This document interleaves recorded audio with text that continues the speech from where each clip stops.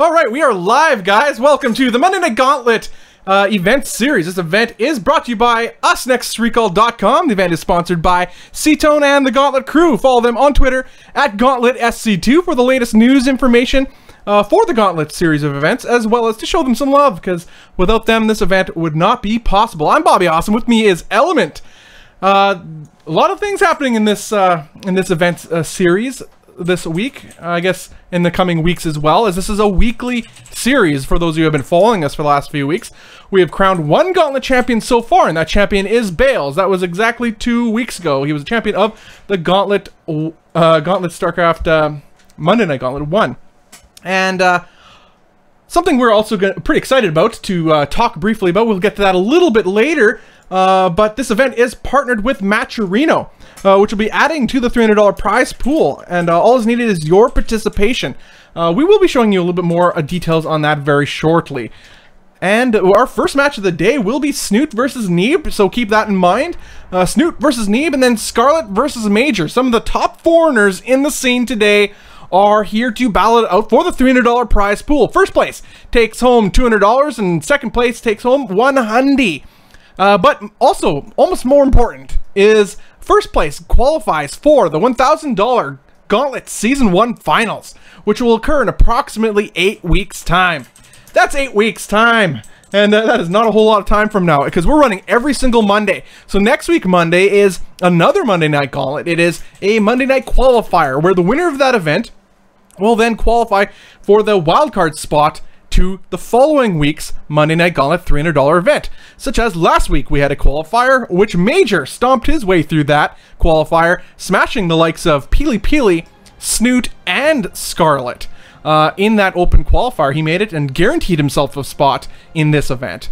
And here he is today to prove himself yet again. So that is pretty exciting.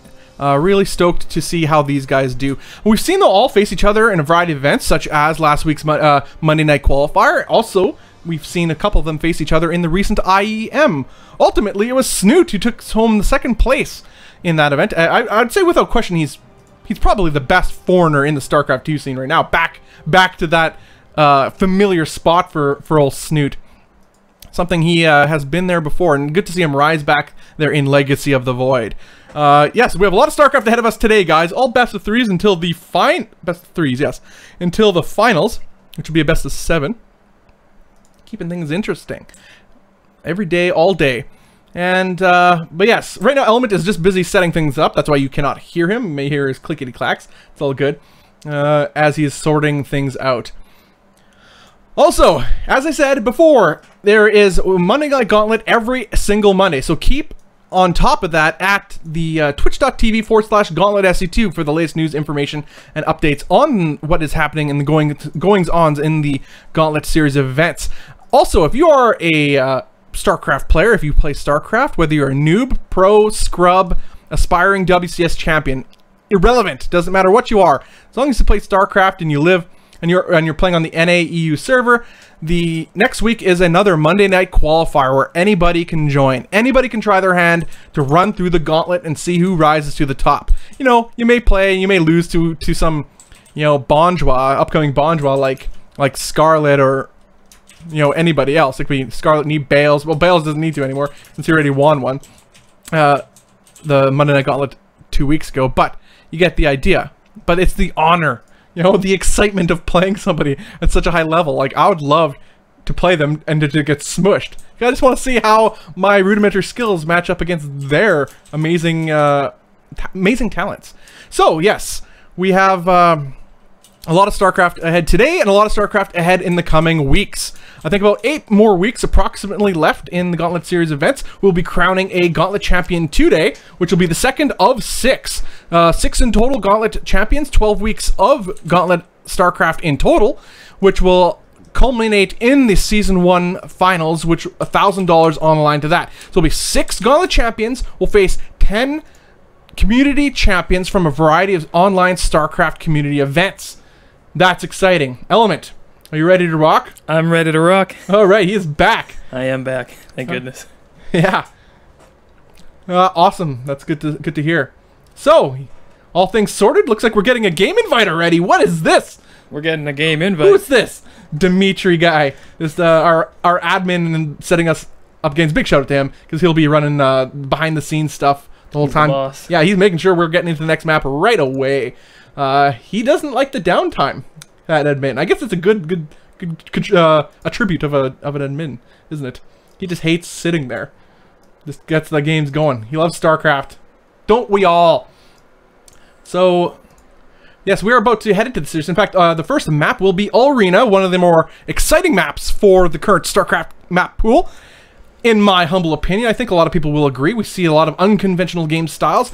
At first, for Zerg, the Roach Ravager all-in was extraordinarily prevalent. It still is, but to a lesser extent. I think other players, especially Protoss, have learned to deal with it a little bit better.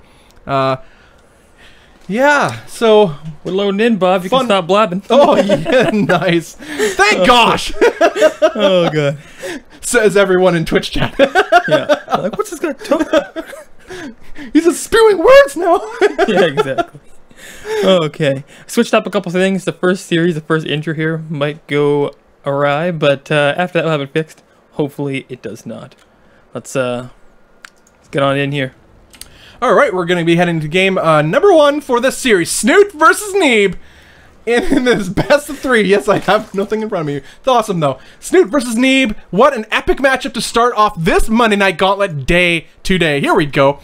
Okay, to the north, we have the Red Zerg player hailing from Norway. It is Snute.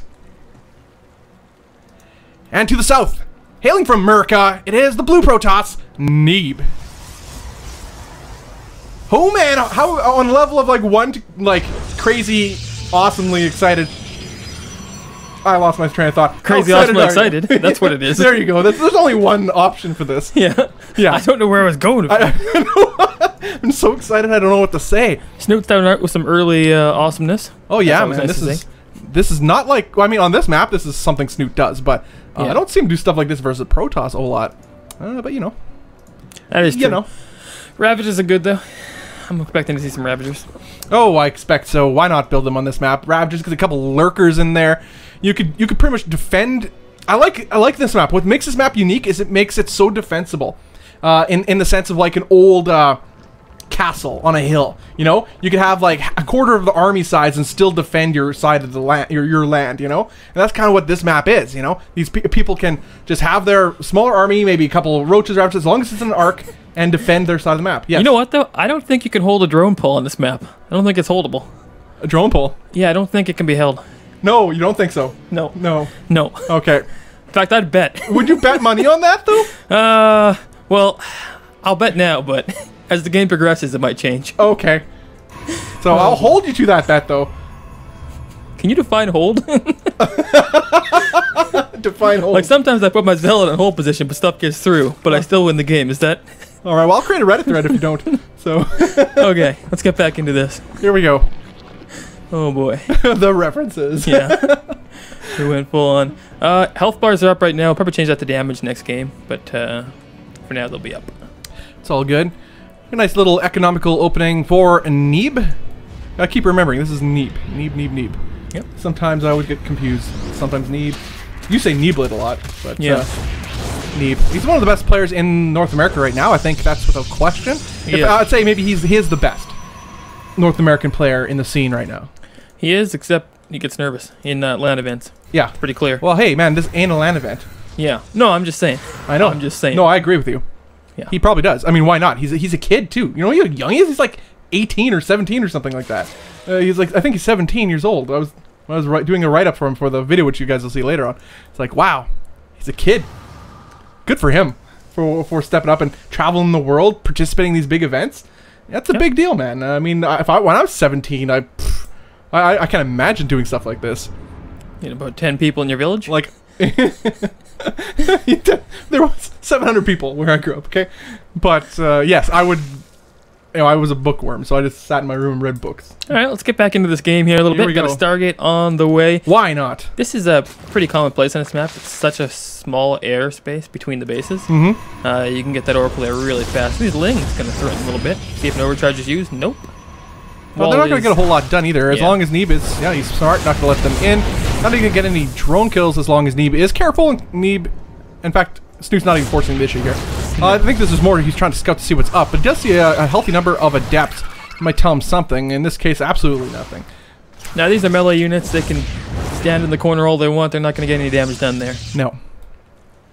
No, that's not the best situation for Snute to have. I mean, that's a healthy number of lings that you literally threw away for information that you didn't glean a whole lot from. Yeah. I mean, knowing there are depths on the field in that number, at least, I mean, it's not like there's tons, but at least he knows he's have his queen in a better position, pumps out a couple roaches. He doesn't want any drone damage. I mean, this adds up. Only these 2 adepts right here can kill some drones. And look at this. Not when a bunch of roaches pop yeah, out. but that's the bonus. He still gets some drones, though, yeah. despite all this. But imagine how much worse it was if he didn't know adepts were on the field at all. And that's it seems pretty simple and pretty standard, but it makes a big difference. Those seconds that he got those roaches a little sooner. Just as a quick update here, we didn't get the Phoenix. We didn't get the Oracle. Got Phoenix instead. Killed. Yeah. Looks like 1 Overlord. The other one's still back here alive. Still pretty nice. Yeah, I may as well clean him up. Don't need to let the Zerg get any information, unnecessary information. Okay, looks like Snoot's gonna should never make it through. Yeah, they're on the way. Yeah, you don't a bunch of Ravages though. Okay, and last time I checked, Ravagers can break force fields with their Corrosive Bile ability. He's sending the Queens too, and Lings are going to break these rocks, go all the way around? No, they're going to go all the way around. Why not? Utilize the Ling speed to an advantage, maybe catch... Oh my god, the force field didn't happen. What's the force field? Oh, a little bit delayed there for Neeb. Nice photon overcharge. It does go down and traps a lot of this army, and it will take out at least one of these... Oh, no, that Ravager doesn't manage to sneak away just a little bit here. Low health, though. There's enough here, that especially with the Phoenix coming back, maybe the pickups will be good. Oh, but the Ling surround, though, is going to come in. The flank! The flank is real. One more overcharge. But he does pay attention ever so slightly and gets into the choke point with his stalkers, but there's still so much on the way. Yeah. There's not a lot of energy left on these Phoenix, and they're largely useless against this composition, of course. Let's look at the work account, though. If Neeb holds this, he's in a pretty good position. Yeah, Neeb is ahead in the work supply right now, although let's keep in mind that Snute has taken his 3rd base, and in fact it is up, but he's using it right now as just a nursery just to pull out to produce more army, and he does break through here, and stalkers are useless against this amount of lings. There's just too much stuff to hold. GG well is played. called. That flank though, that changes everything. Yeah, pulling the lings all the way around. That was fantastic. Why not? Well, the force field not going down in a timely manner really hurt. That hurt right there. Because he lost units right away. Yeah, at least you could have delayed, forced a Corrosive Bile on the force field that was blocking him off, maybe force another one, because I don't know, just a lot of things he could have done. He wasn't paying attention. That's the thing about a group of Phoenix, though. You can pretty much always use them in some way, scouting or picking off Overlord, stuff like that. And his attention was clearly on the Phoenix at the time. Yeah. So a little bit unfortunate for him, but see if he can bring it back in game number 2. Yeah, maybe so. It's a little bit of a mistake there, but also let's give credit where credit's due. That was a genius play. Very well executed build by Snute. I mean, that was borderline flawless. Yeah. Borderline flawless. Very good. No, Snoot's one of the best right now, for sure. Yeah, without question. All right, guys, this is the Monday Night Gauntlet. $300 on the line for these 4 players. First place gets $200, and second place gets $100. This event is sponsored by SC2 and the Gauntlet Crew. You can follow them at Gauntlet SC2 on Twitter. Show them some love, and also get latest information on current and future Gauntlet events.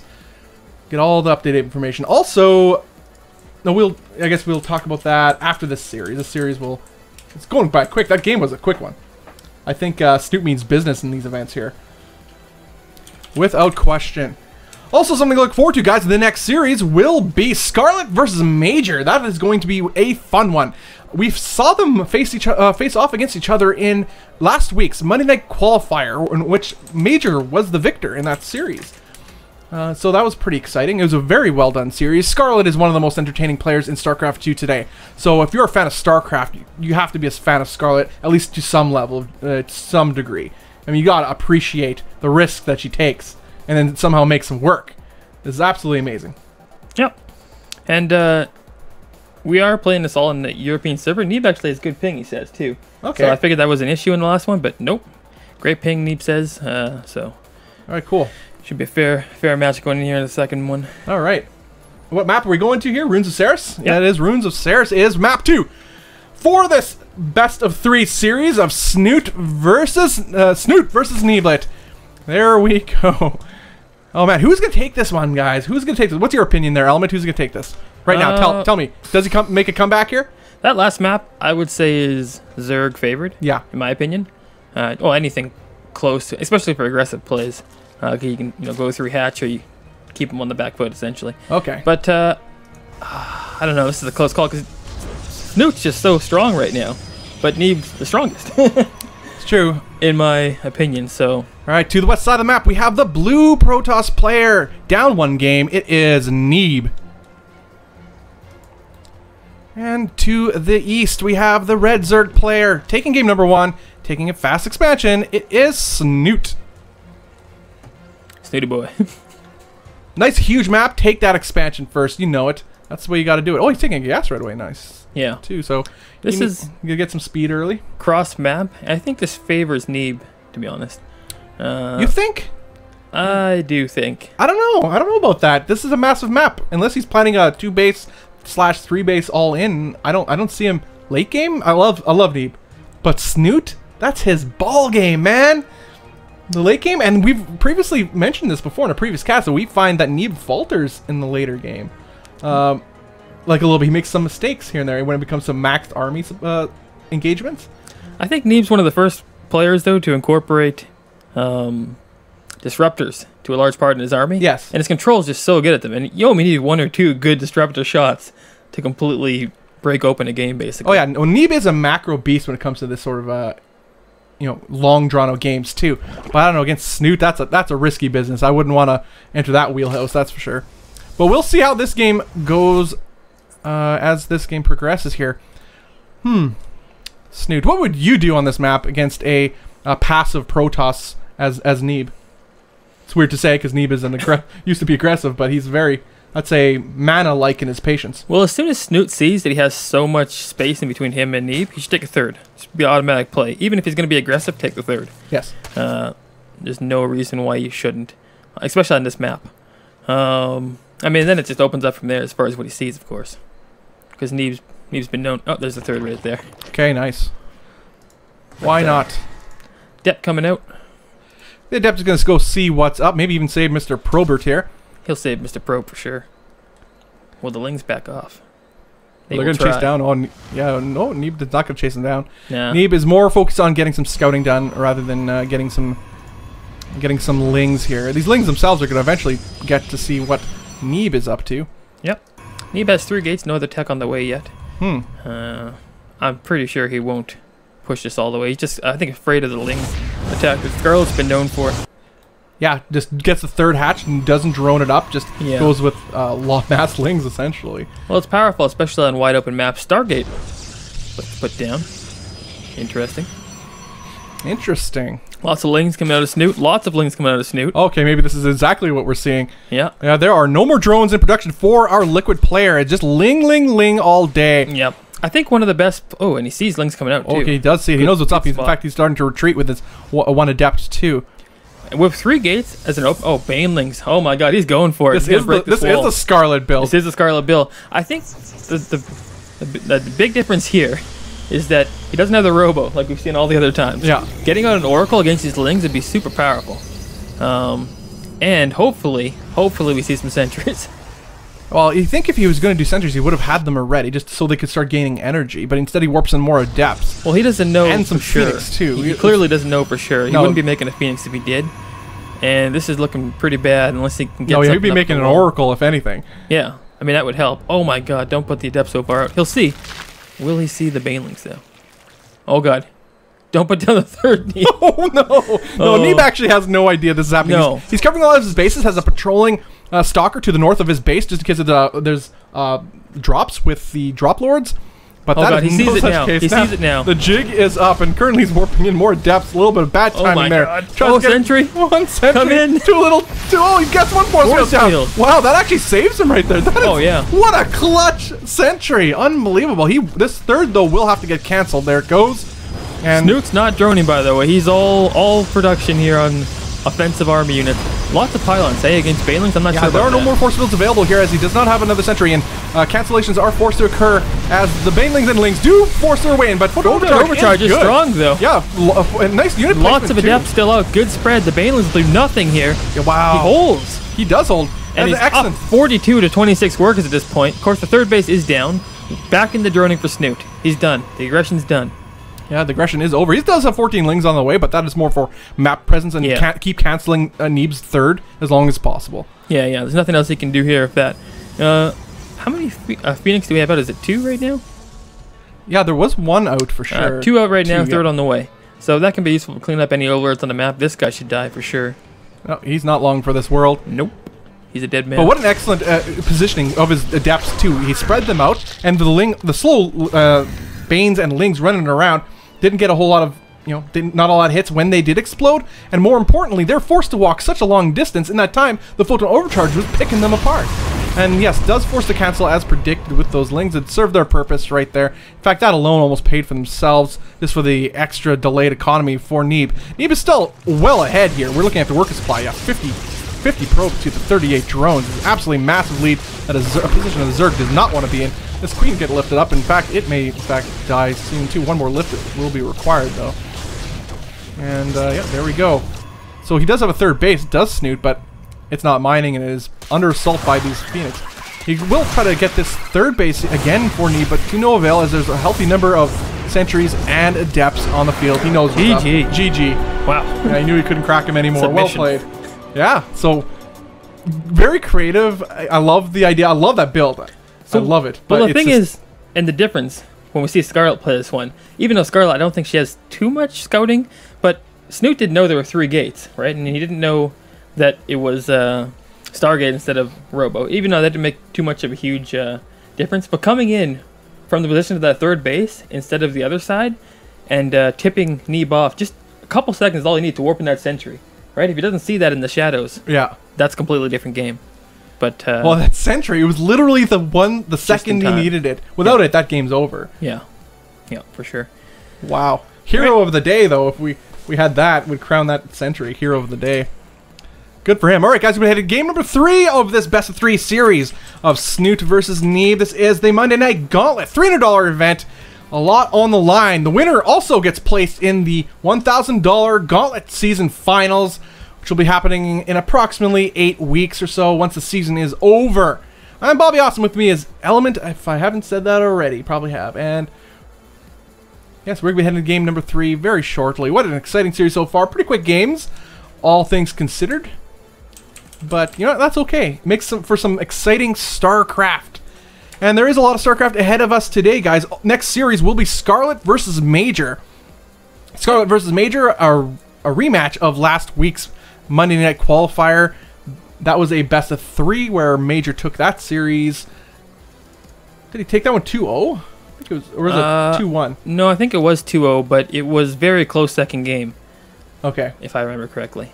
Yeah, MajOr pulled off some miracles too, coming back. Oh, it was the Snute game. It was game 1 where, yeah, it was game 1 where Snute tried, I guess, a pseudo all-in, but ultimately it didn't kill MajOr. But MajOr himself somehow came back by dropping the brains out of poor Snute. That being said, Snute pulled into macro mode and eventually won that game. It was a pretty long game, like over 30 minutes, I think, if I remember correctly. I just rewatched it a couple days ago, but it's quite exciting, just the level of play and just the durability of these players. Like, any lesser player would have GG'd out on either side at certain stages of that game, but they chose to stick it out, and that's the sign of a champion right there. And we've seen that from Snute over and over again. We saw it at IEM. The guy pulled off some of the most amazing games. Players like defeating Violet and Hydra. That's just like incredible stuff. He beat players even we would think he's evenly matched with or inferior to, but he proved us wrong. He eventually lost to Polt, of course, in the finals of that epic day or epic event. But it's all good. To lose to Polt, there's no shame in that. All right, Central Protocol will be map 3 for this best 3 series, and we're gonna be heading to that very shortly. Thank you guys for joining us today. Please tweet out at Gauntlet SC2, show your support. Also follow them on Twitter as well for the latest updates, information on the Gauntlet series of events. Isn't that right, Element? That is right. Yeah, well, lots of stuff to talk about in right after this next game too. We got old MajOrino actually. Oh yeah, definitely got to get to that MajOrino action. I describe MajOrino to you guys. Yep. Because they are partnered with us in this event, adding to the $300 prize pool. But all we need is your participation, and we will have a lot more information on how to do just that coming up shortly, right after this game, or after this series, in fact. Which will be after this game. Here we go. Snute versus Neeb. Game 3 in this best of 3. First game of the day. To the southwest, we have the red Zerg. It is Snute. Snooty boy. All right, to the southeast, we have the blue Protoss. Tying it up, it is Neeb. Central Protocol. This is one of the maps that's on the chopping block, is it not? I believe it is. I mean, it was one of the first, if I'm not mistaken. And it's, it's seen revisions to try and kind of, I would almost say, patch it into being acceptable. But and I know you love the visuals on this map. Oh, it looks wonderful. How it looks. Yeah. But it's kind of awkward, I think. Like they say these creative maps or whatever force better games or better different styles. I wouldn't call this a creative map though, in as far as design, like layout is concerned. I mean, we've seen a lot of these maps pop up on Reddit recently. I mean, this is those are awesome. This is different right here. No high ground to the second base. Yeah. Usually there's always some form of ramp gaining high ground to the base, right? And it's wide open. Traditionally, I suppose. It is a little different. This map is different. There's no doubt about that. I don't know how much that changes strategic value, but except for having the high ground, it is kind of nice. But nonetheless, we have both players spawning on the south side of the map, so that does change things for each player's strategies once they do discover that. Actually, it's not going to be no surprise here. What is... Will Snute reveal his hand, though, that he's there? Let's see. Overlord? No. Oh, nice. So sneaky Snute. Neeb did send out an early scout. Went cross map first and then down, interestingly enough. I guess you can't spawn in the top vertical anymore. Vertical, yeah. So that's why, to my noob self. Yes. This is actually... I play this map. I don't have this vetoed. In fact, I haven't vetoed all maps nowadays. Yeah, man, that's the way to live. You don't veto any map. Well, no. If you're going try hard, you veto maps for sure. Oh, yeah. But if you want to learn about the maps for casting's sake, you have to unveto them for sure. Absolutely. I play all maps. Why not? Appreciate the game. I don't care if it's the worst map of all time. And this is one of the maps I like least. It's before the change. I don't mind it now, actually, with the change. Before, for those unfamiliar, this map did have back rocks in your main base. That was interesting. I guess it's hard to call them back rocks. They're really front rocks. But yes, rocks in your main. It was a little bit awkward considering the length of this base. And then the third base is so far away. We see Snute taking just now. His third hatch is going down. And it is so far away, and that is hard to defend, depending on what you are. What do we got going down here? Stargate. On the way. He's liking this. Stargate build is Neeb. See what he gets done with it. Does see the third base, knows what's up. He knows he has close by air again. So I think he's going to do the same play he's done the whole time, though. Especially with his Overlord scouting in the middle. So he'll probably get the Phoenix. I think he's comfortable with that. And again, going into Phoenix Disruptor or Phoenix Immortal against, say, Lurkers is just a much better build. Much safer. Yes. You can lift those Lurkers up, do the damage you need to do. And I think he knows that if he can get that game style out, he can have a good chance to win. All right, link speed is on the way for Snute and a Roachhorn. All right, I'm feeling it all incoming. You think another one's coming in? I mean, this is wide ramp city. Yeah.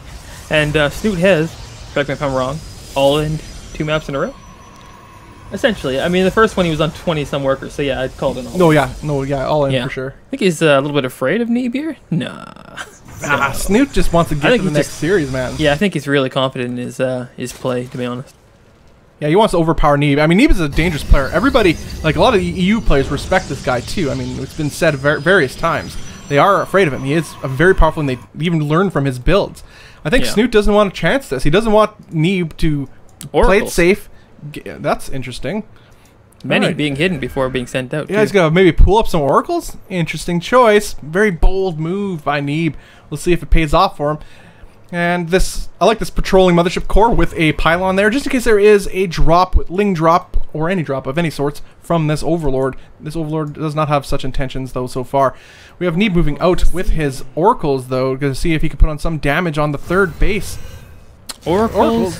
Where are the... Yeah, the oracles are moving, and adepts. So there we go. How many roaches are right now? Quite a few roaches here, and a couple Ravagers being morphed in. 8 Ravagers coming in.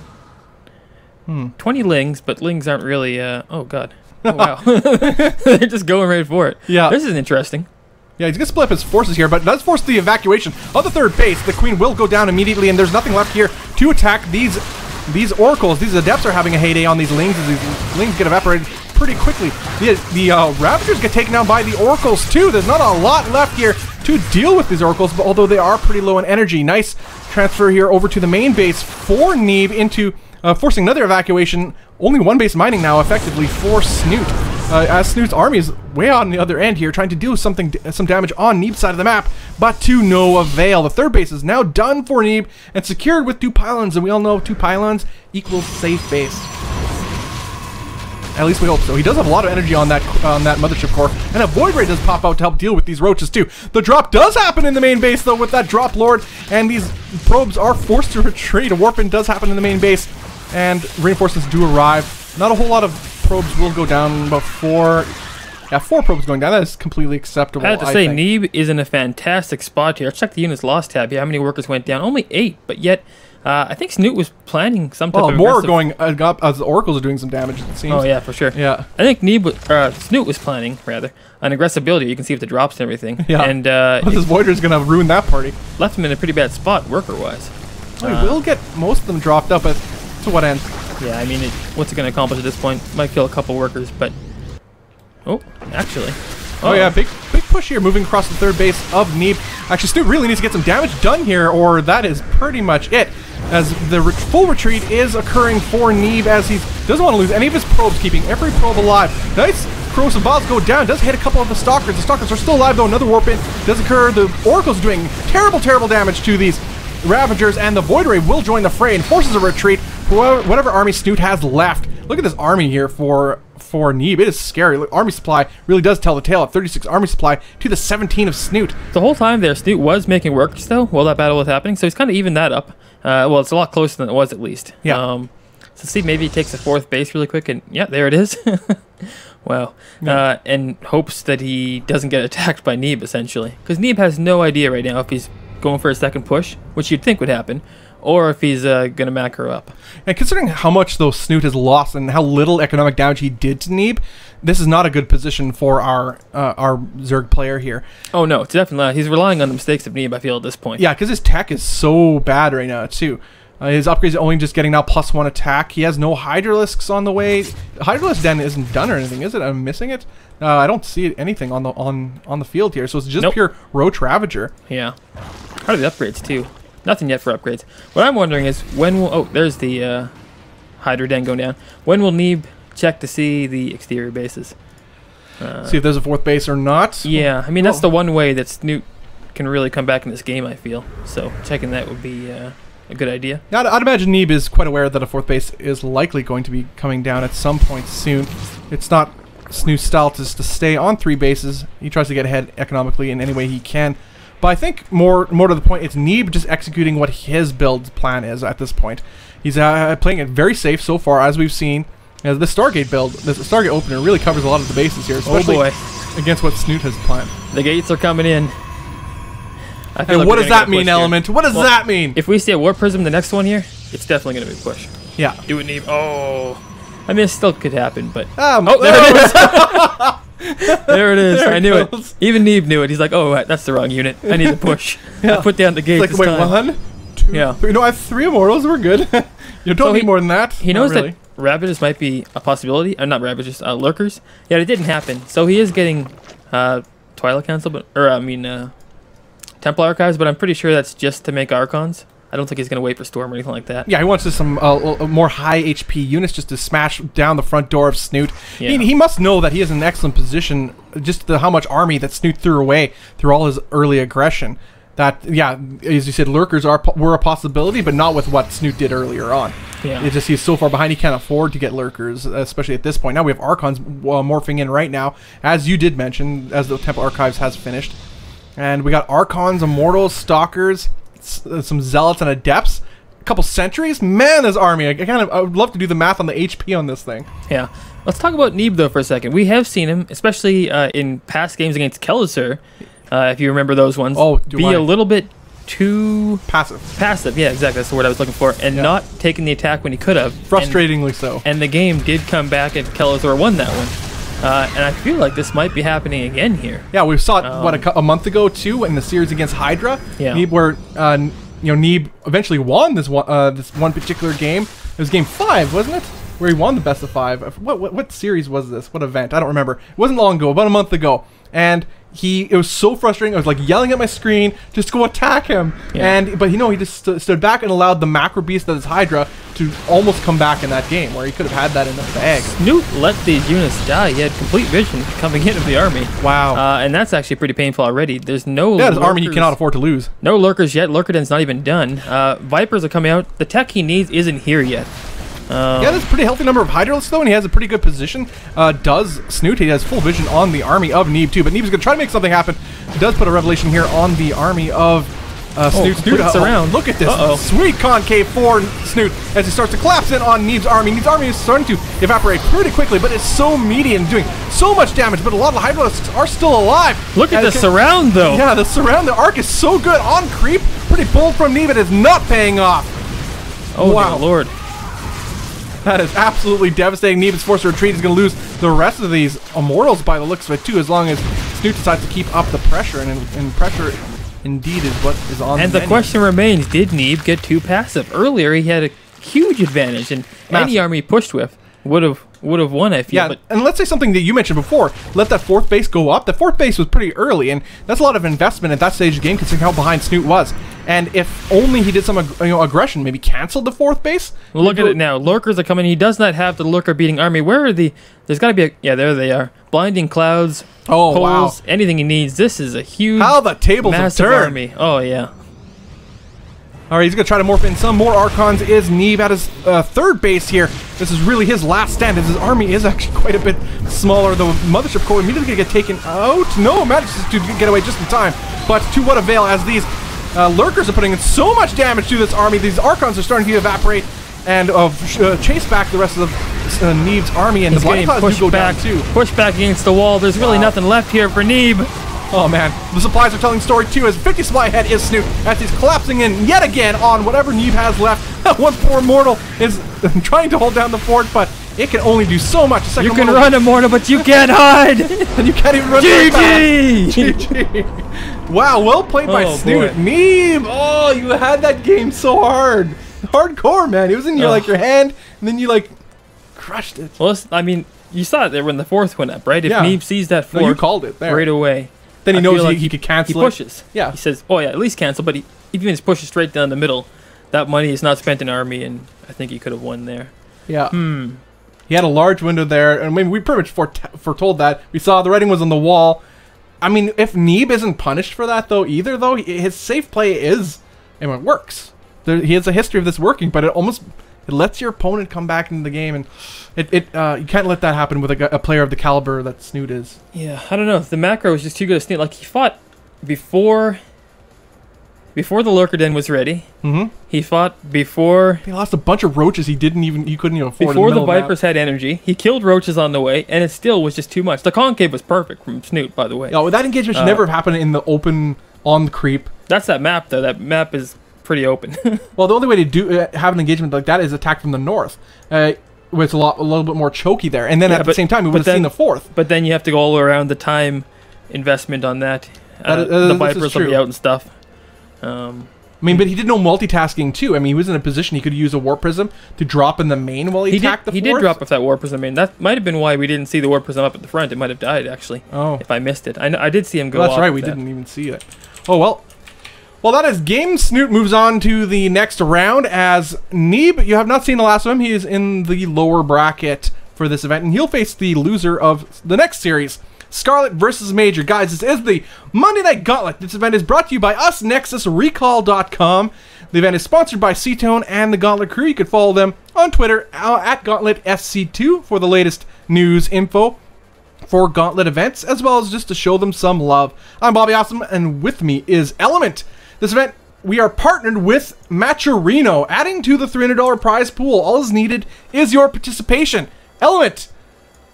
Yep. We have some information on MajOr. Tell us about it. We do indeed. Actually, we're just going to run a quick little video for it. That's the easiest way to get the information across. Quick and succinct. Something I made right before we came up here, so hopefully it gives all the details. Yeah, hopefully you guys get all you need to know from this. Here you go. Hey guys, the Monday Night Gauntlet Tournament has recently teamed up with MajOr in order to improve the prize pool and at the same time team up with others who are interested in supporting StarCraft 2. What this means is we now have a page on the MajOr site for our tournaments, and this allows you to donate to the total prize pool. Everything goes completely to the players, so if you want to increase their prize pool, that's up to you. That would be great. Everybody would love it. It'd be awesome. And what MajOr has done is to give us $50 in $1 coupons that the viewers can use, and I'm going to walk you through how to use those right now. First thing you're going to do is you're going to click sign in the top corner. This will sign in through Twitch. If you're already signed in elsewhere, it'll put a little pop-up here and it'll instantly do it. Otherwise, you have to put in your Twitch information. Then you're going to click donate. We have $50 in coupons. They are accessed using the gauntlet code. That'll be $1 each time. Then you click donate. You can alternatively add your own funds by clicking add funds to your account. Completely up to you. If you want to do that, that's great. If not, that's okay too. Love you either way. And you can add a little comment, you know, Gauntlet is awesome, everything is awesome, MajOr is awesome, all that kind of stuff. Then just click donate. Then after that, it'll show up in this little spot down here where the donations are shown. Thanks guys, and enjoy the show.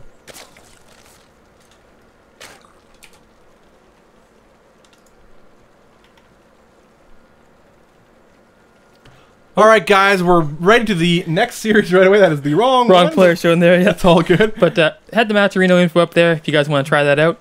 Yeah, while this game's getting going. Much appreciated indeed. Yep. Alright, so we have the next series, as previously mentioned, guys. Scarlett versus MajOr. Game number 1. To the south, we have the pink Zerg player hailing from Canada. It is Scarlett. And to the north, we have the blue Terran player. It's MajOr. Alright. See what we got going on here. Also Scarlett. known as Light sometimes. Also known as Light He has a man of many names. Oh my god, Scarlett found it. What? Proxy Reaper is coming down from Scarlett. From MajOr, yes. From MajOr, yeah. I'll have to... It's not a big investment. He's not like 2 racks in here, so... Or at least it seems he wasn't trying to. No. Just no some health Reapers. bars at all. Gonna really quickly turn this on for NA. What do we got going on here? Oh, life bar. That's right. Health bars. Yeah. Sweet. Alright, a little bit unfortunate there for MajOr. Got scouted really fast. Does get seen, but it is still early, and the pool is done already, so yeah, pretty bad. Yeah, this wasn't going to do a whole lot. Looks like he won. No, he's just using it to scout. He's using the SCV for, not to put down a bunker or anything. So I think whatever intentions he had are pretty much ended by the scout from Scarlett. He'll get a drone here and there, though. Look at, oh no, it manages to keep that alive. Nice. Yeah. Well, no, I think they both lost a drone in the end there. Yes, not a big deal. So well played by Scarlett. Yeah. Alright, but behind this, MajOr is expanding, taking an expansion of his own here. So he's going to play the economic game. Well, I think mid-game is MajOr's strength. That is where he shines. Once he gets into the drop mode, you can't stop this guy. He's a drop machine if I've ever seen one. This Marine's going to probably pick off any overlords it can find. If it can find them. Didn't see this guy. This Reaper's going to scout out for the 3rd if it gets taken early, which it probably will. Although Link Speed's on the way right now. But that's just a safe move by Scarlett, I feel.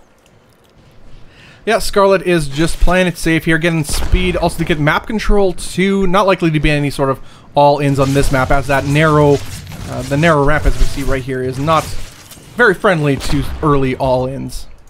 Not friendly at all, unless they take a 3rd. And denying that 3rd over and over could be one of Scarlett's plans too. Who knows? What do you think we're going to see here? Widow Mines? I'd love to see some Widow Mine drops here. I feel like there'll be a Widow Mine drop, but who knows for sure? Yeah, 3rd base going down. Be taken. Yeah.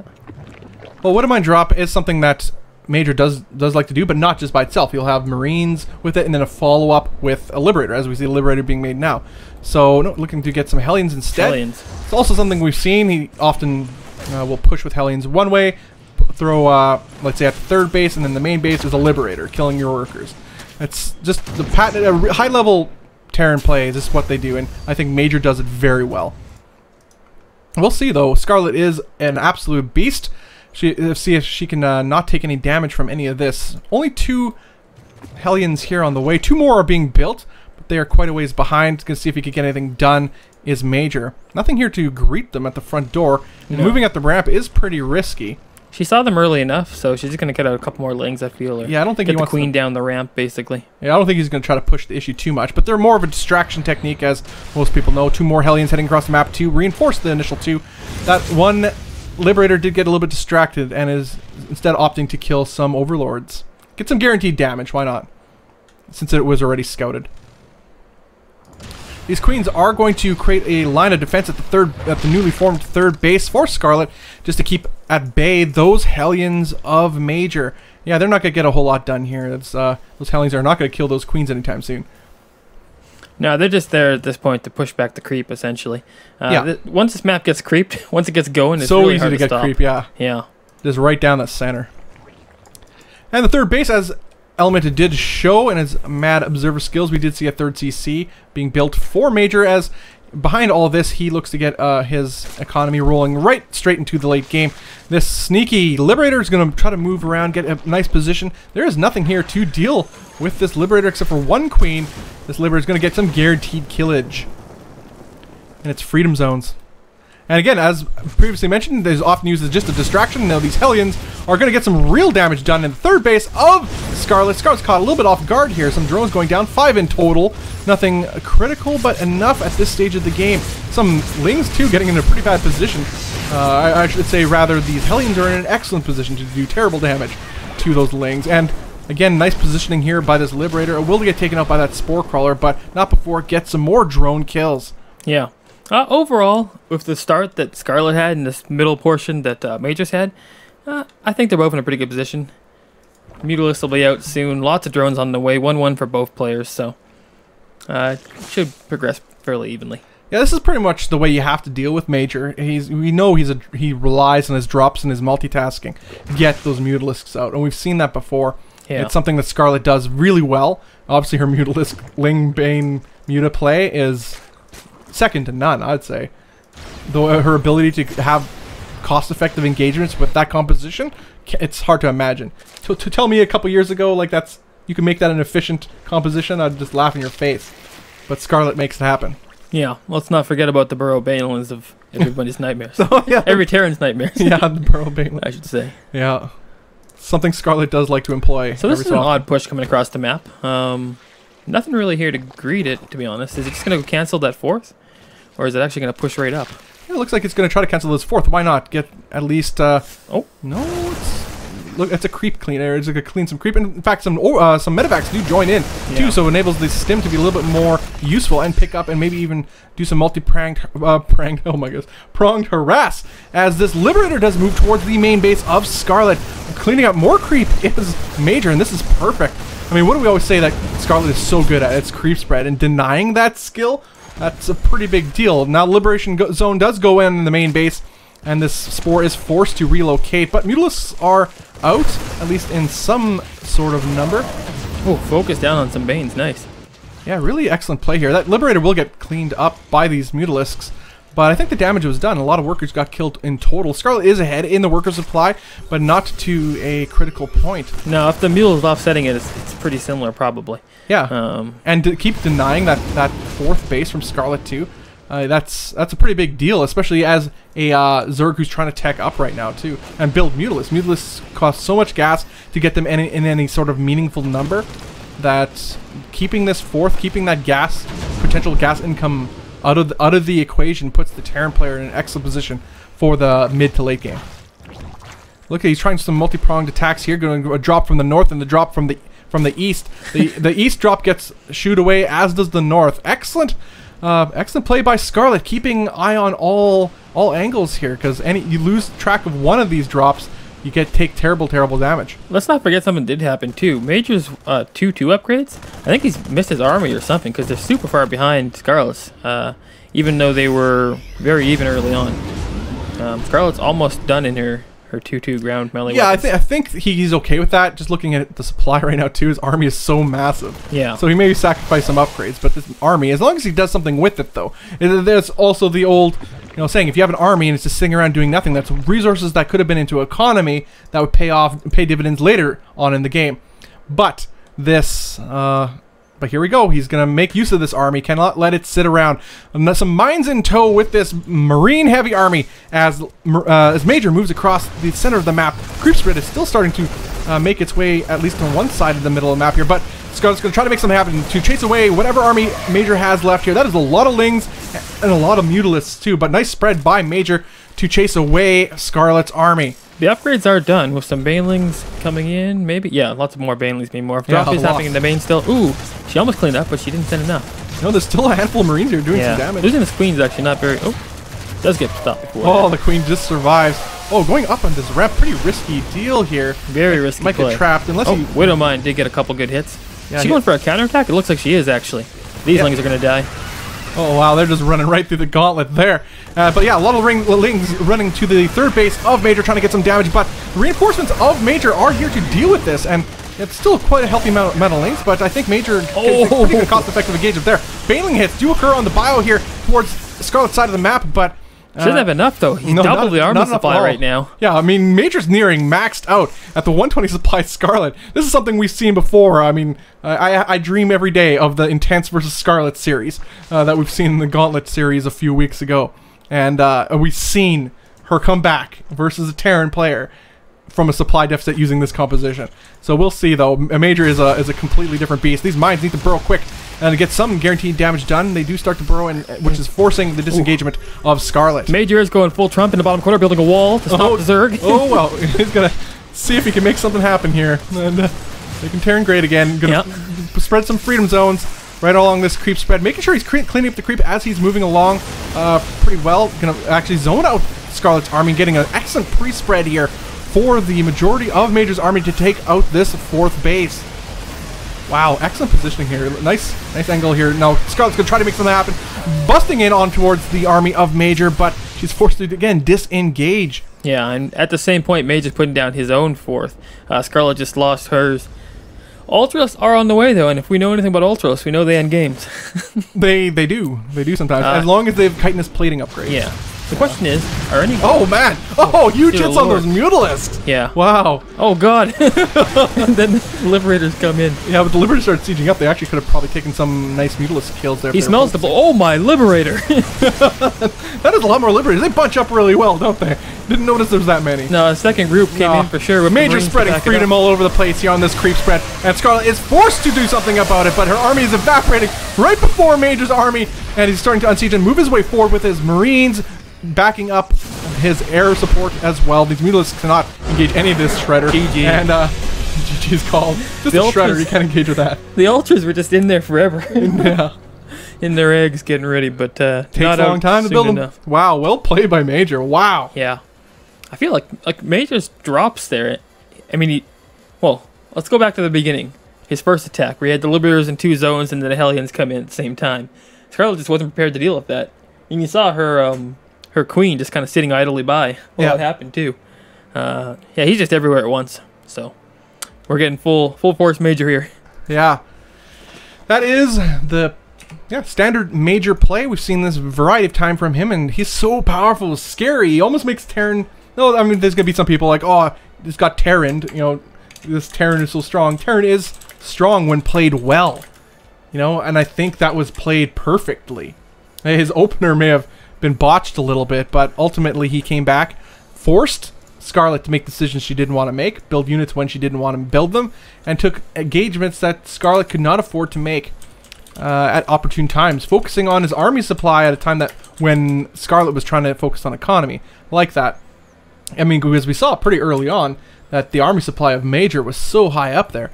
And, yeah, punish Scarlett dearly for that. Guys, this is the Monday Night Gauntlet. The event is brought to you by us, NexusRecall.com, and sponsored by C-Tone and the Gauntlet crew. You can follow them at Gauntlet SC2 on Twitter. Do that, and you get the latest information of future Gauntlet event series. Yep. We're heading to game number 2. Ruins of Saris here on the way, guys. Scarlett versus MajOr. Game number 2. MajOr up 1-0 right now. Yeah. I mean, there's a lot of Scarlett fans out there, I'm sure.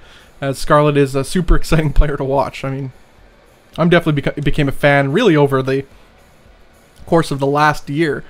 You know, just once you actually focus on the games and just the crazy styles and builds that she chooses to do, it's all or nothing really with Scarlett in these games. All right, so we're heading into game number 2. All right, very shortly. The winner of this match will face off against, I guess, overall, in the first series, who do you think... Oh no, I have the thing wrong again. There we go again. You still have that up. Okay, let me just fix that right now. Anyway, the winner of the series will face off against Snute. Overall, to the north, we have the blue Terran player up 1-0. It is... And we're going with this now. Here we go. There you go. Take some of that. Keep it in the button. Scarlett versus MajOr, apparently, guys. It is, indeed. To the north, it is MajOr. That's better. And to the south, we have the pink Zerg player. Hailing from Canada, it is Scarlett. And yeah, I just want to point out a couple things you said about Scarlett there, too. I've been a fan pretty much since the beginning, because she's always had strengths that are different from pretty much every other Zerg. At one point, it was, well, it still is. Her creep spread was insanely great, powerful. Yeah. It was, across the map when other people's was halfway across. Mm-hmm. And so I've always seen, if you want varying gameplay, if you want to watch a game that's different every time, essentially, you watch Scarlett's play and you see different stuff, for sure. And we've seen that in all the gauntlets we've had her in, too. Her Pretty games much, have been yeah. quite... And she's participated in quite a few gauntlets so far, too. Yeah. She's, like, every one she can, she pretty much just does. Yep. Why not? Well, it's great, too. I know. It's Great awesome. to have players like that. Absolutely. Exciting indeed. Looks like we have... What? Actually... Well, I'm just looking. I think we have an overlay. Remember that smudge overlay? That's okay. It's like the smudge is there. But okay, that's all good. Which one is it? Is it this one? No, I'm getting rid of it. There There it is. it is. Got it. There it is. Okay, you can sleep happy now, Bob. It's like a smudge on the screen. No, guys, you didn't have a smudge on your screen. Just a remnant of an overlay. All right, guys, they are spawned on the same side of the map as we pointed out earlier, which I think will benefit... I think this will benefit MajOr quite a bit. This map isn't a very drop-friendly map, though, so we'll see if that actually... Just his style. I like his style as far as his aggression is concerned. He doesn't sit back and... he doesn't focus on his macro all day. He's not a guy that's gonna turtle up on tanks, go mech, and just extend the game unnecessarily. No, Yeah. he just gets what he needs to kill you, and then he uses it to kill you. One thing that happened early, MajOr sent a worker down here to try and see the Overlord coming in. And of course, Scarlett, it's even seen in the past game, she sends it all the way around after she gets the initial scout. And so he thought maybe she'd be cross-map. Of course, she wasn't. So his scout's going to be really late, which is grand. Okay. Oh, what do we got here? No vision, really, for MajOr, as he's just now going to see what is up in Scarlett's side of the map. This Queen is, though, here to greet that one Reaper, as are some Lings, and he's forced to retreat with it in fear of losing it. You don't want to lose that Reaper for absolutely nothing. Although the natural base is now up and running for MajOr, as he sees the third hatch is done for Scarlett. That might be a little bit disheartening, though, but on this map, you kind of should expect it, I think. Especially from a Zerg player. I think he really wants to cancel that creep tumor, though, more than anything. Of course he wants to cancel that creep tumor. That's his one goal in life, but no, he didn't. We've seen, I think it was MajOr last time, we saw him sacrifice his initial Reaper to kill a creep tumor.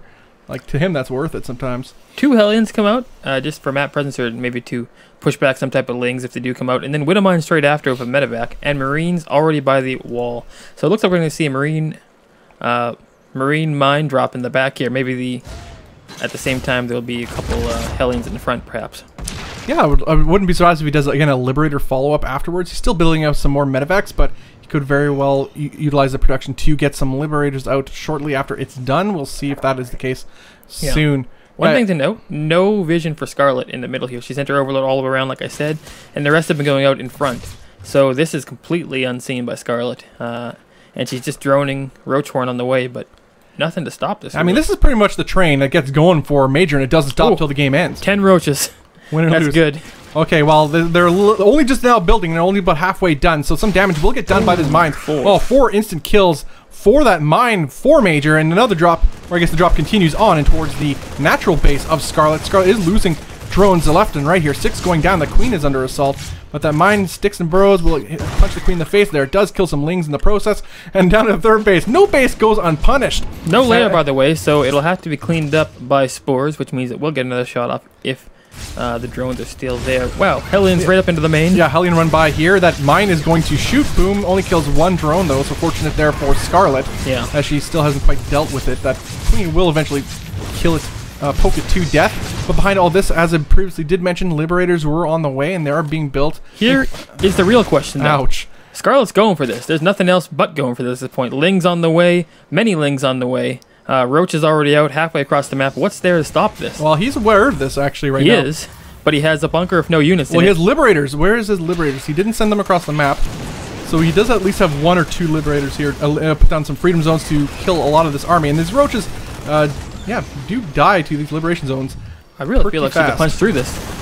And oh, interesting position. Oh, wow. Oh, immediately takes up the Liberator. Excellent choice by Scarlett to use those Ravagers. But nice healing here being done by MajOr, but he does not want to get... Oh, wow. A lot of those SCVs get taken down immediately by the Corrosive Bile of these Ravagers. Some Freedom Zones being put down here to try to kill some of these Roaches and Lings, but that is not enough. GG's called. Yeah, there was good damage in the beginning, but there was no... I mean, you should have seen those Roaches come out. And at that point, it's pretty much, you know, get Marauders, get tanks, get something to stop it. Cause yeah. It looked almost all inish. I mean, yeah, he was trying to get up economically and tech-wise. If he decided to keep building units, he would have been perfectly fine. I mean, he built 1 Liberator. I think he had a second one on the way. And that was pretty much it. That's all he had for as far as DPS is concerned. So yeah, well played by Scarlett. Took advantage of that weakness, knowing that there would be a window of opportunity to capitalize on, and capitalize she did. Yep.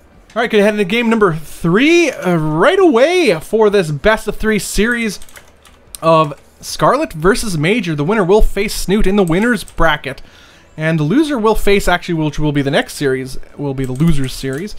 Will be the loser of this one, and Neeb. Neeb versus Snute, which was the first series, was pretty exciting. Fast games as well.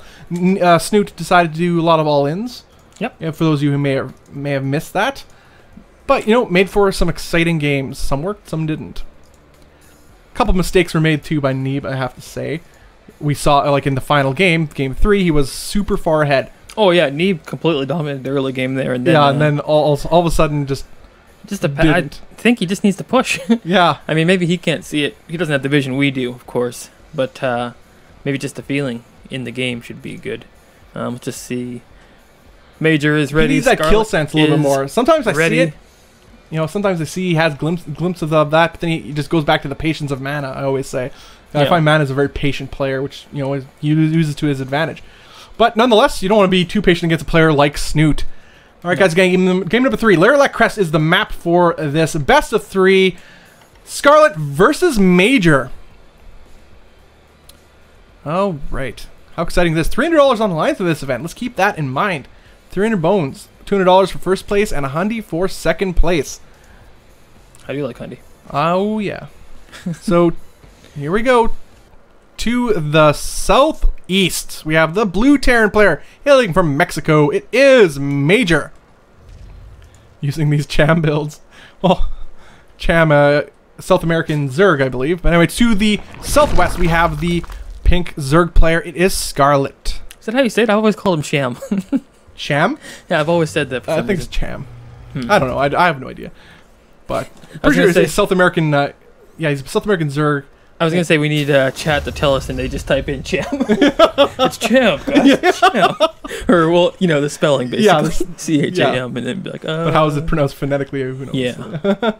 Somebody comes up with the dots and the little. Oh boy, it's actually an A, guys. Oh boy, goodness.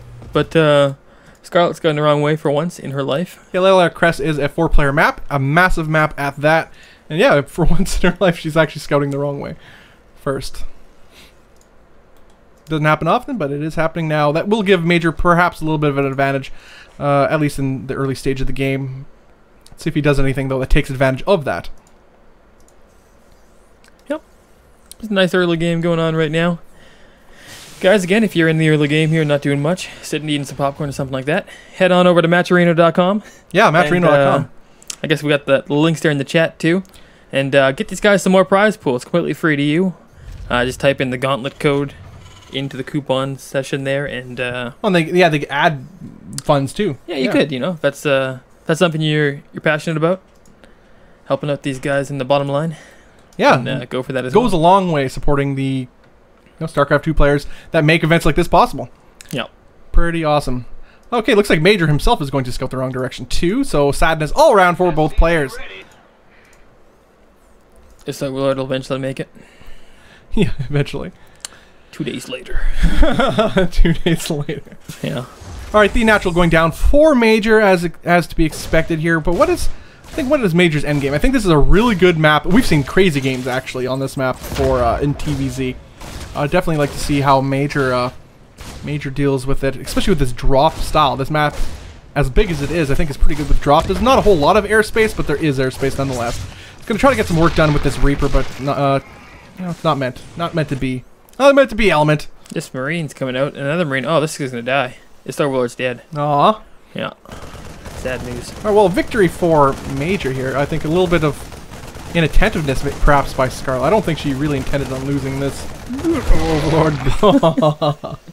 Oh, boy. What do we got here? Starport again. Bunker up at the front.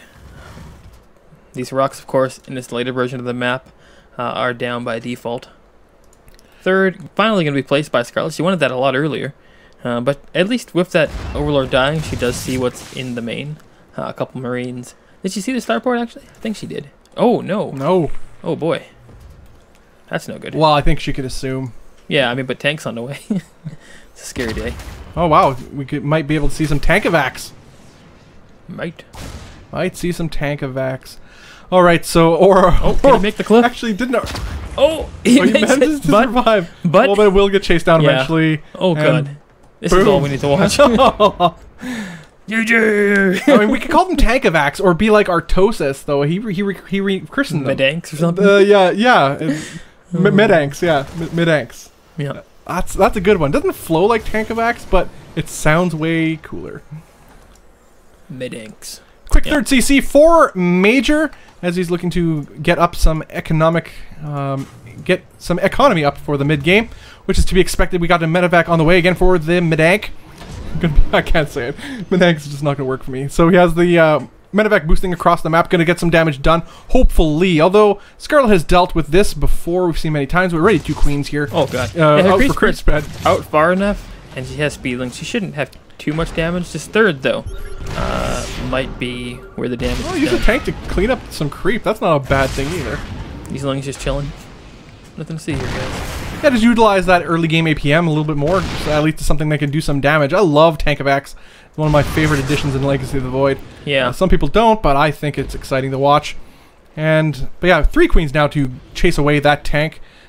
The air tank is going to try to get some more. Actually, double. We got double tank-evacs going on here by Major. Double the damage. Double the danks. All the dank. Yeah. So dank. Fourth and dank submission here. Exactly, but this isn't going to do a whole lot right now. Just nicely zoned out by Scarlett. Although if she is not careful, she could lose a couple of these queens, as one of them for sure is getting quite low.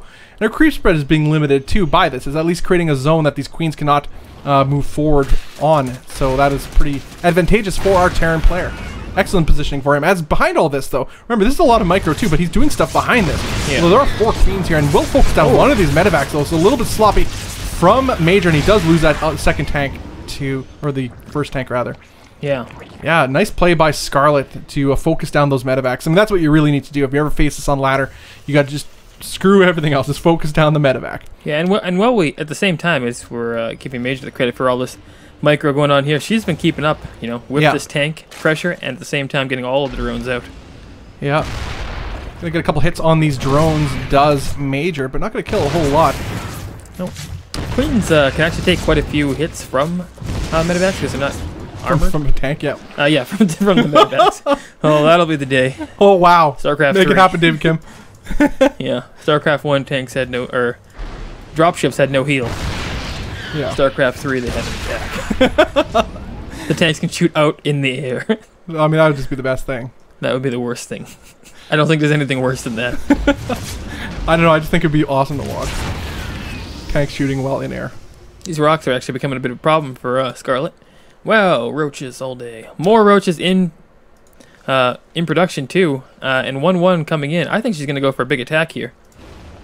Yeah, we have a lot of upgrades going down for Major, but they are only about halfway done, so Scarlett may indeed hit the window just before the critical upgrades for Major come into effect. Major, though, is starting to poke across the map with what army he does have right now, but as you said, there's a lot of roaches on the field, and there are no Marauders here at all. Just a handful of Marines and some medevacs with this tank to support. Nothing but roaches in production. 1-1, almost complete speed done. Oh my god, the battle's happening. Okay, these queens, also nice transfuses going down for Scarlett on these queens, not losing a whole lot. These medevacs need to go back home. They cannot stick around, and these queens will pick them apart. The pressure is on towards the third base of MajOr as these rocks are getting evaporated pretty quickly by these roaches and queens. He's in trouble. There's only one tank out right now. He's got to get some bunkers, but that is too little too late. These are not going to get done in time. Indeed. Yeah, these rocks are going to fall. A lot of... look at all these ravages instantly pop in. Again, nothing left here really to deal with these roaches. A lot of Marines. Marines only do so much with stim. Well, especially against the 1-1 roaches like we've seen here. Yeah. No combat shields done yet. Oh wow. My god, the biles! Oh man, nice fungal biles going down by Scarlett as she's pushing up there up towards the natural base of MajOr. MajOr has nothing left here, forced to retreat towards his second CC. He has workers, but that's not going to work. No. Ironically. Yeah, exactly. And 18 SCVs do go down. That CC is under fire by the corrosive bile of these Ravagers. MajOr is trying to get some sort of beachhead here, or I should say some sort of defensive line at his Naturals ramp here. But, I mean, if Scarlett really wanted to, she could just walk right up there and kill. She could have, but she's actually... No, she's just going to fall back, take another base. Or at least secure her base, maybe drone up. Yeah, she's starting to drone up a little bit. She definitely has it. But, still building army, too. I guess that's the safe. Yeah. I don't know, though. I mean, lots of workers were lost. Oh, he does not want to get caught out here. No. He can't attack in the open space, that's for sure. In fact, if she just split up her units, attack from the top... Oh, she's doing it, too. She's doing it. Oh, wow. Can you see the future? What is this? Calling it nicely. Okay, will she make it happen now? I think she's just waiting for some more reinforcements to come across the map here. But MajOr himself is actually splitting up his forces. Going to try to take advantage of Scarlett splitting up her forces. But no, he still doesn't have enough. Even to take out half our army, he doesn't have enough to do that. Here we go. It's coming in from both angles. She's moving up both ramps. One tank to deal with two ramps. Not enough in my book. And although a lot of our army is bunching up here to these tanks, but there's so much. And now the front door has been busted down. And these Ravagers are having a field day towards the natural base of MajOr. The writing is on the wall here for our Blue Terran. Oh wow, that is so many roaches and Ravagers. Who needs anything else when you have this much army? The army supply is really telling a story too. Almost triple the army supply for Scarlett as MajOr is just hanging in here like a champ, trying to make something happen with his two tanks, with his medevac support. But these medevacs are also very low in health. Almost going to die here if he's not too careful. The natural does go down. GG's called, and Scarlett takes the series. There was a drop happening at the same time as that was going, but it was not enough. And in fact, he might have been better off with those units back at home, I'd say. Yeah, absolutely. I don't know. Again, he just caught off guard. She just pressed the button and went. You know, that's pretty much it. You got to be careful with that of Zerg. You also have to be aware of that. I think a little bit more scouting, maybe some timed, better timed scans from MajOr. He was really unawares of this happening at that moment, and we could see that in what army he had in production. He had nothing being made, and he had pure Marines, no Marauders, not one on the field, and that was a huge disadvantage to our Terran player just because of lack of knowledge. So either way, Scarlett moves on to face Snute in the winners bracket, winners final, I guess we could call that, side of the map. And in the losers bracket, we have Scarlett, Neeb versus MajOr, and that will be coming up next. Guys, this is the Monday Night Gauntlet. The event is brought to you by us, NexusRecall.com, and the event is sponsored by C-Tone and the Gauntlet crew. You can follow them on Twitter at GauntletSC2 for the latest news info for Gauntlet events. And to show them some love, I'm Bobby Awesome. With me is Element. This event is partnered with MajOr, adding to the $300 prize pool. All is needed is your participation. And you'll see links to that in the chat as well. And we have a video which we could show you. But first, we're actually going to go to a player videos. Nope. We're going to find out who said the thing. Oh, wow, guys. Who said it coming up right here. Oh, I'm excited. So the name of the game here is, you'll get a quote on screen. Gave you a little bit more time this week because sometimes Bobby Awesome's in chat and he needs a little more time for this type of thing. So, a little bit more time. You're going to guess who said the quote. I want you to spam it in chat as hard as possible. If that means saying it 5 times in a row and getting banned by Moobot, that happens. Deal with it. Moobot, take the hit. Yeah, take the hit for the rest of the team. Here we go. This is what you're going to do. Okay. We're going live right now. Okay, who said it? My favorite cheese is anything with holes in it, which is what happens when you build a robo in your wall. Who said it?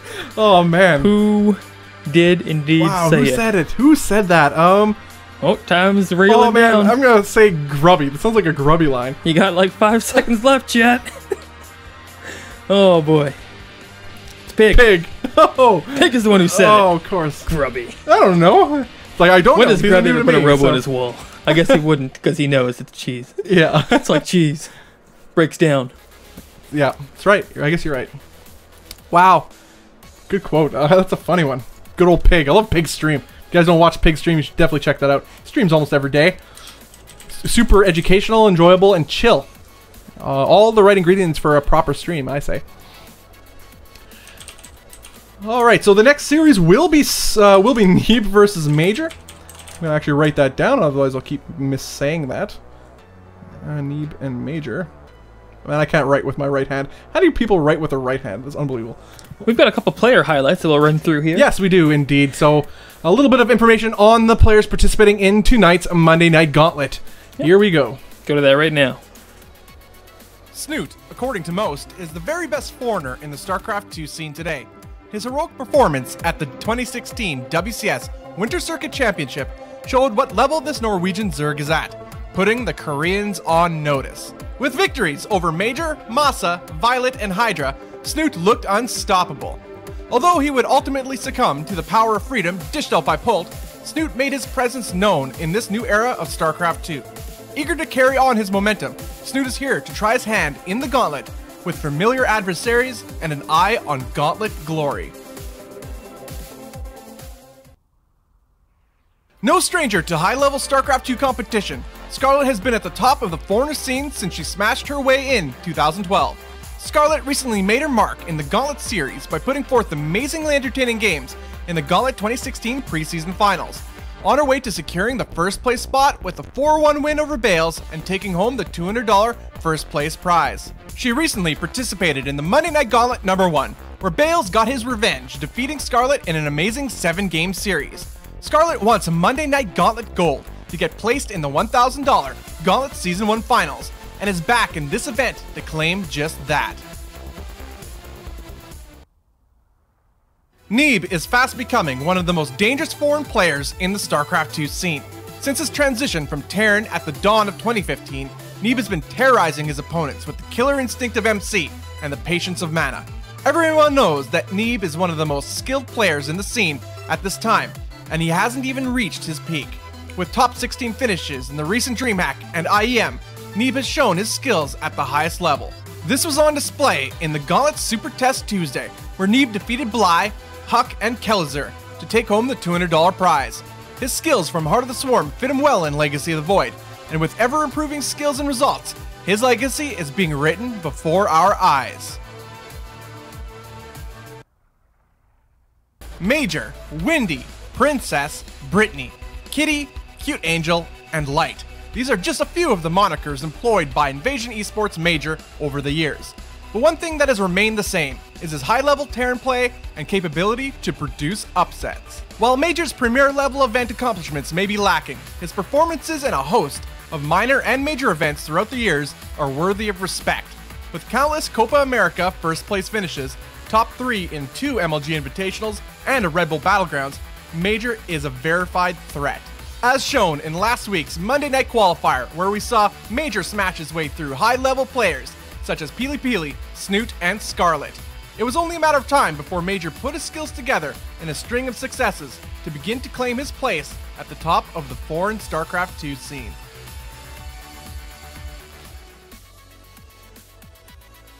Okay, and we are back. Hope you guys enjoyed those and got a little bit more information on the players that are in today's event. This is the Monday Night Gauntlet. This event is brought to you by us, NexusRecall.com, and you can follow, it's sponsored by C-Tone and the Gauntlet crew. You can follow them on Twitter at GauntletSC2 for the latest news, info about future events, and all that jazz. Yep. I'm Bobby Awesome. With me is Element. We are just waiting on Neeb here.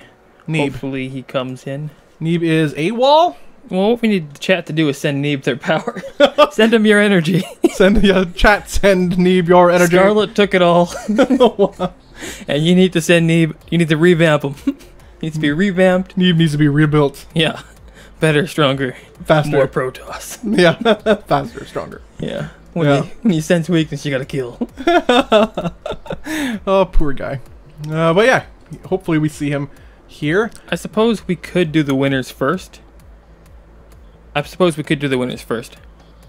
Yeah, if he's still gone, maybe he had an emergency or something. So it is possible we may go into the winners bracket final first, which will have Snute versus Scarlett, which will be an exciting ZVZ, no doubt about that. And then after that, we could do MajOr versus Neeb. All right. Also, guys, keep in mind something to peruse your brain once you're playing StarCraft and stuff. We are nexusrecall.com. You can check us out there. Also, we do need replays. That is something we always need. We run a variety of StarCraft series. You could, if you have a replay where our opponent is super salty, like raging, all that stuff, send us your replays, as well as screenshots if they speak to you in chat afterwards, to SC2replays@outlook.com. That is SC2replays@outlook.com, or even better, head over to facebook.com/NexusRecall and just message us there. We have received a few replays here and there, but we'd definitely like to see more, as we are looking to ramp up our online series that we are running. Also, if you have a series where you won via Cannon Rush, or Spinecrawler Rush, or Bunker Rush, send those replays too, as well as a description, to SC2replays@outlook.com, or as the aforementioned Facebook, the Nexus Recall Facebook page. It'd be much appreciated, because we really can't create anything without replays. But yeah, we run a variety of online series. You can check them out at nexusrecall.com. Awesome. Looks like Element, he's also an admin, so he's busy chatting it up with the players, seeing what's up. Going to get into our next series right away. We don't have a lot of downtime in Gauntlet events, traditionally. We don't like it. We think it's anathema.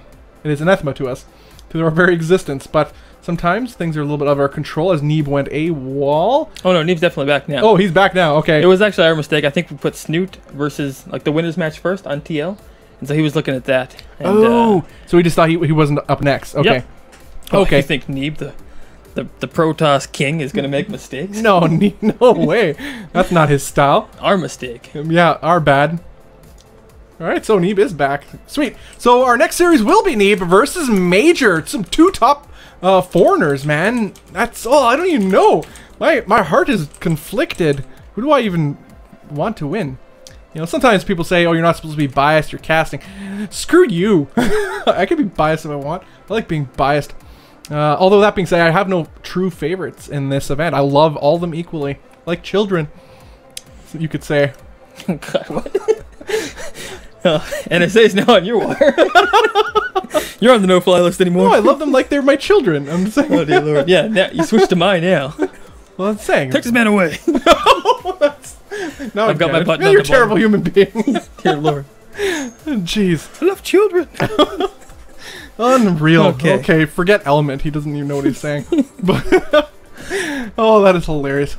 Anyway, but yes, I like them all equally. I just see so much potential in, like, I love StarCraft. Okay, I'm a huge StarCraft 2 fan. Have been since early 2011, like beginning of 2011 is when I got into StarCraft 2, and the pro scene in particular. And I just absolutely, I love it. And seeing these players, these are all, you know, foreigners, what we call foreigners. Anybody who's not a foreigner is a Korean, and for those unfamiliar with the term. And these are some of the best foreigners in the StarCraft 2 scene right now. Am I wrong, Element? Am I wrong?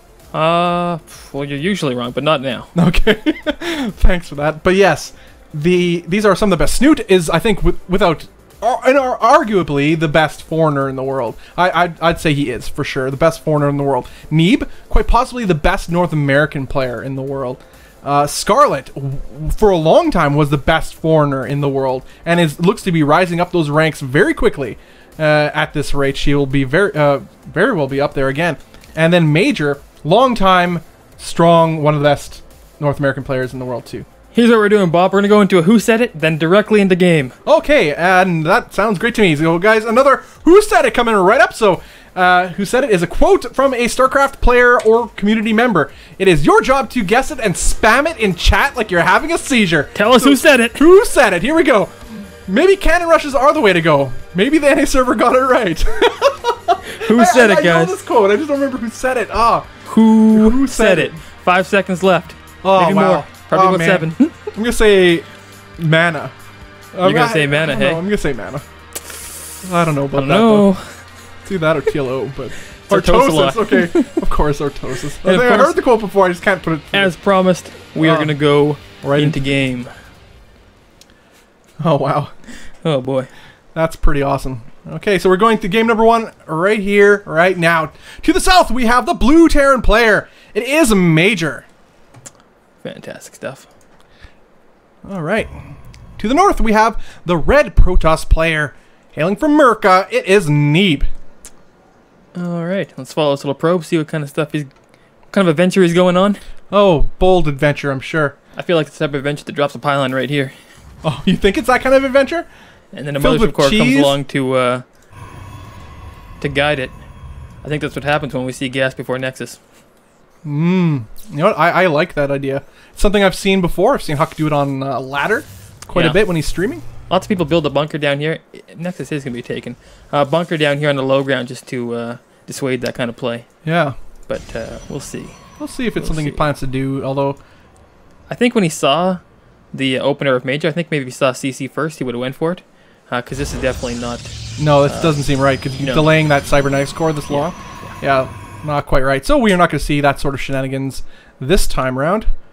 That's okay, though.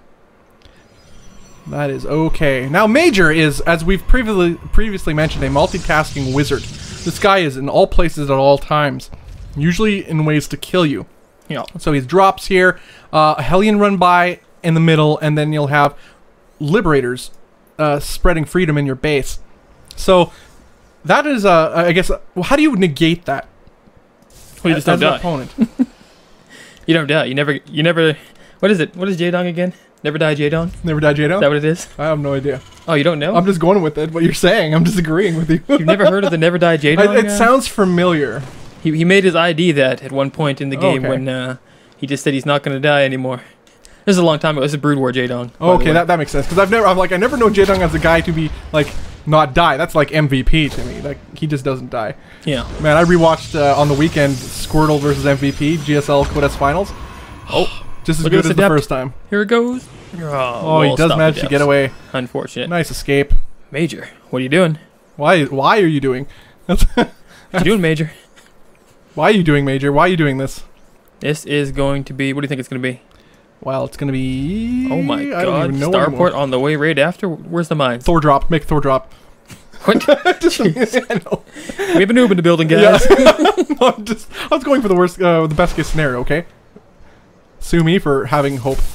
Oh, nice little... the probes kill. Anyways, Bob has gone full Wings of Liberty on this one.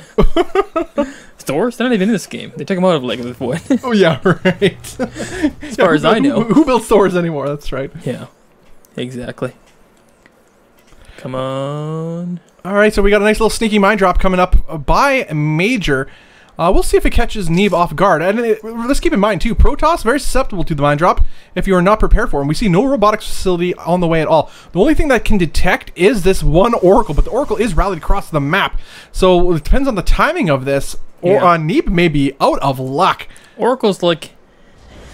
Oh, I don't know. When you get an Oracle and you have to use it for detection... It's kind of like the saddest thing that can happen. It's because it's temporary detection to start with. And it's not even... Yeah. It's like the worst form of detection you can have. It kind of is, yeah. And you feel bad because like that's what you use your Oracle for? To detect for 10 seconds? It's true, because it's not the cheapest unit in the game. Okay, so we do have... Yeah, this... Another Oracle being built, by the way, so he will have 2 detections eventually. All right, but now the drop is commencing in towards the natural base of Neeb. God. They do burrow. No reaction. Oh, wow. Couple could have been a lot worse. That could have been much worse. These probes just I mean, it sure looked time. like it was worse. His splitting was a little bit late. So he can manage to transfer make down it to this base right now if he feels the need, or just kill it right away. He'll kill it right away. Yeah, he's just going to opt to deal with these mines right now with this detection by the Oracle and these follow-up adepts here. Is a tank being made over here? Hold on. Hold on a second. Oh dear lord, a tank is being constructed. Well, why not? He has the medevac here. Gonna go do some tank evac action. And a Liberator 2 to follow up with this drop. Nothing here, shoots up, so this will do a lot of damage. If he's not careful, that photon overcharge. No, he's out of the range of a potential photon overcharge. So this again is gonna delay some more mining for Neeb here. Okay, I know now what MajOr's going for. He said I need more Terran. Oh, I have to do all the Terran things that can possibly be done. So he builds all the Terran. In fact, a couple boys are being pulled with this. Because that's a Terran thing. You don't just pull 3 boys. Some bunkers got to be going up. It must be. And maybe just really trying to put pressure on this third base. And we have to get something done here too, as he's behind in worker supply by about 10. Although with mules it does make up for that somewhat. But nonetheless, yeah, again he's putting down a bunker, and we have one bunker and a missile turret too. Not bad, not bad. Again, dying mining in the main base too with that really annoying Liberator. And a Freedom Zone does go down around his force at the front door of Neeb.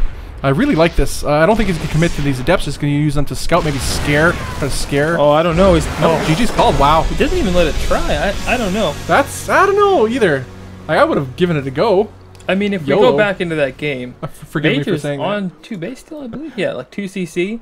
Wow. So even if you lose quite a bit in this process. I mean, he's ahead in workers, but again, it's not by a large amount. Yeah, like the tank's completely negated there when you come up close like that. Well, either way, we're going on to game number 2. Neeb will be down 1 game. I mean, he could afford to lose that third base too, though. Yeah, I mean you can't transfer there wasn't a third CC. No. Oh, either way, that was Neeb's game. He chose to do what he wanted to do, and that's what we saw, I guess. But either way, well played by MajOr, though. That was an well-executed play. A little bit of cheese, a little bit of just straight up punching in the face, and that's what we saw. The end result was a good old GG. So MajOr is up 1-0 in this best of 3 in the losers bracket final. The loser of this match, I guess not the final. This is the first one. Yeah, we got a lot of gauntlet to go, Bob. I know you want to get home. Got pierogies on the stove. Pierogies. I understand. You're having none of that today. Wow. I mean, yes, whatever. It's the losers bracket, and the loser of this series is out. They are out of this event. So a lot is on the line. Again, $300 for this event. $200 for first place and $100 for second. In addition to whatever you guys are contributing on Matcherino. That does increase the prize pool for these players and help support the StarCraft 2 scene. So please do check that out. The links will be inside chat. So keep an eye out on that for all the informations. And that's pretty exciting because they are partnered with us for this event. Get stoked, Element. How stoked are you? Very stoked. Many stoked. I'm stoked. Almost stoked. Many stoked. Yeah. Oh, jeez. I'm Bobby Austin. With me is Element. We are NexusRecall.com. The event is sponsored by SC2 and the Gauntlet crew. You can follow them on Twitter at GauntletSC2. We all know you guys have Twitter, so there's no excuses. You're probably on it right now, just, hashtagging away, as people do on Twitter. Meanwhile, Gauntlet's not being hashtagged by you. Yeah, get on that, at GauntletSC2. Follow, get the latest up-to-date information for Gauntlet series of events, and just show some support for this series of events. Gauntlet series has been running since about May last year. We've been running them ever since, and 2016 is a big year for the Gauntlet series. Every single week. Every Monday. All the week. Yeah, all the weeks. Every Monday we have a Gauntlet event series. Next week, for those of you guys who want to participate, is a open. It is the Monday Night Qualifier. The winner of that event will qualify for the next week's $300 Monday Night Gauntlet event. I guess, as an example, last week we had a Monday Night Qualifier, and MajOr won that event, taking out Peely, Snute, and Scarlett throughout his way to that to get the guarantee himself a spot in this event. That's what's important about it. So anybody can try their hand. You're a noob, you're a pro, you're a scrub, you're a wannabe WCS champion. Doesn't matter. Bobby Awesome. You're pure me. It's like you could be me too. I'd love to participate, but that would be really complicated casting and actually playing. In fact, I think that'd be rather unfair. So, in fact, but yes, having total vision might be a little unfair. Might be. I mean, just saying. But yeah, anyway, do try your hand. Doesn't matter who you are. It's just for fun. Play some StarCraft. You get a chance to maybe play against somebody you watch their stream all the time. Maybe you play against a Snute. Maybe you play against a Huck, or who knows. And that's the joy of it, and it's good times indeed. And again, more information will be seen on get more information on the Gauntlet Twitter for that. That's Gauntlet SC2. We're gonna head into the game. I guess the next game right away, it is Neeb versus MajOr. MajOr taking that first game. Is correct. That's pretty exciting. And anyway, so to the south, we have the Blue Terran. Taking game number 1, it is MajOr. And to the north, we have the Red Protoss player, the American hero, Neeb. Yeah. Neeb, by the way, hasn't won a map yet. No, wait. Has he? Don't ask me numbers. No, I don't think he has. I don't remember the first series of the day. I thought he won one game against, no, Snute. He got 2-0'd, right? Yeah, it was quick. 2-0. Or was it a 3-1? No, it was 2-1, sorry. What am I saying? 3-2-1. Yes. It was. It did go 1-1. Yeah, I remember now. Maybe not. I can't remember. Why would you postulate something without having the answer? Oh, man, it's all good. Who cares? Just the beginning of the game, and early Nexus going down, or actually it's not even that early, just Nexus just now going down by Neeb. And he has that gas up and early. We'll see what his plan is, but I think the tempo is really set by MajOr. In any series he plays, he carries the momentum. And the games are dictated by what he chooses to do. You're just there along for the ride. How you deal with it is how you get your GG out of it. So, can Neeb element... Oh. Can he ride the roller coaster that is MajOr? I'm a Neeb. I'm a Neeb and Neeb. Believe. Do you believe? Do you believe in Neeb? Yeah, of course. Right, okay. Why Got not? to. I believe in Neeb. Look at this too. Reaper. Why do that? Why do that, Reaper? And why go back even? What's going on here? Why does it do it whatever it does? We're looking for proxies, man. He's being safe. I guess you want a Stargate sitting right there. Meanwhile, the only guy proxying is MajOr. Hey, man, that's the hardest counter to you proxying is getting proxied yourself. So, nice and safe. Oh boy. As we see MajOr doing another proxy factory build. He really wants this championship, doesn't he? Well, I think what he wants to do is proxy buildings. That's what I'd say. I mean, he came so close, in his series earlier today, but... Hold on. Okay, we got a little lag going on. MajOr's lagging out. Go back to home screen while we take care of this. Might have to do a resume from replay. Might have to do a resume from replay, yes. It's all good. Looks like MajOr may be having an internet problem. Maybe his computer died or StarCraft just shut down. That does happen, Element. So I've heard. It does happen. Alright guys, thank you guys for joining us so far. Please tweet it out at Gauntlet SC2. Show your support. Also, nice to see you guys chatting it up in the chat. Pretty interesting I like it. I like when people are active in chat. You know, the community comes together, watch some StarCraft, best game on planet Earth. And, yeah, supporting the Gauntlet series of events. These Gauntlet series of events, as previously mentioned, will run every single Monday. Every second Monday is a $300 event, just like this, culminating in the Season 1 Finals, which will be a $1,000 event. 16 players will battle it out for the $1,000 prize pool. 6 Gauntlet champions will then face 10 champions from a variety of online community StarCraft events. So a variety of champions from other events will then qualify for that 16-person event. 1,000 bones on the line in that one. And that will be in approximately 8 or so weeks' time whenever this season finishes. And that is super cool to see. I mean, I like StarCraft. I like actually being, casting StarCraft, love watching it, playing it. Yeah. What else can I do with StarCraft, Element? Hang it up on the wall, I guess. I don't know. You do, actually. There's like StarCraft everywhere here. Look at the bracket right now we've gone into so far. Oh, sweet. Get this game back up and running. Yeah, first series of the day, we saw Snute take out Neeb 2-1. What was a very exciting series. Snute really dictated the pace of that one, all inning all day, and made it work. Although really it was Neeb. Neeb is the one who made it not work, I'd rather say. Especially that third game was his. Recommend watching that series again in the VODs. You guys have to watch that series if you missed it. Really exciting play all the way through. And the second series, we saw Scarlett versus MajOr. Again, a very close series overall. But I like MajOr's play, the game that he did win. But Scarlett was just too solid. A Roach Ravager play, which is something you don't often see from her. I mean, maybe do, just not in our events. Not in the Gauntlet events. It's not a Roach Ravager, isn't her flavor. And that's what she did to clinch that series. And right now we are in the losers bracket. As you can see here, MajOr up 1 game versus Neeb.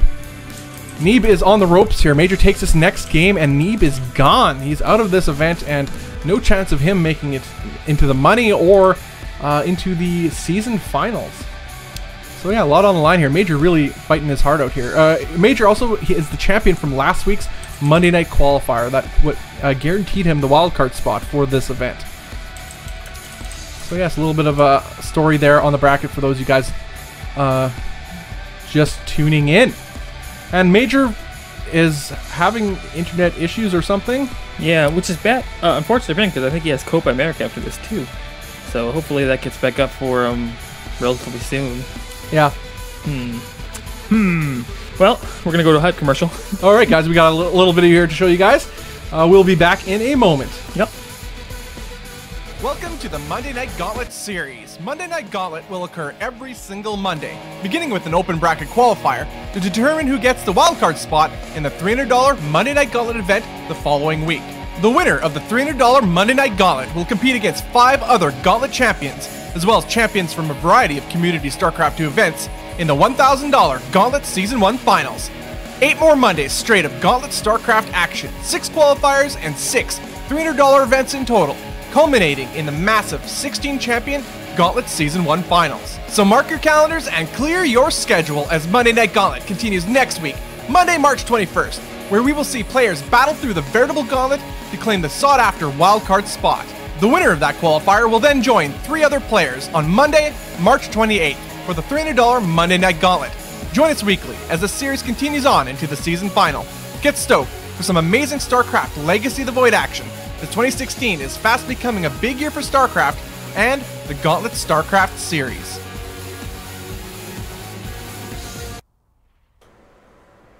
Okay. Yep. Sweet deals. We A are recap back. of how it's gonna go. Still waiting on MajOr. Yeah, I think his internet must have died or his computer did. Something blew up. Yeah, but we know Dimitri's still alive, so you know, South America's still there. It's just all of South America is just one lump to you. Just like it's all. Wait, MajOr's He's Mexico. Mexico, right? Yeah. Okay, so take that back, Bob. How dare you? What? We told him, chat. Okay. Tables just turn on me. Yeah, exactly. Oh man, I think Cops we're gonna come go and take into you another away. Who Said It. That will be the plan eventually. First thing we're gonna do. All right, suspense is killing me. First thing we're gonna do wasn't his plan. What's going on? Okay, here's what we're gonna do. Got a little bit of time to kill here, it seems, as MajOr gets his stuff back in order. We got a 4-minute daily sodium intake. Oh, a new daily sodium intake. Yep, brand new. Hadn't shown it yet. Hadn't put it out yet. And we have previously mentioned that we are looking for replays for stuff like this. Yes. This is an example of that.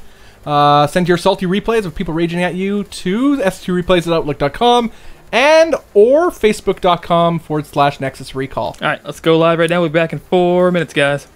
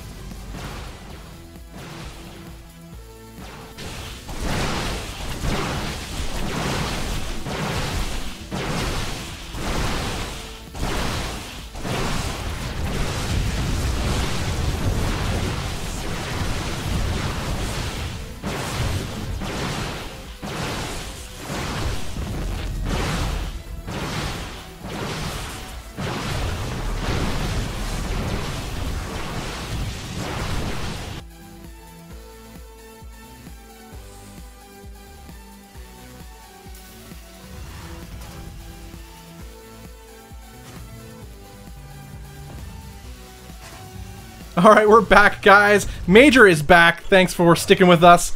And we're heading right into the replay here. We just resumed from replay as MajOr did cut out due to some internet issues of the sort. And so we have not missed a beat. We're seeing a very similar build to the previous game. The score screen you can put up too, I guess. Oh, I definitely could. The score stuff, I suppose. Hold on. Update those. So I do this. As MajOr is up 1-0, doing a very similar build as to what he is doing now. We got the Reaper moving in towards the main base. Jeez. We could look at the Reaper, but why not look at buildings? Yeah. That's the real story today, guys. This true. Reaper can die or live or whatever. But the real story is what's happening right here. Yeah. Widowmine's worked the first game. In fact, he's just doing the same build, isn't he? Let's see. Does he have... yeah. Well, we'll see afterwards if he puts down the tank-making structure.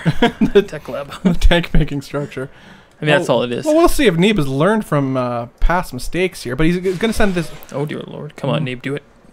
Oh, he is? Oh, no. No, this is going to be so close, though. Oh, man. Oh! He's going to send it, he does see it! Oh, wow, there's a little bit unfortunate. Borrow that mine there, MajOr. No, he's not paying attention at all, but nonetheless, the victory is... That's a big Chrono victory for Phoenix after this, or does he... Yeah, Chrono on Phoenix. Good. This will still be able to do damage because it can go into two... Well, the Oracle did pop out, but he's still what? sending it across the map, though. Okay. Why would you do that knowing full well? Because he knows well enough at this point that he can just pull his workers away. This isn't too dangerous to him. If he can get damage on the other side, because there shouldn't be... Oh, there's quite a few Marines, actually. But any damage here is good damage. Just take it. Oh, okay, no. No, there's a lot of Marines, so you do not want to risk that. It'll just immediately evaporate. Well, I mean, you don't kill the Marines. You just take a couple workers and leave. Oh, yeah, I guess. Focus them down before you die. Honestly, though, timid MajOr didn't really take the shot. Yeah, he could have went for it as well. Yeah. So both players playing it super safe. Super safe. Cautious, I would call that, perhaps. And the Phoenix just lets him go. Wow, very nice of Neeb to do that. Here's the thing, though. There's going to be a big group of Marines. They're already alive. They're already made. There's going to be tanks on the way with no med. Oh, yeah, the medevac's already out. Mines are still alive in this case, too, so watch out for those guys. Neeb sees it all. Yeah, he but knows can he building. hold it? That's what we need to find out. Yeah, so this game is played out largely the same as game number 1, although this time Neeb has scouted everything. He scouted. Neeb's taken no damage. That's the only difference. No early game damage. That's right. To mines. He did not lose any initial probes. Didn't pull any workers away, so that's good. Oh my god, tank gets taken down. That is not normal. This Marine was supposed to keep it alive, and he didn't. That is a pretty Oh my god, Oracle gets taken down. Take that. Dear Lord, yeah. You want some of that? Mine says. Yeah, well, either way, there's a lot of Marines heading across the map for MajOr. Well, double photon overcharges go down in the main base, though. Whoa, that was close. Where's that? The Phoenixes are still alive, and they're going to pick this off. They will pick it up. Okay, so no mines left, but... Okay, pickups on the... oh, this thing will die if he tries to make any push. But that's double photon overcharge in the main base. Will that... Well, here's the thing. We'll have enough energy at all for Neeb is on 3 bases, right? Yeah, and so it really doesn't matter if MajOr sets up a Catan at the bottom. He doesn't care. He's got his 3 base already. Yeah, he's going to get this tank too. Loses 1 Phoenix as part of the deal, but I think he's fully okay with that. Last game is Neeb. Look at all these depths. Neeb's defensive setup was, MajOr's was on top of the ramp and he's able to shell away. This is just too much here, though, I feel. Yeah, this is way too much with this bunker. Managed to get some guys in the bunker, but this is to no avail as Neeb is moving his way to victory. GG. Wow. Well played. All it needed to be was scouted, and we could see how he could take no damage and, build units accordingly. So yeah, well played by Neeb. Ties it up 1-1, keeping his life, or I guess his hopes alive for this event. So that means the next is Game 3, match point. The loser is out of this event. The winner moves on to face the loser of the winner's bracket, which is Snute and Scarlett. Yeah, waiting in the wings there. Neebs just win one more, and or MajOr. MajOr Neebs it too. MajOr Neebs. It's a good name, MajOr Neebs. MajOr Neebs. That's my name now. I created it. Yeah. You made this? New screen name forever. Yeah, exactly. I mean, we could jump back into. Oh, the admin's just too fast. I want to do another. You said it, but he's already. Yeah, we're going to be heading to the next game right away, which will be Game 3 to close out this series.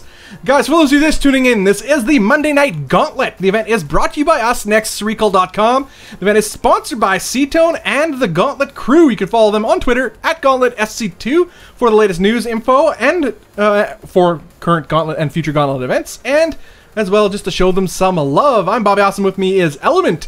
This event is partnered with MajOr, which will be adding to the $300 prize pool. All is needed is your participation, and we'll be saying more information on that. There will be information in chat too, where you guys could help out, increase prize pool, support these players that are participating in this event. And yeah, so big shout out to MajOr for I guess partnering with us in this event. Yeah, and what we're gonna do here, guys, we're gonna jump into a Who Said It. We're gonna get into this next game right after that. Yeah, Who Said It? Yeah, and then in between series, we'll run a little video about MajOr again, just to make sure we're getting the players everything that we can. But let's jump into the Who Said It first. All Tell right, us who guys. said it, guys. Who said it? Yeah, spam it in chat. Spam as much as you can, as hard as When you you can. wonder how to kill something, the answer is always Forgate. Who said it? Oh man. This is, I think, if you really think through this one, you should be able to get this one. Well, I would traditionally say it's either Huck or MC, but I would say MC because he was the Forgate master. He Forgated his way to Code S finals, but Rotterdam. It's Rotterdam. Okay. Well, the thing is, I don't normally think of Rotterdam and Forgate though. I guess so, but he's a caster, so he doesn't have to do it himself. There you go. And it didn't seem like something. Wasn't as colorful as something MC would say, but nonetheless. Well, good stuff. We are loading into the next game, guys. Runes of Ceres is the map. Runes of Ceres is the map. Good name. I like that name. I like these little Who Said It's. You know, they cut through the little bit of downtime we have. They're entertaining. Yeah, exactly. You guys better be spamming that chat. Like, yeah. I mean, I'll pause it next time if I don't see spam going on. pause it for the minute and a half delay. Yeah. To see the results. That's funny. Exactly. All right, we are loading into the map right now for this final game in this best of 3. And it is MajOr versus Neeb. Here we go. Thank you guys for joining us today. We have a lot more StarCraft ahead of us. Neeb versus MajOr. Game 3 in the Monday Night Gauntlet $300 event. To the north, we have the red Protoss player. It is Neeb. And to the south, we have the blue Terran player, MajOr. Let's just see what's been on the building so far. Which was your favorite alternative name that MajOr used to use? Which one did you like? Well, It's like there's Windy, there's Brittany. I don't know. I listed them all. Oh, most of them anyway in the video. Isn't there a Brood War player that plays in a Brittany Light too? and I don't know. There's a bunch. It's a bunch. You know what? I'm gonna leave that up to you. You're the nickname master. Okay, sure.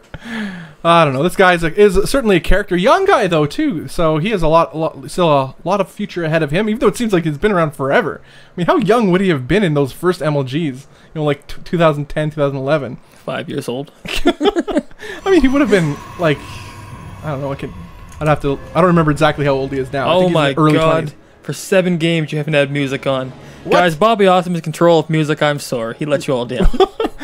Yeah, I don't control that, but yeah, that's unfortunate. Whatever. We had game sounds at least. Yeah, that's true.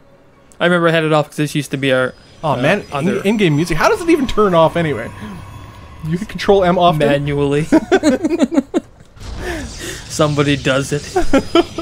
I see what you're getting at there, Bob. That's Illuminati. Yeah. How does this happen? Not saying it outright, but definitely calling me out. Oh boy. Wow, just heavy-handed. Yeah. Who keeps on screwing up? Yeah. And why? Yeah, exactly. Unbelievable. You know who I haven't seen in the chat is Lupa. Lupa used to be in every chat, and he hasn't been in there for a long time. That's some upsetting lost. Where is Lupa? Yeah. I don't know. He's your biggest fan. Pretty much. It's always good to see Lupa. You know, I like seeing regulars, people in the chat that have been here over and over. Hey, I see my good friend Reflector 36 is in here. Don't you look at chat? Look at the game. We've got surround! Probes 360 around. surround!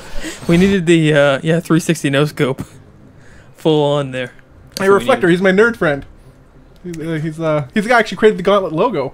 That's he's in the chat there, so that's pretty awesome. Look at this guy. Anyways, yeah, he does have mad skills apparently.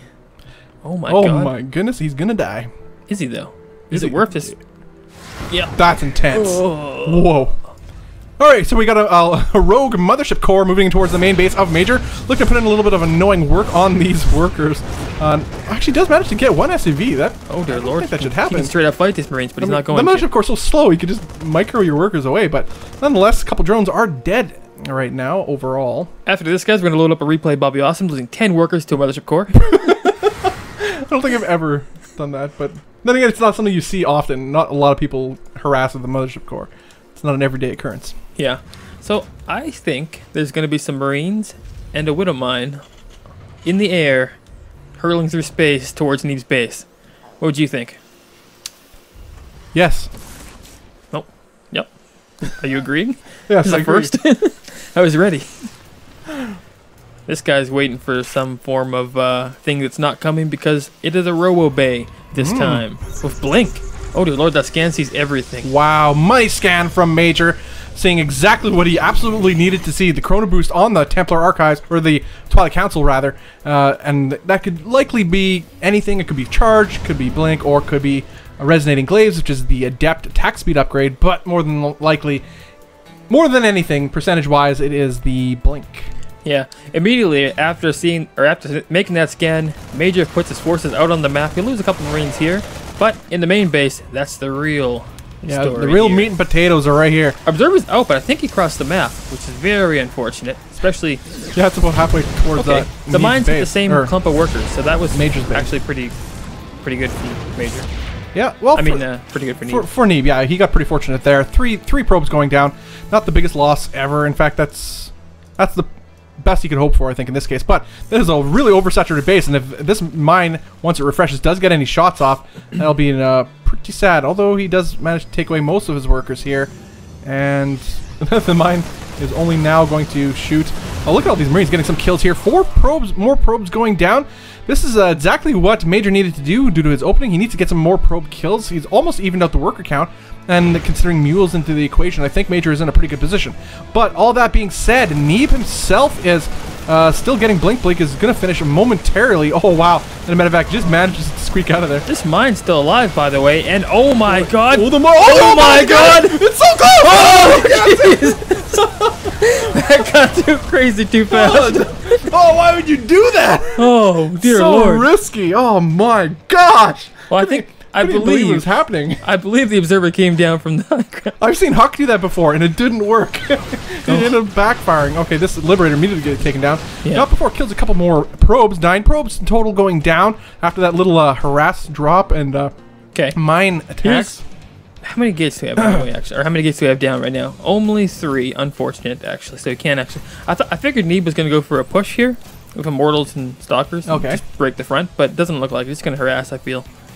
Get as much as he can. Probably take a third at the same time. Yeah, we got double Liberator production coming out of Major right now, too. He means to put on the hurting real bad right away. All these Marines will die if these Stalkers see them. Yeah, we got to think. There's a lot of Liberators, but that's a lot of Blink Stalkers, too. And they are the... I guess as far as the mid game concerned, a pretty good counter too. Is he gonna bait? He's gonna bait. He's gonna bait. Oh no, he's just gonna go up. That's still a good play. Yeah, Marines not bad at all. coming back. Yeah, he's gonna get some guaranteed kills here. There's nothing to deal with these Blink Stalkers in the main base. Well, the thing is, at home though, there's nothing to deal with the Liberators either. I don't feel. That was pretty risky. A very unnecessary blink there by Neeb. In fact, it enables the workers to get us around and kill most of those Stalkers.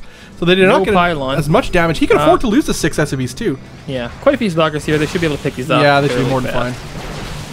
In fact, double targeting, so... Oh, 2 Stalkers do go down, though. Yeah, but for the price of 2 Liberators, I'd take that all day. Whoa, the Observer saw that completely.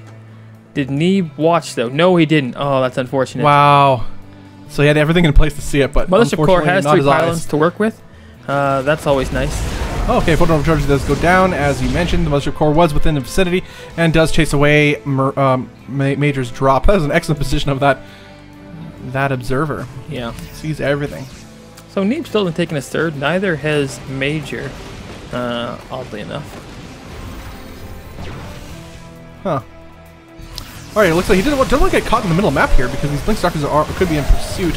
And yeah, you see, looking to focus down. Oh, it does go down! The full medevac! Very nice. Nicely done by Neeb. That's what he needs to do to keep crawling back into this game. This game actually has largely evened out. Both players still on 2 bases here. Neeb feels like his map packs are too well placed, so he pulls it away from all the information necessary. Yeah, this Too strong. Must. Yeah. He really wants to see if there's a third base up somewhere for Major. This Marine here, he's on a journey. We'll keep him in mind, guys. We'll get back to him. All right, good old Bob heading out his sojourn. What is this doing? I'm not entirely He's sure. trying to ladder his drop own himself, ramp. like. Yeah, I know how to warp it up there. You're warping down here first. Just gonna get picked up. Do it. Do it. Oh. He needs to repair that medevac. It's pretty low in health. Yeah, I'm not entirely sure what Neeb is up to with that. Neeb replaced his map packs into a perfect position. Yeah, we got 4 probes dropping down here. Actually, what happened in the main base of Neeb there? He lost a few probes. Oh, yeah, I didn't watch that at all. I mean, actually, no, that medevac, Medank, without the tank, did come back from that position, so. Yes, Observer number 3, fail. Oh, man. Okay, we got a pretty healthy force here moving forward for Major. But you have to respect the force fields and that one. Right now. He's just got to stim forward in an A move here. Focus firing down some of these stalkers, but now these adepts are doing a pretty good job of tanking. But these medevacs are pretty high in health, though, or energy rather, and healing up this bio pretty well. He blinks forward too. Utilizes his blink micro potential just to do a blink forward. Not entirely sure that was worth it, but in the meantime, 17 workers have gone down. That's dirty. Yeah, it's Protoss. He didn't even care what was happening in the middle there. He could train inefficiently all day as long as he's murdering the economy of Major, and Major's not dealing with this well at all. 20 SCVs going down in total to the 6 probes. Mines in the vein of Neeb at the same time. Take that all day, every day. And now, although army supply is still quite a bit ahead for Major, let's keep that in mind. And worker count is still largely even, and you have to take account the mule. And as the third CC is about to finish too. Neeb's is done. Yes. All those kills in the main only pretty much equalize things. Yeah, because Major was an elite. Yes. Once you consider mules, and there's no vision on this. This is gonna be powerful. Okay, he does have photon overcharge charges available, and one immediately goes down. Although it's just hitting some bio here that immediately gets healed up. Some freedom zones go down too to ward off any potential reinforcements here. Blinks into the main base here, but now they're going to be sitting ducks. Are these stalkers? And these stalkers are glass to these marauders. So they stim forward and start to focus down some of the stalkers, but the reinforcements do come in. Let's see if the blink's good. Oh god, blink! Oh, that's pretty nice. Overall, he's a pretty nice spread of his army. Does Major. This bottom army can begin some damage then too. But you don't want to walk into this. Yeah, that's right. And there's mines here. He doesn't want to walk into these liberation zones from these liberators. Now, just starting to focus down some of these workers is Major, and getting about 7 probe kills as we speak. Yeah, this main base is, at least half of this main base is forfeit for the time being, because he just doesn't want to run into these freedom zones. It's so costly. But he does manage to catch off some of the army a little bit out of the freedom zone range. Pretty nicely played by Neeb.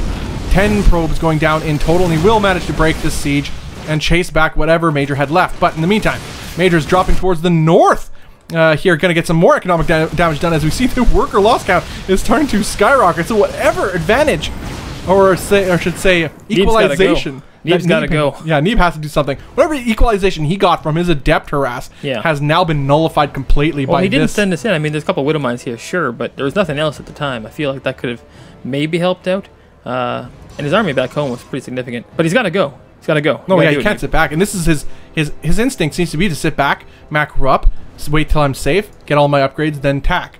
It's just, he needs that killer instinct. He needs to do it. He has a small window here. But even so, he's behind an army supply. Even if he does attack, he probably knows he's not in a good position to do so. I mean, he's about 20 army supply behind. He's about half the. And let's remind everybody right here, this is game point. Game match. Whoever loses this one goes home. Game match point. Everything. Yeah, yes, it's match point. I think just even leaving this open was a big problem, actually. Had he have had that, the drop would have been seen, stuff like that. Oh wow, that Liberator just stared into the abyss. Yeah. The abyss did stare back. Now it's just going to go kill itself against these. I've seen too much. Yeah, against these stalkers. Wow. There's Bob from earlier. Yeah. No, Bob's still at the watchtower. Don't you call anybody Bob. Yeah, don't you? Wow, these guys are actually getting some work done. My goodness. Oh, they get one kill. Hey, two. Worth it. Definitely worth. That is should never happen. But it did, and we watched it happen. Okay, now, Major, with his very sizable force, is going to move towards the third base of Neeb. Neeb has all of his force here all consolidated to try to shut down this attack by Major, but can he make it happen? There are 3 immortals here. Neeb has to, he has to go. Yeah, he popped his Guardian Shield already. Now he has no more Guardian Shield left. He has to make something happen. These 3 immortals are putting in the work, and this battle force is starting to dwindle, but behind this, Major is still building more units. He has a lot of production going on. This may get chased away, but Neeb has nothing left to follow this up with, whereas Major, on the other hand, does. And he's putting in some terrible damage with those Liberators, as well, killing more workers that Neeb cannot afford to lose. Is that in range? I don't know. I know there's a push going. Okay, good. So close. Oh, this is just too much. Too many Marauders. Yeah, only too many mines. Too many Liberators. Immortals. There's not enough for Neeb, and this is his final push. Oh, he gets his Immortals too, caught out in the open. Any chance he had is gone. Wow. MajOr.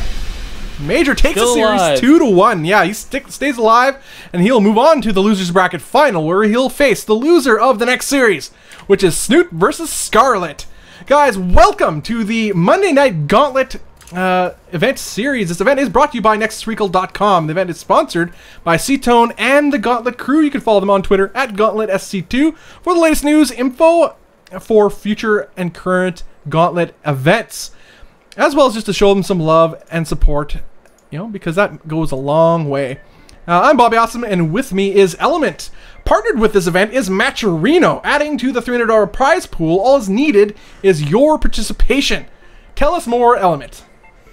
I will tell you more. I will send you to a video is what I'll do. Okay. Video's a little quiet, guys, so crank your volume, and that way when you come back, your ears will blow up. But, yeah, I don't know why. I can't change. I've maxed it out on XSplit, you know, so... Yeah, your initial audio recording was low. Yeah, it's exactly. all good. Anyway, it gives you a little information on MajOr. Yep. Let's go to it right now. Hey guys, the Monday Night Gauntlet Tournament has recently teamed up with MajOr in order to improve the prize pool and at the same time team up with others who are interested in supporting StarCraft 2. What this means is we now have a page on the MajOr site for our tournaments, and this allows you to donate to the total prize pool. Everything goes completely to the players, so if you want to increase their prize pool, that's up to you. That would be great. Everybody would love it. It'd be awesome. And what MajOr has done is they give us $50 in $1 coupons that the viewers can use, and I'm going to walk you through how to use those right now. First thing you're going to do is click sign in the top corner. This will sign in through Twitch. If you're already signed in elsewhere, it'll put a little pop-up here and it'll instantly do it. Otherwise, you have to put in your Twitch information. Then you're going to click donate. We have $50 in coupons. They are accessed using the Gauntlet code. That'll be $1 each time. Then you click donate. You can alternatively add your own funds by clicking add funds to your account. Completely up to you. If you want to do that, that's great. If not, that's okay too. Love you either way. And you can add a little comment, you know, Gauntlet is awesome. Everything is awesome. MajOr is awesome. All that kind of stuff. Then just click donate. Then after that, it'll show up in this little spot down here where the donations are shown. Thanks, guys, and enjoy the show. Sweet deal. So big shout out to MajOr. Thank you so much for that. Yep. Okay, we're heading to the next series, which is the winners bracket side of things. Snute versus Scarlett. That's pretty crazy. It's not every day you could see these players face off against each other, but you do here in the Gauntlet series. That Snute is a regular competitor in the Gauntlet series of events, as is Scarlett. She really likes to participate in these. She's voiced as much. She participates in as many as she can in recent history, so really good to see. Love seeing players come together for an event, hyped to be a part of it, and, you know, because more players the merrier, that's what I say. And everybody has a chance to participate in said event. There is every second week, which is next week, is Monday Night Qualifier. Anybody can try their hand through the Gauntlet. Anybody, noob, pro, scrub, WCS champion, I don't care, it doesn't matter. Anybody can try their hand, and you know, so what? You may get stomped in the first round by Bales or Neeb or Scarlett. You tried, and you know what? There's honor in that, right, Element? Honor in that, I'm pretty sure. Yeah, I'll just say there is, and no, there is. It's for fun though. I mean, overall, so you may not make it to the wild card, win the event, and the winner of the event guarantees a spot in the following week's Monday Night Gauntlet $300 event. That is pretty big deal, and that is why we have a lot of pros participated in. For example, last week's event, MajOr won that Monday Night Qualifier, beating the likes of Scarlett, Snute, and Peely on his way to that victory, guaranteeing himself a spot in this week's event. So yes, next week participate. Please do participate. More the merrier, and your game could very well end up being casted by us. You never know. I mean, we had some players we never even heard of in the first couple rounds that end up, you know, doing pretty good. Like Master, don't even know who that guy is, but it's fun to watch, and we casted his games among others until we got into the higher rounds. So yes, for more information on that, to keep up to date as always, you can head over to twitter.com/GauntletSC2. That is on Twitter at GauntletSC2 for all the latest information. And, you know, all you need to know will be posted there. I'm Bobby Awesome. With me is Element. We are NexusRecall.com. You can check us out there. We run a bunch of series, all that jazz. Send your replays. You have some pretty rad replays in particular. Salty replays, people raging. You know, you get those people. Raging, being all emo, that sort of thing. Send those replays to SC2replays@outlook.com. That is SC2replays@outlook.com, or even better, on our Facebook page, facebook.com/NexusRecall. Just send us a message with a brief description. Send us the replay, and if you have screenshots of the post-game chat, if they happen to extend their rage, feel free to do so as well. As well as if your replays, if you've won a game with a cannon rush, a bunker rush, or a spine crawler rush, we would absolutely love those replays. That is a new series we are working on. We just need some replays, and your replay could very well end up becoming, becoming a video part of the new series that we have not yet named it yet.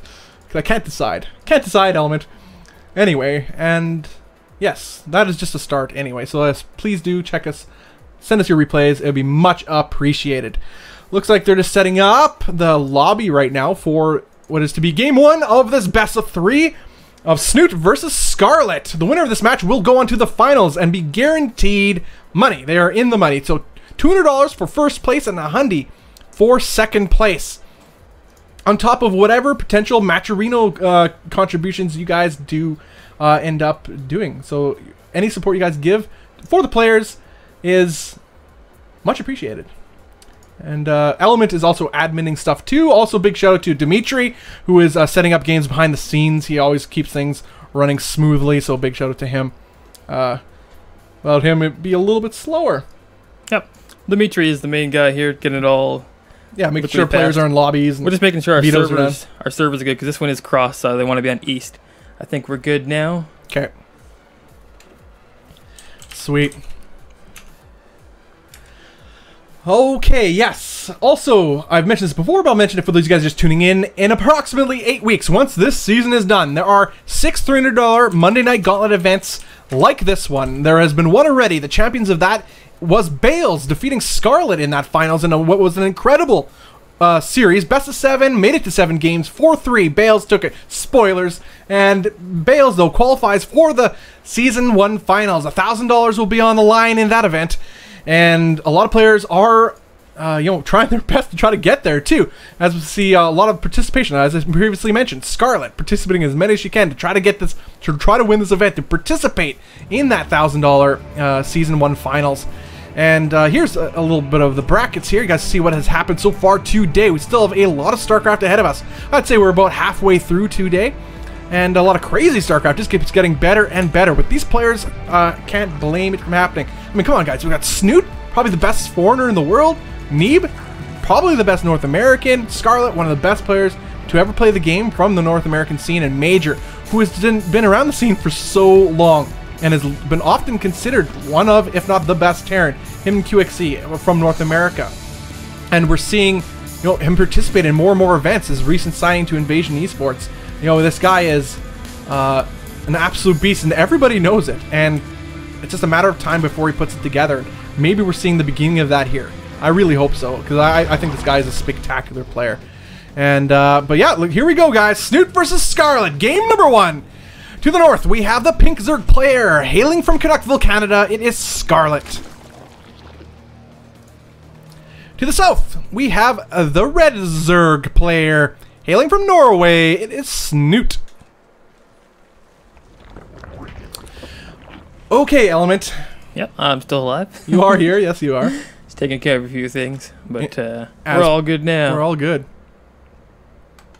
I like ZVZ. I say this every day. I wake up and I say this. You do say this. It's not to convince myself, it's to reaffirm how much I love this matchup. It used to be garbage. At least I used to think so until I started playing Zerg, and now I love it more than ever. I don't know why. It's like a knife fight. It's a knife fight while you're on rollerblades, while you're standing on ice, and You're in an alley, of Hold course. on, Bob. You keep your stories to yourself. Here's what we got going on. Scarlett's sending a couple links around the map. She doesn't want them to be spotted. Why doesn't she want them spotted? She has a baneless on the way and she's going to blow them up. Oh. Actually, this is a little bit interesting, too. Like, No, Snute- Snoot's completely prepared for this. He's going to He baneless is. of his own. Speed's on the way. He'll have 2 queens, maybe, if he starts his next one soon. Now, Snute loves his super hyper aggressive ZVZ builds. This time we're seeing Scarlett dishing out a little bit of his own medicine. We're going to see how each player reacts to it here. We know Scarlett's execution is absolutely spectacular, although those 2 initial lings are scouted. Oh no, anyway, those are wrong color. That's Snoot's lings going out here, and they will scout Scarlett's side of the map to see what is up. But yeah, nice tucked away as you are showing here. These banelings are now morphing in, unbeknownst to Snute. Oh god, Scarlett brought them really close. Oh, these lings are getting around. He sees them.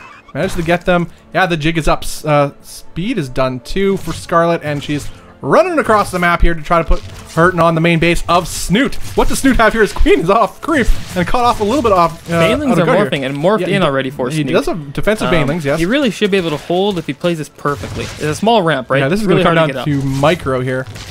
Yeah. I mean, this ramp really helped. If it was a different map, it might be hard. Different story. Yeah, absolutely. Oh, God. Okay. This ramp is traditionally so hard to do any sort of all-in on because of this. Okay, 2 for 2 there on the banelings. Scarlett might be wise to just head home.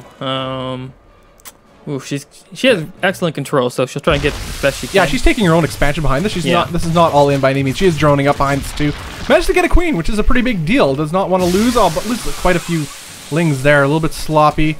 Although these banelings may be forfeit though too for Snute. So 2 banelings go down for not a whole lot. That's Oh dear not lord, bad Snute hasn't either. been making many links on the back end of this. Banelings, whoa! No, so Okay. close. Well, again, another baneling goes down for only 1 ling. That is pretty good overall engagements for Scarlett here. Yeah. These are the thing things. is, Sort of to things keep she this needs. alive, he's in good position. Yeah, just put a 1 ling right there. There you go, perfect. Oh, more than the Bane, so they have more armor. Oh, Fantastic stuff. well played. Fantastic. Yeah, Scarlett's forced to go home. But she made do with what she could there, Yeah. considering. Working counts fairly even. Snoot's still making banelings. I think he might have canceled them even. No, he's going for it, it looks like. Oh, actually, he's going to go put down his 3rd. That's a safe call. That's an Artosis right there. Get more ahead. Snoot knows these banelings are trying to make their way back. He will not let them, I don't believe. Does he I have don't enough think to I'll have a stop him? choice.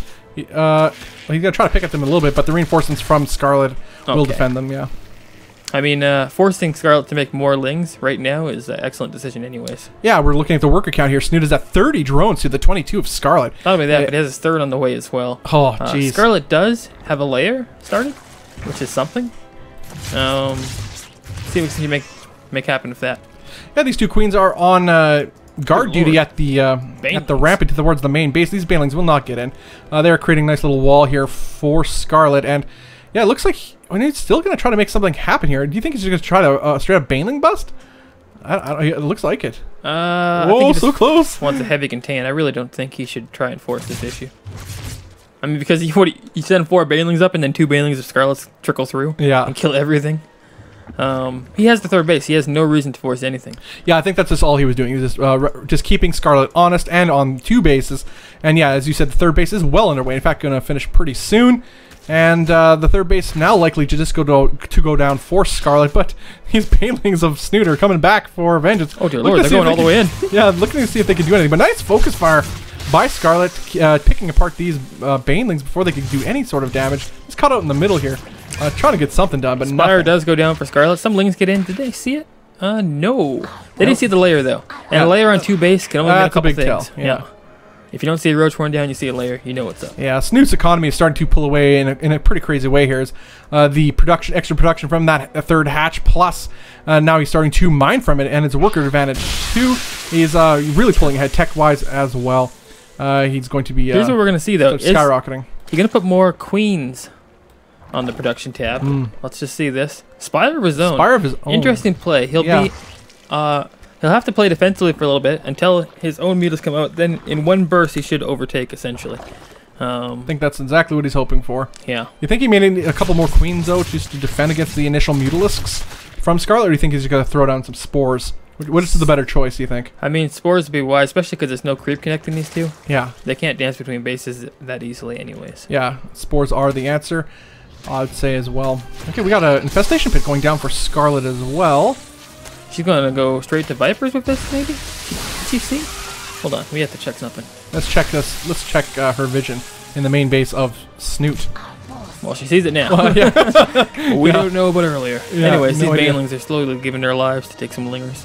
These lings could save them, but maybe they don't want to. Maybe they have a vendetta against their baneling brothers. All right, the third base is almost finished for Scarlett, but it is really late in comparison to the third of Snute. Snute is still quite a bit ahead, but he has stopped droning. The big problem is she hadn't made any... Well, actually, does she have mutas out now? I don't believe she does. No. No. And look at the Snute bank. Look at this gas bank of Snute. And They essentially create on the same time, especially if you consider having it across the map. And Snute's kind of a huge lead. Now, the only saving grace is she did make her infestation pit. She will have fungals available. And she's even researching pathogen glands, like you said. okay. So perhaps a really lucky set of fungals can bring her back in. Maybe she gets a burrow at the same time. Yeah, she's going to rely on the Infester as well as its fungal spell to try to bring her back into this game, as Element did mention. What else can she do to do this, though? With pathogen glands about 3/4 of the way done, these Mutalisks are going to be on top of her very, very shortly. Yeah. I mean, Vipers are the other answer to this, especially if he goes all mutas all day. Yeah, she has no hive on... Well, I mean, she has the possibility Yeah. because she has the infestation pit already. Yes. But it will be far away for sure. Yeah. And Snoop knows he's ahead. No reason to force anything yet, but pick away if the mutas he might. Yeah, he's just going to keep getting map control for himself. As we see that red stream across the minimap here, Lord, Snute is actually looking to maybe even try to kill her right here. Look at this force. It is absolutely massive. There are no spores here. One fungal goes down, but only catching 2 Mutalisks. Oh, wow, but he came back. Why come back? Oh no! A whole bunch do get caught, and the Mutalisks of Scarlett do engage here too. This was the best fight she could have hoped for. Ever, yeah. That went so well. She got a nice Baneling connect to start What out in with. the world is happening? Well, the fourth base, let's keep that in mind, has Hold finished. on. She needs 1 or 2 more of those, and to get her own fourth somehow miraculously down. She does need Call a this fourth game. base, as you did say. The fourth base is complete for Snute, but the Yeah. worker count, she's quite a bit ahead right now. Has been about 10 workers ahead this whole time. That's true. But now, well, again, back to 10 workers ahead. the So- thing that matters here though is gas. That's what matters right now in this game. Yes, absolutely. And so it's great that she has more workers, but until she has more workers mining gas, she's behind. Good point. Yeah, because that natural was taken. The fourth base was taken by Snute just for gas, really. Yeah. Initially, and this will enable his mutant production to keep skyrocketing. The fungals though, of course, as energy units do, keep growing more and more. So it's gonna be harder to get damage done safely with these mutas. And we see him transitioning into a hive of his own, actually, now. Well, All right, they're going to try to swoop into the main base. What is in the main base for Scarlett here? There is a spore or 2. oh, Lord. I don't know if there's enough spores. I managed to get the cancel in the 4th. That is a huge win. A little bit caught off guard there was Scarlett. She's going to try to take it again, but it's going to immediately get canceled. You need to just keep your your infestors here. Park them, hit the park button, and just wait it out. Yeah. So Snoot's going full Ling heavy. That's a little bit surprising move, but at the same time, he's getting the hive. I think he just wants the Ling to cancel his base. I think he's going to go as hard as he can in, cancel this again, and then push for hive tech after that. Hive tech units, that is. Yes. 1/1 upgrades on the way. We got no upgrades other than flyer armor so far for either team. Yeah, look at this gas bank for Snute, too. If he chose to, he could create another 13 Mutalisks. These got in. That was nice. It's really hard to make Lings work against that many infestors, though. So maybe she just want. I think she might want to burn all the energy, or he might want to burn all the energy with these many Lings out. Yeah. Let's check the units tab right now. There's a lot of mutas for Scarlett. In fact, the muta lead right now because of the heavy investment that Snoot's been making into hive tech and Yeah. What is he upgrades. saving his gas for? I guess perhaps he's trying to go for Ultralisks. He got the ultras Yeah. down on the way right now. This Yeah, is going to there be it a is. fight right now. Might even. Oh, there's no energy actually for these infestors. She might have been able to make that work. It's hard though because queens aren't there for her. Yeah, and you're going to be tacking into spores and spines and defensive queens. Is she gonna bane up? No. Just gonna. Scarlett may go not for have a choice though in the matter. Oh yeah, at this but point look she at this has to excellent go. spread again. Perfect positioning by Snute defensively. I mean, he knows what's up here. Hold on, actually, Scarlett's getting a hive of her own. I think this is just a huge ruse, and she's Well, gonna. her queens have joined the The fray. queens are dedicated to this, but she's not. Oh, now she is. Oh, Now nice she fungal is. by Snute right on the bulk of. Oh, but there's no more. Scarlett's Just pull back. Just pull back, Scarlett. Yeah, they can heal themselves or get healed up over time here. They're going to queens- attack into these spores. These queens are pretty much dead, but she should just pull back. Yeah, the queens do get some transfuses off on these Mutalisks, extending their utility against this base, but not a whole lot of damage is getting done. Only a handful of workers dropping to this. Right now, these Lings can come in and actually get massive damage done if they want to. Yeah, because there's not a whole lot here to deal with. These ultras are almost out. Once they are, then it's a problem. Yeah. Do it, Scarlett. Go for it. Yeah, does she even... I don't even know if she has an idea that these Well, she does have a greater way. spire on the way. Ooh, so but, that's but these nice. Ultralisks are on the way. Yeah, she's got to survive the huge incoming Onslaught. attack. Spines might be a good idea. Yeah, she needs some sort of building wall just to create, at least mess up with the AI and the A move of the Ultralisks. Yeah. Interrupt them, make them, force them to go through choke Here's points. something. Chitinous plating wasn't researched early on. He waited. Might have almost probably clicked it and not have enough gas, perhaps. And we'll see if he waits for that to finish before he makes the attack happen, because at that point, it might be too late. Broodlords might already be on the field. Tons of Corruptors are coming out. Yeah, you don't want to attack without Chitinous Chitinous already plating. in play. There's no other anti-air except for the Mutalisk for Snute. Keep this in mind. Yeah, that's a good point. So, a fight too late in the game could spell doom for Snute. Yeah, 5th base on the way for Scarlett amidst all this mayhem. Halfway done is this Chitinous plating. There's a window here that Scarlett can make something happen, perhaps. But I think overall, she's, as you've mentioned, just trying to buy time for Broodlords, which are now morphing in. So as you said, enough time was bought. Well, the thing was, yeah, the window Inadvertently. was Snute had to open that window. Yeah, and yeah, he kept it Snute shut. did the window, I think all that pressure at the front, like we were saying earlier, that she didn't commit to. Yeah, it forced them to make a mistake. Yeah, and that was almost a game change. Well, it was a game-changing mistake. Had this attack hit earlier. Yeah, as good as Ultralisks are with the Broodlings from these Broodlords, that messes things up too. Yeah. They're built like little buildings that bite. They're just hitting you in the face over and over. And there's multitudes of them. Nice spread here by these Mutalisks. Really nice spread. That's not be caught off guard. That's a pro tip right there, guys. And anytime you're using a Mutalist build, just, and you're against a Zerg, don't get caught off guard by a random fungal from a burrowed infestor. Spread them out and then do other things. Really good practice here. But now the engagement looks to happen. The Mutalists are right on a nice little position here, a little choke point.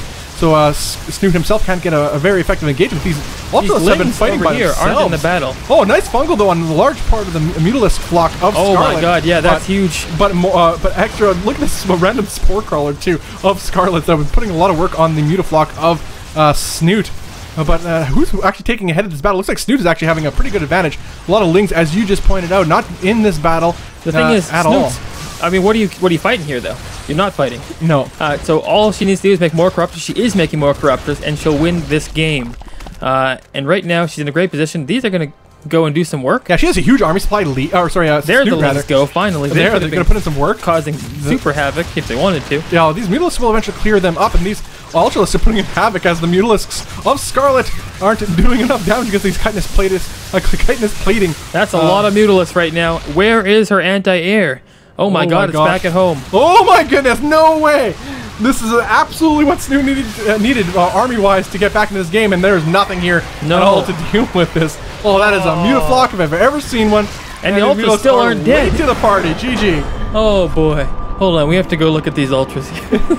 Oh wow, the Ultras, they were not long for this world. The army supply, as you can see, was quite a bit ahead for Snute. Snute was about 134 to the 100 of Scarlett.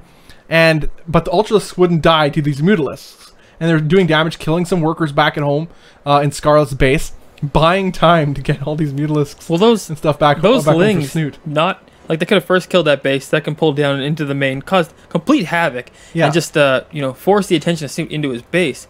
Had those have attacked, they would have completely changed everything, I feel. Yeah. Damn. I mean, well played by Snute there. But Scarlett, I mean, you see these two players so even. That was, no doubt about it. That was even game. But Snute managing to take the advantage there. So that was game number 1 of this best of 3 in the winner's bracket side of things. The winner of this match will go on to the finals and be guaranteed the money and be in the money. First and second place are get paid out here. So $200 for first place, and second place gets $100.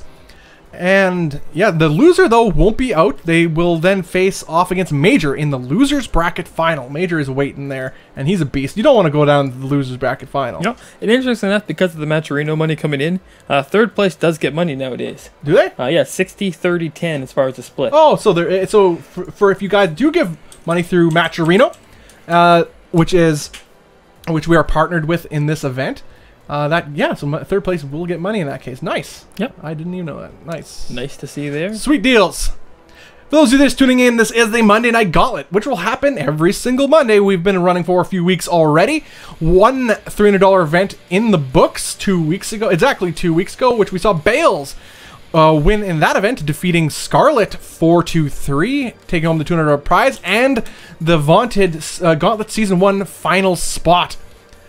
And we see a lot of familiar faces again here. In this event, we had Scarlett, MajOr, Snute, and Neeb. Neeb has been eliminated already. He did have a little bit of a tough time at it, but he fought valiantly. Let's not forget, though, Neeb, I believe, if I am correct, and correct me if I'm wrong, okay, did win Fear Dragons North American, or NA Ladder Heroes, that's right. So he qualified for the main show. He did, yeah, because that was one of the community events.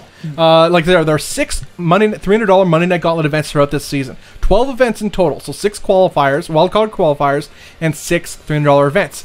Out of the $300 events, the winner is automatically qualified to the $1,000 Gauntlet Season 1 Finals. In that final, 16 players will battle it out. That is in approximately 8 weeks' time, whenever we're finished this season. 16 players will battle out 6 Gauntlet champions and 10 community event champions. So from a variety of online community StarCraft events, including, as Element mentioned, Neeb, who won Fear Dragons event. Which one was it again? It was the NA Ladder Heroes, I'm pretty sure. Yeah, Ladder Heroes. That's exactly what it was. Pretty sweet. So yeah, he does automatically qualify for the $1,000 event at the end of the season. I'm Bobby Austin. With me is Element. We are next to Recall.com. You can check us out there. This event is sponsored by SC2 and the Gauntlet crew. You can follow them on Twitter at Gauntlet SC2 for news, information for future Gauntlet events. Yeah, awesome sauce. Here's what we're gonna do. We're gonna go into another Who Said It before the next game does Game start. 2 will be coming up. Laralac Crest is the map. This one, Who Said It, guys? I believe this one should be easy for everybody. For those of you just tuning in, Who Said It is a community member or player has a quote. We're showing you that quote. Guess who said it in chat. Spam it out until you get banned. Yeah. Make sure Moobot bans you. If Moobot hasn't banned you, you haven't spammed enough. Yeah. And if Moobot does ban you, we apologize. Completely unnecessary. Yeah. Yeah. Shame on you, Moobot. All right, here we go. Who said it? Okay. You drop me nuclear, I destroy, expand. Who said it? What? Who said it? It's a proper quote. This is how it happened. Who said it? Chat'll know. If chat gets this and you don't, I swear. Get out of here. I don't even know. White Raw? Bam! Yeah. White Raw. You got it. There we go. Finally, I got one. Nice. Oh, man. Oh, goodness. Okay, we are ready. It's either White Raw or it's Korean's broken English. I can't tell. So, good old White Raw. Love Papa Raw. Definitely low White Raw. Okay, good ahead into game number 2. Very shortly, we are in the lobby. In fact, the game is now loading up. It is a joy to be here with you guys today. Thank you guys for tuning in. I'd like to see the chat super active too. A whole bunch of people spamming it out in there. Good to see. Man, I love StarCraft, Element. StarCraft's the best game planet Earth. It is awesome to see. I love the North American scene. I love the foreign scene in general. Europe as well. I love all the scenes. So really, I could just say this forever. But I like this group of players. I think they represent some of the absolute best that we've ever seen in foreign StarCraft. And they're all together in one event, in this event, the Monday Night Gauntlet. Again, guys, every single Monday, we are here with an event series. And yeah, we're heading to the map right now. Just some confusion on the map there from the players. Okay. Pretty sure it's right though, so we will jump in. Okay, cool. Awesome sauce. And this is a lot on the line here, as this is the winners final. Snute versus Scarlett. Game 2 coming at you right here. To the southwest side of the map, we have the blue Zerg player. It is Snute. And to the northeast, we have the pink Zerg player hailing from Canada, Scarlett. Fantastic stuff there. Great deal. Great deals. Energy deals. Energy deals! Oh, God. Shout out to Fenner. Oh, boy. Chat does seem to be getting in here. White Raw, some say Damaga, some say definitely some say Ukrainian. MC, 4GG, I MCC. Oh, yes. Some people mad, too. Yeah. You dropped me nuclear. Hell, that's great. Oh, goodness. Good old White Raw. Yeah. Love those things. So let's talk about this game here, Bob. We got an aggressive opener from Liquid Snute, it would seem, and at the same this is time, more like him. and expand from Scarlett. This is a wide open map. At the same time, it's a wide open ramp. I mean, a wide open and long distance map, Yes. especially when you spawn. And they're like cross this. positions, so Yeah. So Snute will take his own base. Doesn't want to put all his eggs into this aggressive basket. Still making gas, or still mining gas, by the way. So likely a Baneling nest to follow, maybe. I bet, man. There you go. It is. Boom. It makes sense. This is more like the Snute I know in his ZVZ matchup. He's very aggressive in this particular matchup. You're up 1. You're on your home server of Europe. You might as well go for it. Yeah. Might as well. Why not? We're seeing very similar builds. In fact, a little bit opposite here, as Scarlett is doing the very similar build to what Snute did previous game, and vice versa. We have Lings streaming across the map for Scarlett to see what she could get done. Although, does she want to? Although she's not doing any, she doesn't have a Baneling herself, does she? Nope, definitely not. Yeah, she's gonna just poke around to see what she could see across her side of the map. She's not trying to be super aggressive with this, as her speed is only just started, and the speed is about to finish for way Snute. later, Yeah, or way earlier. I mean, yeah, and he's got some Lings ready. He's got the trap set. yeah. This is a trap. It's a trap. Oh Yeah, no! don't and run. They're dead. It'll only make it worse. Yeah, don't run. Oh boy. Oh. So right now, panic mode, spying goes down, Baneling nest goes down, queens try to get as good as a wall as they can. Nothing but Lings right now for Scarlett. She needs Lings. Snute, on the other hand, making workers. He knows his hand was shown early. Yeah. Still a powerful hand though. Yeah, he's gonna try to get something done. He might get a queen or two dead here, but as there are no transfuses available for these queens, but instead opting to try to get some workers done. But ultimately not getting a whole lot. You're gonna get a scout more than anything else, but you gotta morph some Banelings. Very bold, but I'm not sure if that's gonna pay off. Bold move, Snute. Yeah, bold move, Snute, but you know, try what you can, and ultimately cleaned up. Well done by Scarlett, creating that wall there too. Really forced Snute's hand. Oh. But there are some sneaky little Banelings here. They are spotted by these queens, and nice reaction time by Scarlett, keeping a watchful eye on her bases. So nothing catches her off guard, and I think Scarlett is in a pretty good position. Although it's not like Snute was all in on this, as you said. His hand was shown pretty early, and he adapted accordingly. Yeah. Scarlett taking a third right now, feigning a little bit of aggression. She won't actually go too far with this, I don't believe. Yeah, especially not with the Banelings here. No. Nothing much. I don't even think she wants to throw these Lings away. Keep them alive. At least keep some semblance of map control to a degree here, as these will add up. At this point in the game, a third's only beneficial if you're using it for gas or additional mining, of course. And if you're making Lings and losing them, and you have to remake them, then this is just a waste, basically. Yeah, both players taking third bases almost at the same time. Well, actually, not quite at the same time, as Scarlett's is about halfway done as I look at the production tab.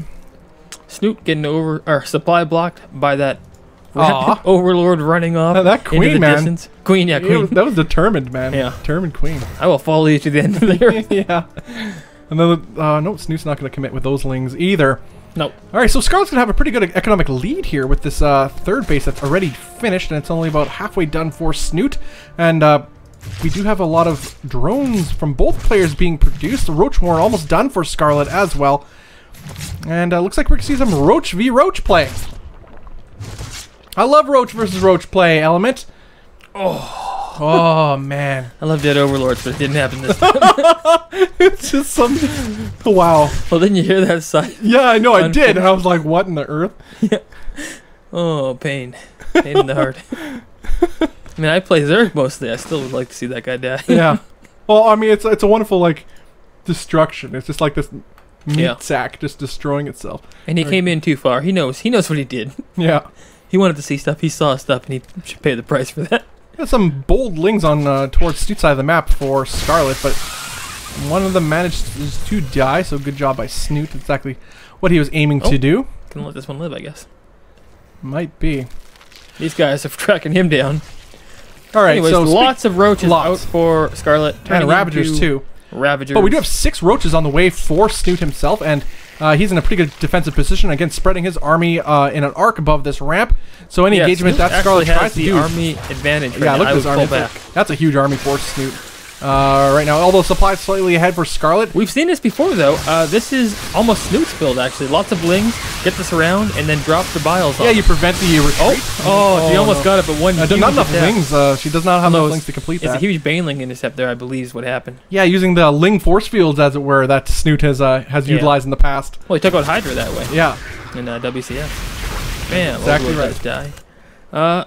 Let's keep in mind that the worker supply is now an advantage for Scarlett, but not that much. Well, actually, the worker supply is quite a bit ahead for Scarlett. It's about 10 worker supplies. Workers Oh yeah, ahead. just jumped up. Oh my god! This guy has no idea. Oh, You even StarCraft, bro? Yeah. This guy doing. Oh wow, a huge economic lead so far by Scarlett. No fourth base in the way yet either, which is a little bit surprising at this stage of the game. I think she's maybe just trying to put on some hurting here, as we see no more workers on the way for Scarlett. I think she's had enough of that. This roach. Let's keep in mind here, the overall supply is almost the same.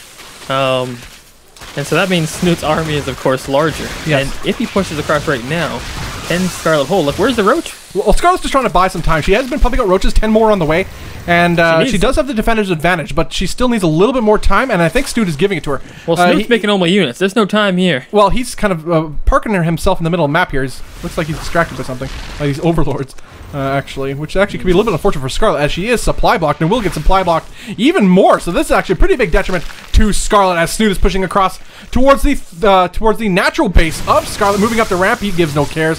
In fact, he does, and he moves away from those corrosive biles, but he moves forward again. Well, army supply ahead for Snute as he's pushing against the Roach Ravager army of Scarlett. Scarlett does not have a lot here. The Banelings come in.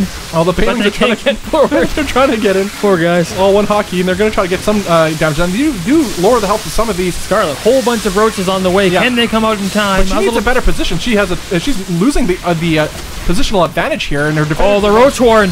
Oh, well, the Roach Warren. Snoot put a bile on it. Snoot can just focus it down, and then that is all for Scarlett. But he's not doing that quite as of yet. But the defender's advantage is still keeping Scarlett alive, forced to pull the drones against these roach ravages. Not something you want to be doing, as they only tickle these roaches.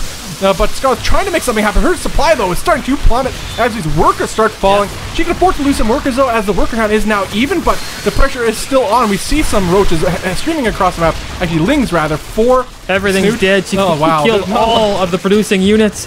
There's not a lot left here for Snute overall, though, so he will pull back for now. Has Scarlett stabilized? The Roach Warren, she lost so many workers, though. Was replicated. Okay, that's weird. And it didn't matter. Except Speed was killed there, I'm pretty sure. I don't think...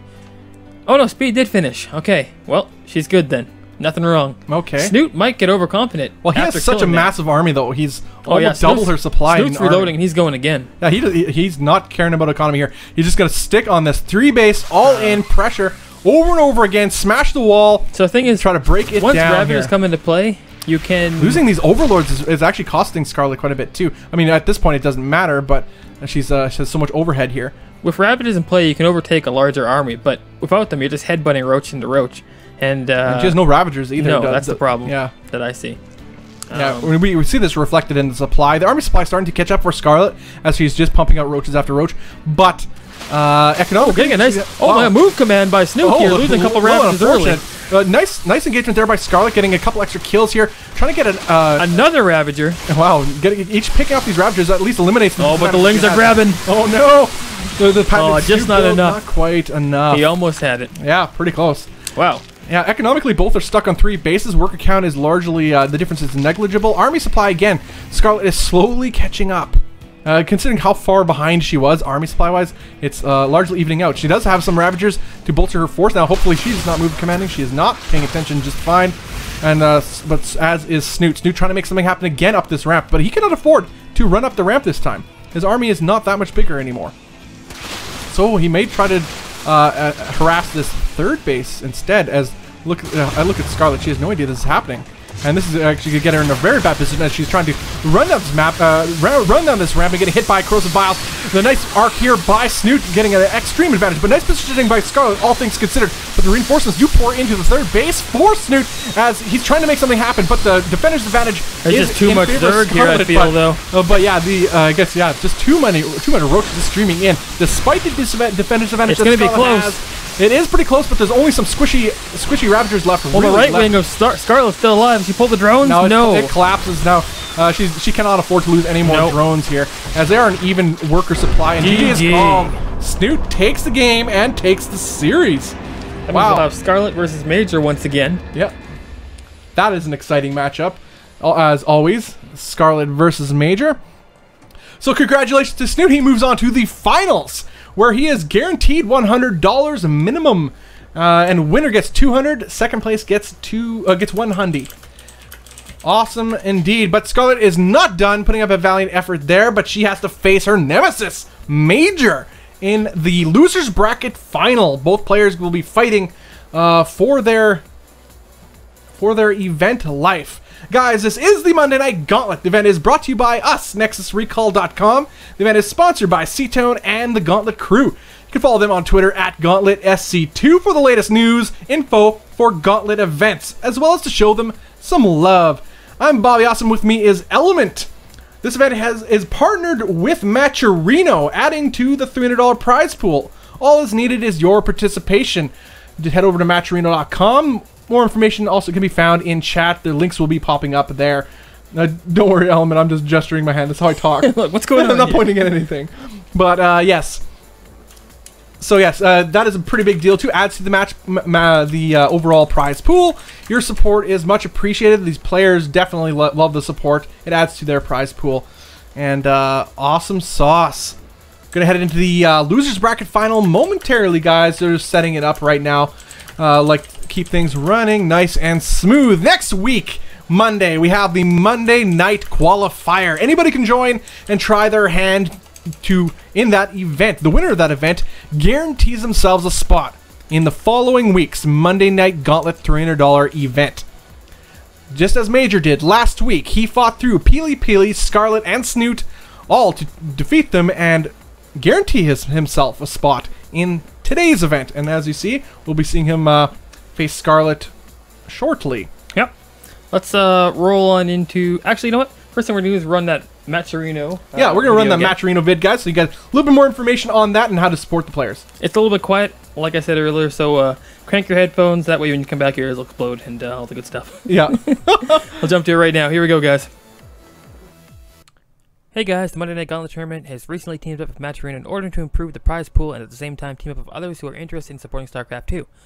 What this means is we now have a page on the Matcherino site for our tournaments, and this allows you to donate to the total prize pool. Everything goes completely to the players, so if you want to increase their prize pool, that's up to you.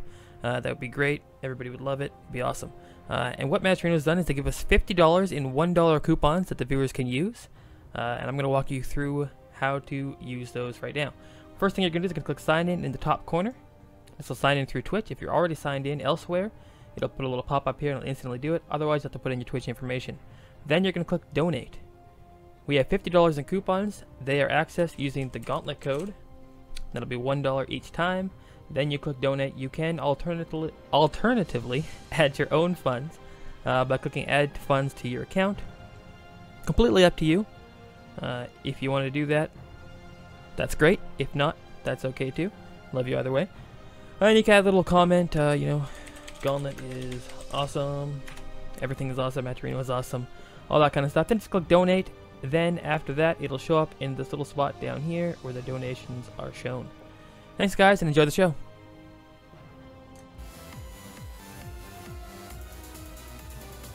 Alright, and we are back.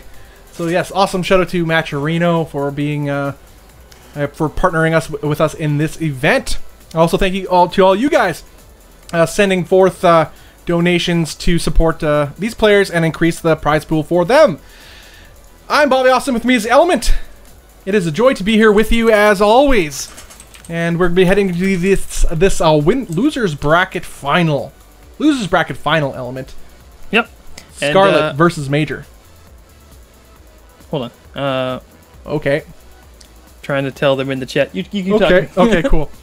All right. Also, keep in mind, guys, all this culminates in the Gauntlet Season 1 Finals.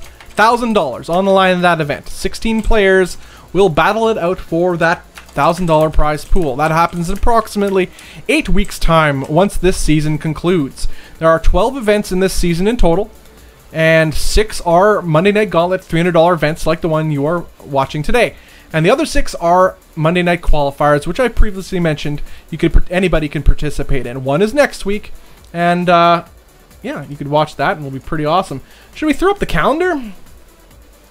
Let's do that. Let's throw up the old calendar just to give you guys a visual. Always helps instead of just words flying at your face. That is not exactly where the calendar starts. Started in the middle, but that's okay. 21st of Monday is that's the Monday Night Qualifier, followed up by the next $300 Monday Night Gauntlet. And those times are subject to change, but that is usually when they run. Sweet. Short and sweet. Exactly. Short and sweet and to the point. Let's get another Who Said It up. I believe that is what we should do. Yeah, man. Who said it? Guys, who said it? Here we go. Who is the one? Hold on, I gotta pick. I gotta pick Alright, my guys, name. in chat, spam away. Who you think said this quote? Who I want. It is a StarCraft pro player or community member, and it is a quote from them. It is your job to guess who said it, and we need you guys. This one looks good. Let's be real. We're gonna be real right here. I don't know which one this is, but I'm going for it. We need you guys to spam your answer in chat, Oh dear Lord. like you've never spammed before. Bob's getting a little too close to the mic. We're gonna do Here we ASMR go. style. Here we go, guys. Who said it? He does have the Mothership Core recall, so he can be stupid for free at least once. That's a wow. Oh man, that sounds sarcastic. Who said it? Who hates Protoss more than any man alive? Well, Idra, but he's not playing StarCraft anymore. Oh man, who else hates Protoss that much? Villo. Or Avalo, sorry. But Idra. So it is Idra. So I guess he made a comment on that. He never played. When did he retire? What? Idra? Yeah. Did he retire in Heart of the Swarm? Definitely Heart of the Swarm. Okay. 2013. Man, yeah. time flies by so much. Time does fly. Didn't sound, yeah, it was definitely an Idra quote. No, you had it, but you didn't say it for sure, so you no, didn't get any points I don't get. there. I get no brownie points for that. This my fail. Tony Man will donate 1K if you do a topless stream, Bobby. Let me get the camera. Camera comes out. Oh, Oh man, Tony Man. He's a big Bobby fan. that's funny. He will for you. He will for you. Unreal. That's good times, though. Thank you guys for participating in the Twitch chat.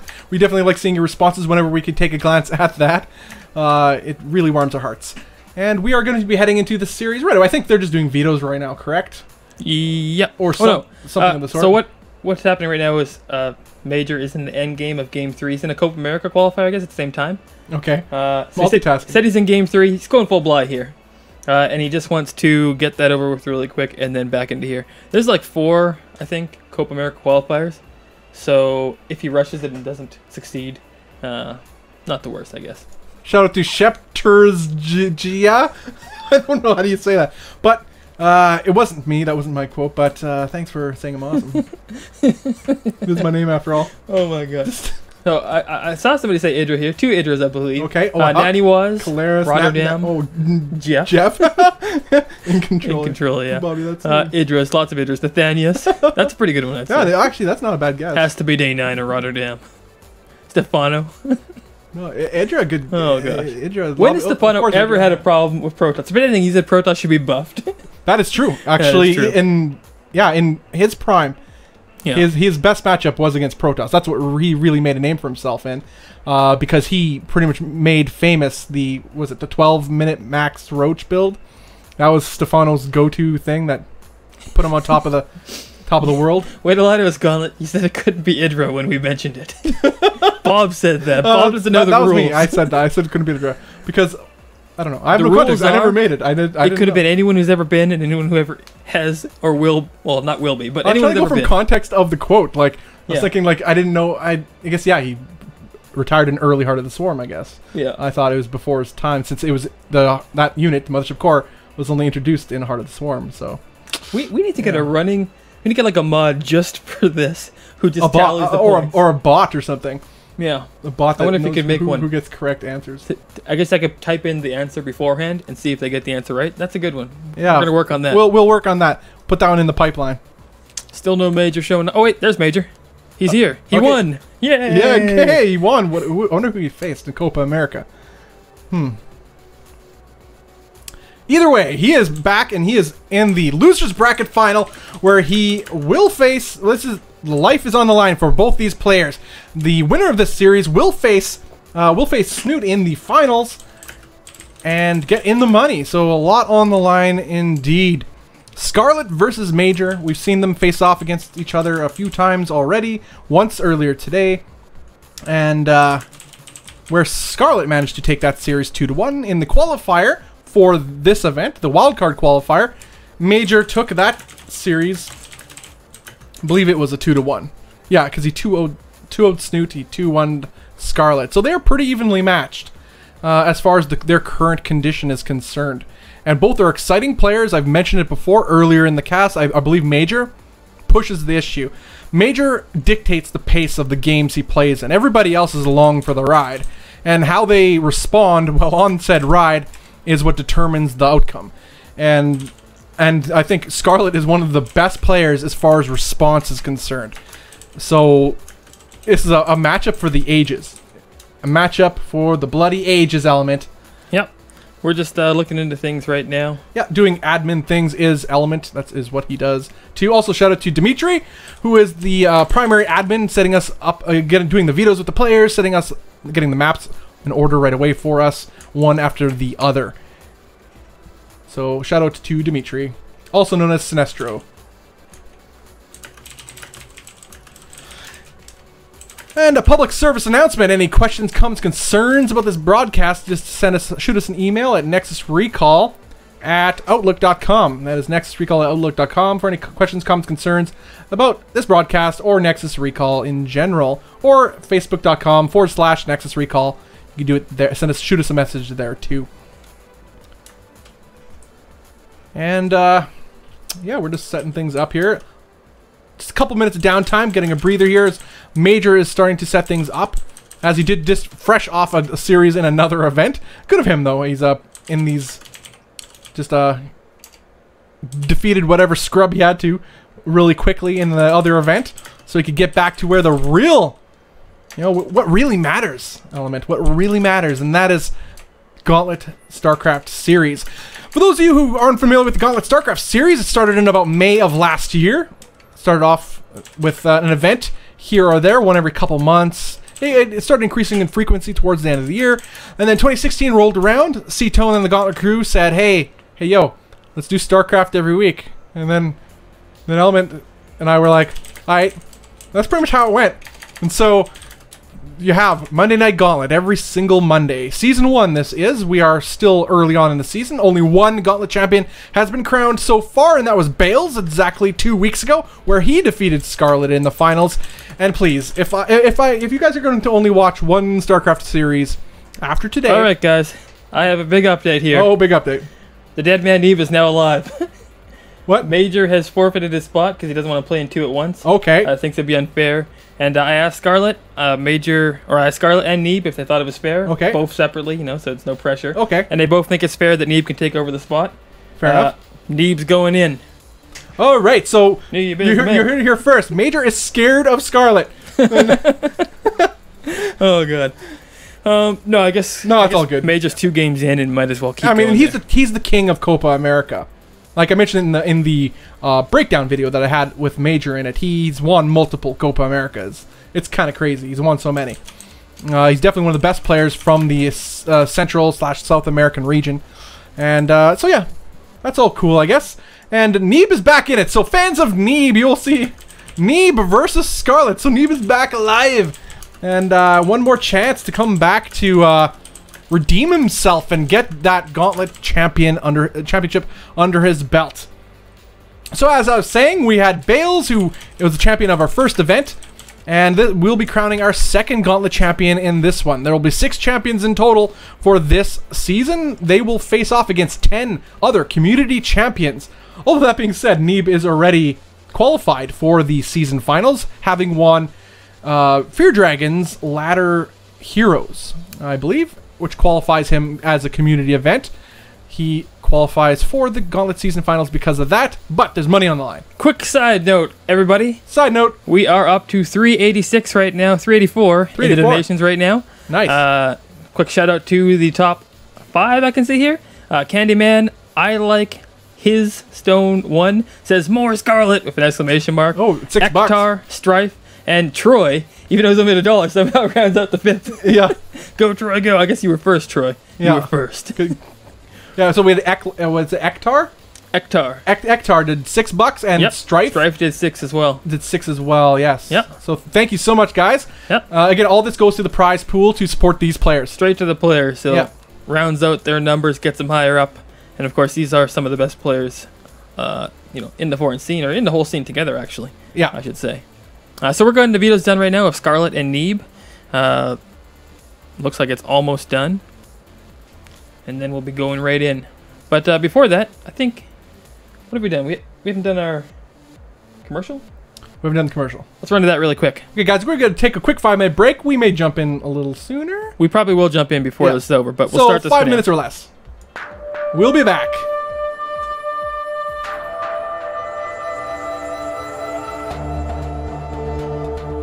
Hey, StarCraft community, we at Nexus Recall need your help. We need replays for episodes of a variety of NXR shows, such as Daily Sodium Intake. If you have replays where a player is raging and really being heavy on the salt, caught on replay. If you strongly suspect the opponent to be using hacks.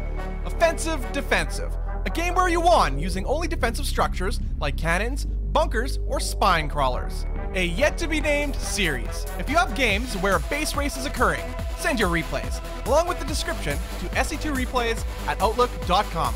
Or even better, head to our Facebook page and message us at facebook.com/Nexus Recall. Hey, your replay could very well end up on a future episode. Don't forget to check us out on Facebook, Twitter, and NexusRecall.com.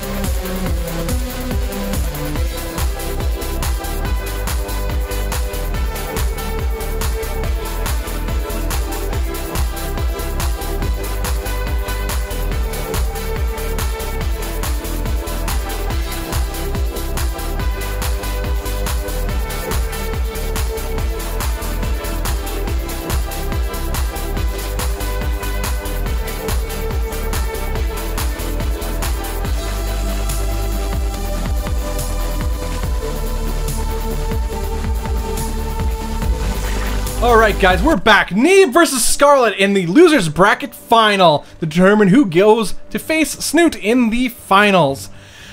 And to the northeast side of the map, we have the pink Zerg player. It is Scarlett. And to the southwest side of the map, we have the zombie Protoss. It is Neeb. The zombie toss. Zomboss. Zotos. Yeah, we all saw how Vibe does that. That was good stuff. Oh, Did you watch that video, that clip? I didn't. What happened? He literally just made an army, never scouting once, and ever at all, and then just A-moved it across the whole map, and then he just walked like a zombie behind his chair. Oh yeah, I did the whole see time, that. and then he won. What am I talking about? Why did I say I didn't see that? Hilarious. Couple things to talk about here, guys. Well, I forgot what I was going to talk about now. Now that we're talking about this zombie thing. Way more interesting. No, Neeb is replacing MajOr, like we said before. MajOr is not in it anymore. As he has Copa America. Yeah, as he's doing Copa America. Before we came into this game, Snute, with a very shocked face, said, "No more MajOr." and of course, Scarlett said instantly, "No, he cheated. He played Terran." All of this is, of course, true. Yeah. Oh, you can always count on Scarlett for a good sarcastic remark. Witty quip. Yeah, a nice quip. But quick 3 hatch going down for Scarlett, as this is a absolutely massive map. He'll take advantage of that size, and and it's gonna pay off for her here. here's the real question: will this happen again? Same spawns. Ooh, you're right. Same gas being She taken, does same like to do third this. hatch. But Neeb's getting a very early scout. But oh wait, this is Snute last time, wasn't it? Let's see if the king can do it. Oh yeah, perhaps. See if the #1 can take this. Oh look, she has a trophy. Oh, congratulations, Scarlett, for winning that trophy. Yeah, you should. Pretty fancy. Should be congratulated for sure. All right, next is about to finish for Neeb, as he's going to get a Twilight Council. Twilight Council, we'll see what that is for, if he chooses to go Blink or with Resonating Glaives for his Adepts. It's a team kill here. Oh yeah, though they're on team hashtag on fire, so you guys know, boy, that's which sad. is a nice little Bly reference. Bly deserves all the things. Yeah, pretty much. Bly is also on said team, I believe, if I'm not mistaken. Yeah, you probably are, but I'll let it fly. Okay, let's see what Scarlett decides to do. This map, she does like to do certain sort of all-ins. Where did my... Yeah, there it is. What do you think, I took it from you? Yeah, you took my overlay. Oh boy. But so Ling Speed's on the way, bunch of Lings being made. What Yeah, that's kind of what I thought. She loves to do this sort of all-in on this map. And she's done it to, I mean, countless players. Every single time she plays this map, I think. Oh god. That we've casted her, she does this. Yeah, and it so just works. why not? So Snute tried it, Snute failed. Let's see if she Snute did fail, but maybe Scarlett has a little bit of soul. You know, Well, the classic parting soul. Here's the thing though, 3 gates were already done, and it wasn't a Twilight Council. It was it was a Stargate. On Resonating Glaives. If Resonating Glaze is complete before this hits, it would be powerful. If. Wow, just look at that mini-map. Yeah, it's as coming. the Zerg is streaming But across. it's seen though, I'm pretty sure. Yeah, I'm reasonably sure Neeb has seen this already. Neeb knows what's up. And as you previously mentioned, this is the same opening he used in this map against Snute, and he defended and crushed Snute, in fact. This is interesting. But this is a little different. Dark Shrine. Wow. He knows that there's no tech. Yeah, because he had here. Stargate before. Remember, he had built also a useless Phoenix that did absolutely nothing. One Archon here even would be huge. But even just... Yeah, if he could even hold on to just a this wall sentry, long actually. enough. Doesn't even need a sentry, just needs to wall it off, really. Yeah. Wow, a secondary... Oh, what? Okay. Yeah, we're sort of seeing Neeb's response as his build initially was a little different. And this is actually going to work out even better for him. Glaives is finishing right now. Wow, did he get a lot of damage from Resonating Glaives. Yeah, Resonating Glaives increases the attack speed of Adepts by 40%. And when they're against the wall left unimpeded, they do terrible, terrible damage versus Lings. This isn't working, but she's continuing to make Lings. Does she have a drop? Yes, she does. Okay, nice. Gonna try some sort of multi-pronged attack here. She's gonna keep Neeb's attention at the front of the base, but a warping does happen in the main base for Neeb, as he is fully prepared for this sort of shenanigans from Scarlett. He has read the Scarlet book, my friends. Yeah, take a pylon, pick back up. The real question is, does he have anywhere to warp in these DTs? Because that's what he wants to get out. Yeah. If you can get one of those across the map, it's pretty much GG. Oh, right at the front, that's where he warps them in. Okay, but they're going to be spotted by these Lings if Scarlett is paying attention. And if we have learned, if history is any indicator, Scarlett is very aware of all places on the map, especially where her units are at. She does not leave things unattended. And she can see the little, there's a warping despite the little warp in the map. with invisible units. +1 melee attack on the way. No spores being made yet. Odd choice. But I mean, even if these are just Archons, right? Archons and Adepts with that Resonating Glaives would be super what could strong counter attack. that right now? Mass Lings aren't going to do it. No, even with the hard +1. countered by just Mass Adepts. Yeah. Never mind Archons in the mix. But a third base could be taken down from Neeb. It is not Neeb style 2 base all in. I hear geese. There are definitely some geese outside. Hopefully they shut up. Oh, little Canadian geese, I bet too. Yeah, they're coming back home. They are. Those jerks. Stay in the United States. Just Yeah, you did your thing down there. okay, so we got 3 DTs. We're moving to take out this third base of Scarlett. Scarlett is completely caught off guard here. So here's the question. How good is her Baneling control? Because this is going to die. But Banelings might be able to save the day. That's about it, really. Yeah, her third base, that's it. Might be able to save the day, but she's going to be still so far behind, even if she defends this somehow. And these DTs are still putting in the work inside the main base. There's 1 spore on the way. Here we have 3 spores actually in total being built, and she manages to defend just in the nick of time here. Only 3 SCVs going. My goodness, 3 drones going down. Neeb has basically let it be known he will not die to this. No. Now his defense at his third base is absolutely unbreakable, and these 3 DTs here are still. Well, you can't really away. see them. They're hiding behind this geyser. No, the geyser hides The them more you pretty zoom out, the less you see. amazing. Yeah, it chat creates a warble of its own. Her chat likes full zoom, so I'll stay zooming for you guys. Her chat. Oh jeez. Now third base going being retaken by Scarlett. Wow, nice, right in the shadow almost of that Overlord too. Very sneaky is Neeb. Yeah, but he has free reign of Scarlett's bases here. He might even be able to force a cancellation yet again at this. No, he decides not to. Wow. He might be able to get the cancellation though. Probably could have, but this is warping in. Risky business. Yeah, Better keep doesn't them want to alive. give away the workers because it'd just be 1 cancel and rape. Oh, but either way, he's actually getting followed and trapped here by these Lings as Scarlett's keeping an eye on them. She's going to keep 1. Where's that Overseer? It's so slow. Keep going, Overseer. What are you doing? You have 1 job. You have 1 job. And now that DT started to kill some Lings, break its way out of this Ling prison. There we go. Now you die like you should. Yeah. Although one more still on the field somewhere. Either way, what can Scarlett do against what Neeb has done so far? So, Neeb has done excellent damage here. He's ahead about 10 worker supply. He's ahead in army supply. His overall supply 131 to the 101 of Scarlett. More DTs here walking into the third base here. Killed the worker going down for the build. To deny the fourth Sad base. times indeed.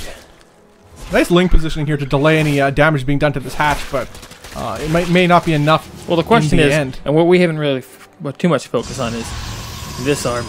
Yeah. Blink, Resonating Glaives, both in there already. Couple Archons would just be super powerful. Yeah, and +1 attack is about to finish for Neeb as well. On top of this, he's sending a dropship. We have a Warp Prism moving across the map ever so slowly towards Scarlett's side of the map to see what damage it can do. Yeah, he usually gets speed for that, but not this time.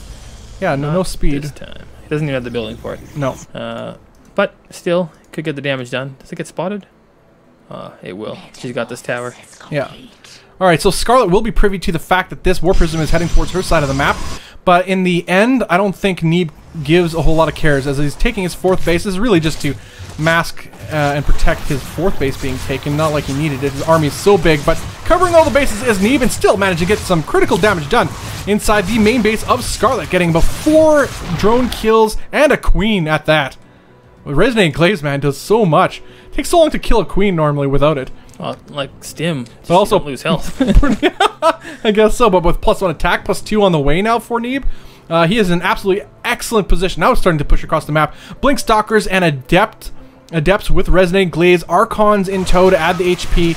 These Adepts is distracting these Lings as the bulk of Neeb's army trudging its way across towards the third base of Scarlett. 1 Stalker. Scarlett immediately evacuates, and this base is completely forfeit. Warp-ins happen at the front line here. Her 4th base has just finished, I believe, or will be finishing soon. But to what end? To what end? She has no army to deal with this. She's almost half the army supply of Neeb. Neeb has excellently positioned, excellent upgrades. Composition is the hardest counter as possible to what Scarlett has. Oh wow, this Infestor gets punched right in the face as soon as it is brought to life. More units, Baneling's actually just morphing in here trying to get something done, but last time I checked they're not so good against Archons and Stalkers, but not so bad against the Adepts, but Force Fields go down immediately Completely irrelevant here. Just trying to move into this army. Some infested Terrans go down from these infestors. As all they can have energy enough to do. But these Archons are not dying, and GG is called. Neeb takes game number 1. Wow. Well played by Neeb. This is a best of 3, so... Back from the dead is Neeb. Yeah, man. Zombie Protoss. Best Protoss. Whew. Yeah. Wow. My goodness. That is pretty good. So there's still another game. There's two potential games. This is the best of 3. Neeb is up 1-0. Scarlett still is in it, though, guys. She is still in it. This is the Monday Night Gauntlet. The event is brought to you by us, NexusRecall.com. The event is sponsored by SC2 and the Gauntlet crew. You can follow them on Twitter at GauntletSC2 for the latest news and info for future Gauntlet events, as well as to show them some support and love. I'm Bobby Awesome. With me is Element, and we are partnered in this event with MajOr, adding to the $300 prize pool. All is needed is your participation. So far, we have... How much do we got going on in the MajOr? That's 385, I believe. Yeah, 385. 385. So, yeah, so a lot of people have been donating in total. That is a pretty big deal. That just adds to the prize pool, support these players, and show them some love. I mean, bigger prize pool for them gives them more reason to keep playing and participating in events such as this. And that is a Circle of Life element. Circle of Life, if I've ever seen one. Yep. All right, second map will be Lairlac Crest. Lairlac Crest. We're seeing a lot of this map recently. I like this map. It's a good map. I mean, there's only one map I don't like, I guess. That's Central Protocol. I don't even hate it. You should. I mean, I used to hate it, but I don't anymore. Once the changes happened, those rocks and such, it's okay. It's alright. Alright, guys, we're going to be heading to the next game very shortly, but are we doing a Who Said It? Let's just find out. I think we're doing a Who Said It, guys. Okay, we're gonna do Who Said It, since you've said it so many times. Literally just looking at your screen. Okay, so... Jump into Who Said It first, then rating the game right after, guys. Alright, guys, in chat, spam your answers. Who said it? Spam it. Moobot bitter, boot shot. Who said it? Whenever you find yourself warping in only stalkers without blink, you know that you're dead. I've heard this one before. Who said it? Who said it? Who said it? Blink, you know that you're dead. Who said it? Who said it? I don't even know. You gotta man. say a name. I don't know. I'm just gonna say In Control, even though it doesn't seem like a quote from him. Artosis. Of course, Artosis has said all the things, though. Yeah, like, you literally say all these quotes are Artosis and get half them right. But I mean, potentially, because he said everything. I recently just rewatched, I'll get that a little bit later. Alright, guys, game 2. Neeb versus Scarlett in the Monday Night Gauntlet $300 event. A lot on the line in this game, as Scarlett is up against the ropes, but can she bring it back? To the north, we have the red Protoss player up 1 game. It is Neeb. And to the south, we have the pink Zerg player hailing from Canuckville, Canada. It is Scarlett. Fantastic stuff. Okay, yes, Artosis. I recently rewatched Artosis, I guess, Nesty, as per Artosis, and how he's the creator of the universe and everything like that. Then it's that video, I forgot who makes it. It was like USA StarCraft or something, YouTube channel. He's released years ago, and it's like it shows pictures of the universe, and it just keeps zooming out until you find out the whole universe is in Nesty's eye. And all the time, all that while, it has like this atmospheric music playing with Artosis quotes. Yeah. It's the best video ever. You have to check it out, guys. Oh boy. On YouTube. So good. If you haven't seen it already. I mean, Nesty, for those of you who don't know, he hasn't been in the scene for quite a long time. Used to be the second best player in StarCraft 2, and the best Zerg in all the land. And he was so good. Legendary, even. It still is. Anyway, so what do we got here for Scarlett? We got a quick 3 hatch build. On a map of this size, not a bad idea, although it's a little bit unfortunate that they're not cross spawns. Let's not forget that this is the same build she's been doing even last game. Yeah, so and on this map it's so good too. Fling speed, maybe a little drop right here and hit from both sides. Never knew. Don't know. Maybe it looks like she's getting that link speed as you mentioned. Yeah. So, but what does Neeb have? Does he have his 3 gates again? 1 gate at front so far. He puts down his tech first, I believe. Oh, yeah, okay. Has another gate right away. He knows. Here it is. I expect a 3rd gate shortly. Either way, he's well prepared. This is the same opening from both players. I think Neeb handled the game 1 absolutely perfectly. Yeah. Couldn't have handled it better. I don't think Scarlett will go all in here, though. Especially not the way the scout's going. It's a weird scout to go all in with. All right, well, maybe she'll just try some drop shenanigans, perhaps. I don't even know if she'll do drop shenanigans. It's just a... Yeah, I don't know. Well, we're about to find out, Element. We're about to find out. Yeah, I mean, it makes more sense when you can drop directly into their main. But it's like, she'll drop down here, and then, you know, there'll be units here anyways, so... Yeah, Neeb's overall a pretty passive player, in Legacy of the Void especially.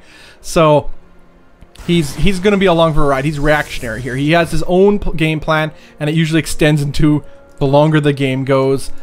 That's what he's relying on. He wants the game to get as late as possible. And I think he's the kind of player that wants to get all the upgrades before he attacks you. Like, most of the time. That's just what his gameplay style seems. He's done it in most of the series we've seen from him in the Gauntlet series so far, and in other events that he's participated in recently. He just sits back, attacks only when you attack him, and plays it safe. And we're seeing that here. He's locked down right now, Element. He's locked down. Stargate is the building of choice. Yeah, build of tech of choice for Neeb is Stargate. What will he choose to do? Traditionally, it'll be Phoenix at this stage of the game for him. We've seen this from him before on this map, I believe. He likes to get the Phoenix, get some map control, kill overlords all around the map, also eliminates any potential drops that happen, and also start to get some worker kills or even queen kills. Especially on a map this size, they traverse so quickly. There's a huge advantage to getting Phoenix on this So map. here's the thing. Roach Horn on the way. Gas isn't being spent anywhere else, but is building up. What do you think's coming? Well, it's going to be Ravagers, man. I mean, even just a large Roach push would be nice. Well, it's going to be Roach Ravagers. On this map, you got to do Ravagers, too. I think, and that's also a very popular choice on this map, as she has not chosen to do She only has 3 any all-in. gases, But we got Adepts here floating their way across the map to see what damage they can do. Yeah. Likely try to... I think it's just going to be a huge, large Roach push. I don't think there's going to be any Ravagers made, to be honest. Well, perhaps too. We'll see. At least he's just trying to really to focus. There's nothing down. I mean, there's a couple drones. Yeah, right now he's just trying to focus on Scarlett building more units that she doesn't want to, so she doesn't start droning like crazy. And that's exactly what's happening. She's still droning behind this, but she's also building more units too. Maybe perhaps a couple more than she wanted to. All that being said, she's actually handled this really well, only losing 2 drones so far. Well, it's nice that there's so many Roaches already coming. Yeah, because she had initially planned for a swell of Roaches defensively, which is actually pretty good practice anyway against Protoss or Terran. As we've seen a lot of early pushes from Terran off 2 bases recently. I gotta thank Polt for that. So there's 11 Roaches out right now, and it's nice that there's a couple Phoenix, but other than that, not much back at home. And how many gates? 3 gates. Oh, 2 double Stargate though, and double pumping out those Phoenix, really looking to solidify map control and air control here is Neeb, and he can run free reign here, killing as many overlords as he feels fit. But as you mentioned too, there's a lot of punching power on the ground here for Scarlett. If she chooses to walk across to Neeb's side of the map, she could do some terrible damage. Yeah, and it's just more Roaches in production. Queens as well. Roaches and Queens are the answer of choice for Scarlett. Yeah, Robotic Facility is just finished though, so we're likely to see some Immortals on the way for Neeb, at least defensively, for defensive purposes, while he maintains map control with his Phoenix. But now he's forced back home here. He's going to pick off 1 Ravager, maybe a Queen here. Actually, he's a little bit indecisive, getting a little bit of an ineffective lifts here, but going to pick off most of these Queens and force a disengagement from Scarlett. And you know, if she takes all the Queens... Yeah, take a lot of... Then you have no anti-air, but no like, you know, anti-air just at all. keep going anyways. It's true, but... double photon overcharge. And the force field. Yeah, you don't want to attack into that. And that's why I totally thought she'd disengage anyway, and she does, ultimately, losing a couple extra Roaches that she did not need to. Supplies are largely even. Army supply ahead for Scarlett, but the worker count is slightly ahead for Neeb. So an excellent position to be in for our American Protoss player. I mean, she's not making any more workers. She's definitely making Queens and Roaches. And there's nothing to deal with these Phoenix. They're pretty low in energy, though, so their lifting powers are going to be a little more nullified in this case. I mean, it's really hard to attack into double photon overcharge with 2 force fields, though, too. Yeah, half your army is just going to evaporate. Because of her creep. Especially with Photon Overcharge, which has recently changed. It is more powerful, lasts longer, but costs double the energy. And an Immortal is there, too. That packs a lot of punch against this composition, but there we go. There are the Ravagers. You cannot have a push like this on a map like this without Ravagers. You need to bust through force fields and walls and focus down any sort of structures such as these pylons with the corrosive bile ability of these Ravagers, as we're seeing right here. Whoa. And that's exactly what she needs to do to break down the wall. And but she's still going to press the issue in this choke point. I feel like an Overseer up here. Although I don't even know if there's Yeah, she can break. There she goes. She's gonna break through the front door. There's Yeah, absolutely there's nothing here. Although quick to move is Neeb's army, so he gets wow, in these position pylons pretty well. powering a lot of stuff. Artosis was in the quotes. Was he in the game too? Oh god. It's like Inception, Artosis Inception. He's in the game as well. Although there was a lot of pylons there, but really well focused down by Scarlett, at least eliminating some of the production for Neeb. A little bit more annoying than anything, as Scarlett did not decide to push the issue. These Phoenix are keeping tabs of this army, largely of where Scarlett is, so Neeb is not going to be caught by surprise too much here. And managed to pick off a couple. No, whip transfuses, nothing died there. Yeah, the transfuses were good. The transfuses were real. Still no fourth. Ah, yes, finally! Element! Disruptor! What? Oh, dude. Oh, thank gosh. Thank you, Neeb. Warp prism speed. It seems like forever. Just thank you for building Disruptor. Yeah. Oh, wow. Oh, my god. Body shot. Oh, man. 6 split, though. Yeah, pretty nice. Still managed to get some kills there, but I think that's totally worth it. And it could have been a whole lot worse. Again, focusing down those pylons is Scarlett. Epic force fields separating the queens the force fields from the bulk of the army. The force fields will be evaporated right away, though, by the corrosive vials of Scarlett's Ravagers, but that is a lot of firepower on the top of this ramp for Neeb, as these Immortals are putting in the work against this heavily armored force from Scarlett. This is not a fight she needs to take. She does not need to take this fight at all. And it's such an awkward, no creep here at all, either for support. Oh god, there's another shot ready. Oh wow. And these queens are not long for this world, as Neeb is giving chase to the large portion of Scarlett's army. Scarlett, though, is designed to circumvent it altogether and run towards the third base. But at what cost? She's sacrificing her whole army to do this here. But nice forcing Neeb's army to hesitate a little bit with the corrosive vials. But she's not going to take down any of this. This base is still going to live. Whoa, wow, huge hits with the Disruptor shot. And more corrosive vials do go down on these Immortals, but the Immortals live.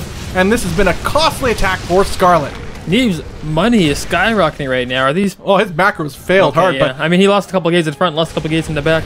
But there's just no army left for Scarlett. What is this? A couple of roaches, a couple of Ravages? It's not enough. No, it was an attack she did not need to take, one could say, but maybe she felt that she had to in her at that current point, position. I kept on highlighting no third or no fourth was down. Yeah, no layer was reached. She had to get damage done. Maybe she thought she took too much damage from those Phoenix initially and had to make something happen. And knowing that the Phoenix largely wouldn't be aiding in the DPS of his army, but her angle wasn't very good, and to get in position was hard with no creep. And now Neeb here is trying to end Scarlett's tournament life here, right now, as his Disruptors are moving in, and GG! Neeb takes the game and takes the series and moves on into the Monday Night Gauntlet Finals. Neeb versus Snute. Neeb versus Snute in the finals coming up shortly. A little big shout out to Scarlett for putting up a valiant effort, but fell short just again. Oh man, so close. She participates in these gauntlet events, but that's the second in a row. But this time she didn't even make it to the finals though, so that's pretty rough. But Zombie Neeb, good Neeb, man. Zombie Neeb, best Neeb. Hashtag that one. So, yes, guys, this is the Monday Night Gauntlet. The event is brought to you by us, NexusRecall.com. The event is sponsored by C-Tone and the Gauntlet crew. You can follow them on Twitter. We all know you have Twitter. Don't you fool me. You all have it. And so head over to Twitter and follow @Gauntlet SC2. You get the latest news, information on Gauntlet events, and what is happening in the future for Gauntlet events, when we're airing, when we're going live, when the open qualifiers are happening, such as next week's Monday Night Qualifier. Anybody can join and try their hand and the run through the gauntlet to make it through the Monday Qualifier, get the wildcard spot to guarantee a spot in the next week's Monday Night Gauntlet $300 event. Also, we are partnered with this event with MajOr, adding to the $300 prize pool. All is needed is your participation. And you can find that out at MajOr.com. There'll also be information in chat for you, floating up periodically. And so you could, just by donating, you support the players playing in this series. And increases the overall prize pool for them. And that goes a long way. That cannot be underestimated. That goes a long way for these players. And it encourages them to participate in these events more often. And, I mean, in the end, it's better for them in the scene. And so thank you guys so much for those who have donated so far, and for those who will yet. So yes, I'm Bobby Awesome. With me is Element, and it is a joy to be here with you guys today. We're heading to the finals. The finals is a best of 7. A lot on the line, but both are in the money. $200 to first place and $100 for second place. That's crazy. So Snute versus Neeb. Neeb coming out from the brink of defeat. I mean, he was out. He had lost his matches earlier today. But because MajOr, for those of you who may not know, MajOr had to pull out of the event. He was to face Scarlett in this previous series, but due to Copa America overrunning this event, he ended up going with Copa America. He took the easier route, obviously. So just a bunch of scrubs, I'm sure, or something. In the Copa America, took that one, and he's a king of Copa America.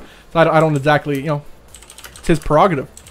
But the present we got from that was the revival of Zombie Neeb, and Zombie Neeb kind of made his way through Scarlett like nothing. He kind of steamrolled. There you go. He kind of steamrolled. Yeah, paper too. Okay, Scarlett. There, in a pretty straightforward fashion. Although it was excellent play. I can't just say steamroll. That's doing disservice to both players. I take that back. It was excellent play by both players. Scarlett tried to steamroll him, but he defended well. His responses were perfect. His builds were on point, and we saw the result of that there. So again, also thanks to MajOr for participating in the event. He had qualified from last week's Monday Night Qualifier, which you can too in the next week's Monday Night Qualifier. Yes, we'll be heading to this Best of 7 series very shortly.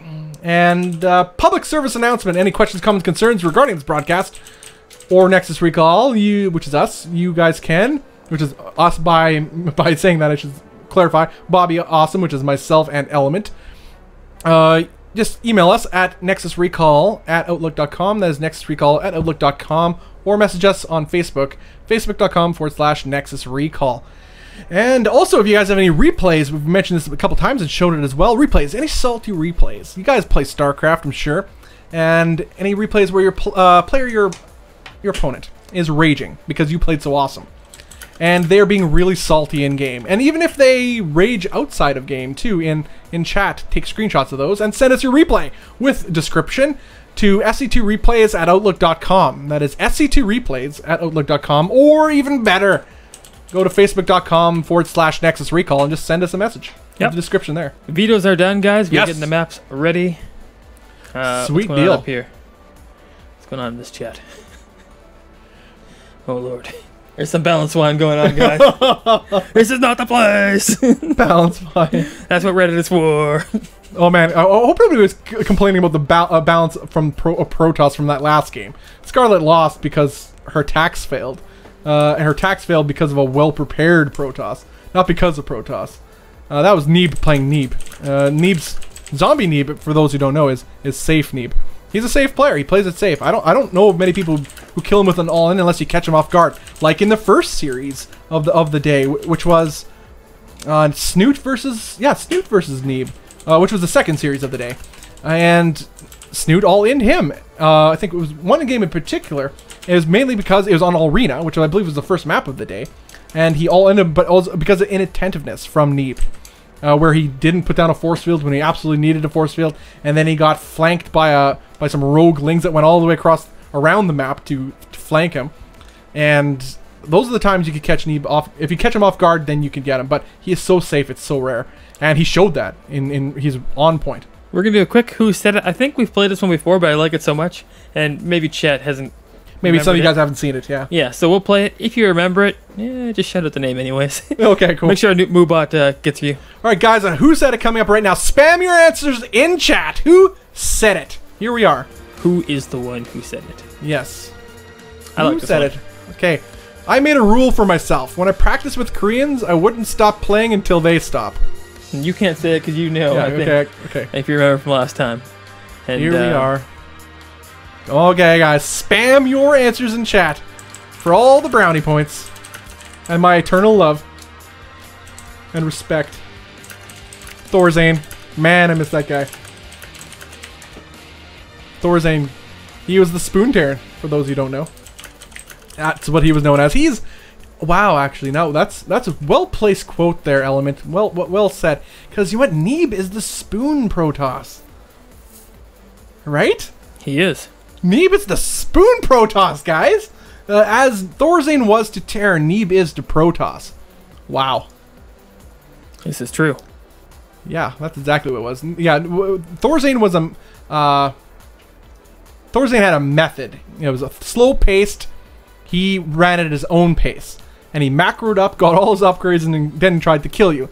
He wasn't an all-inner. He wasn't a cheeser. He wasn't even highly aggressive. He just played StarCraft, like as if you were playing against a computer or something, and you're just minding your own business. And then if they attack you, you swat them away, and you just keep doing your upgrades, keep taking your expansions. That's how Thorzing played StarCraft, and that's how Neeb is playing Legacy of the Void right now too. Just minding his own business, and then eventually just beats you. That's pretty cool stuff. All right. Looks like we're in the lobby for game number 1 of this best of 7 for the Monday Night Gauntlet. This is the finals. Neeb versus Snute, a PVZ. Really stoked to see how this is going to turn out. It's going to be an epic one too. I mean, obviously, Snute is the favorite. Snute is arguably the best foreigner in the StarCraft 2 scene today. I'd say Neeb himself is the best North American player. We are loading in, guys. A lot of them didn't know who it was. TLO, Avalo, Huck, I haven't seen the right name yet. Little Bo, definitely Little Bo. Some of your answers are hilarious. This George Washington. I swear to the Holy Mother of Sandwiches that there was you, Bobby. Oh boy. The Holy Mother of Sandwiches. That's great. Oh god. Oh, that is funny. That's Shepter's Gia. Again. I don't know, I'm just gonna call you Shep. Good old Shep. That's hilarious. No, it wasn't me this time anyway. I could get some quotes of me too. I say a lot of stupid things. Nobody would ever know it because you wouldn't have heard me say it unless you actually watched one of our streams here. But nobody knows me. Exactly, because nobody knows me. Oh boy, sad. Feels bad, man. Okay, we're going into the game now, guys. Oh wait, I have the wrong. Okay, well, it's the wrong player pane, that's for sure. Oh, you hit the wrong one. Yeah. That's okay. Well, Neeb versus not Scarlett. It is Snute, though. To the south, we have... Hold on. Never mind. Here we go. Okay, so Snute versus Neeb. Game 1 of this best of 7 in the finals of the Monday Night Gauntlet. $300 on the line, $200 for first place, $100 for second place, plus all your generous donations from MajOr as well.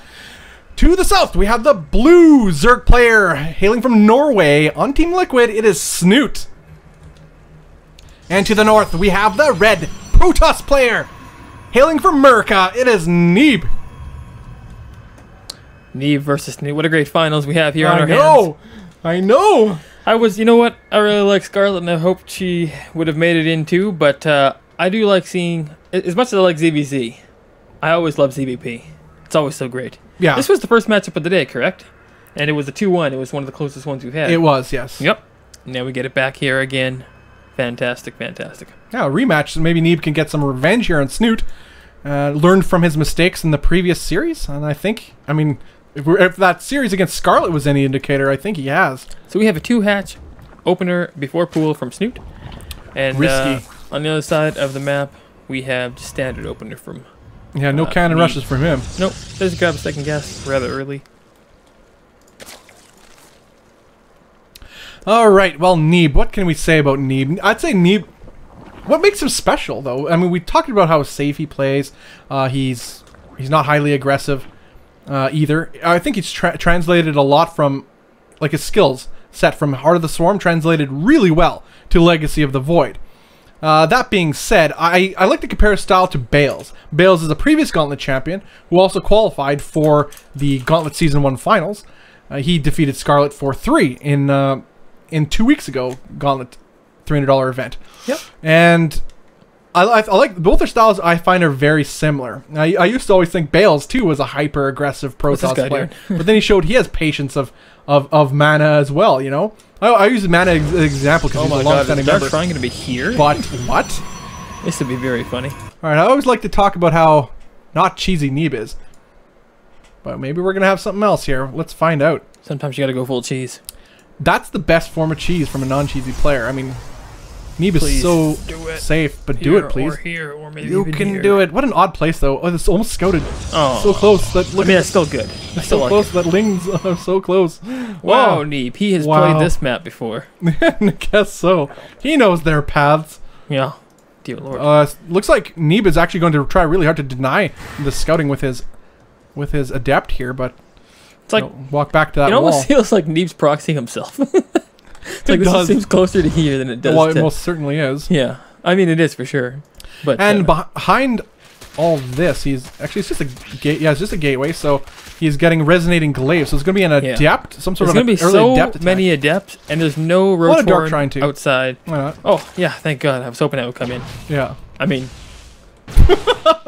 you know. Oh, why not? Because go I love Protoss. seeing DTs. You never know what happens. It shakes things up. Yeah. But now that's an interesting position, though. So far away, and I'm assuming he's going to use that, obviously, to do some warp-ins. Yeah, oh, definitely. But But the thing is, like, he can just make so many adepts. How many gateways do we have going on here?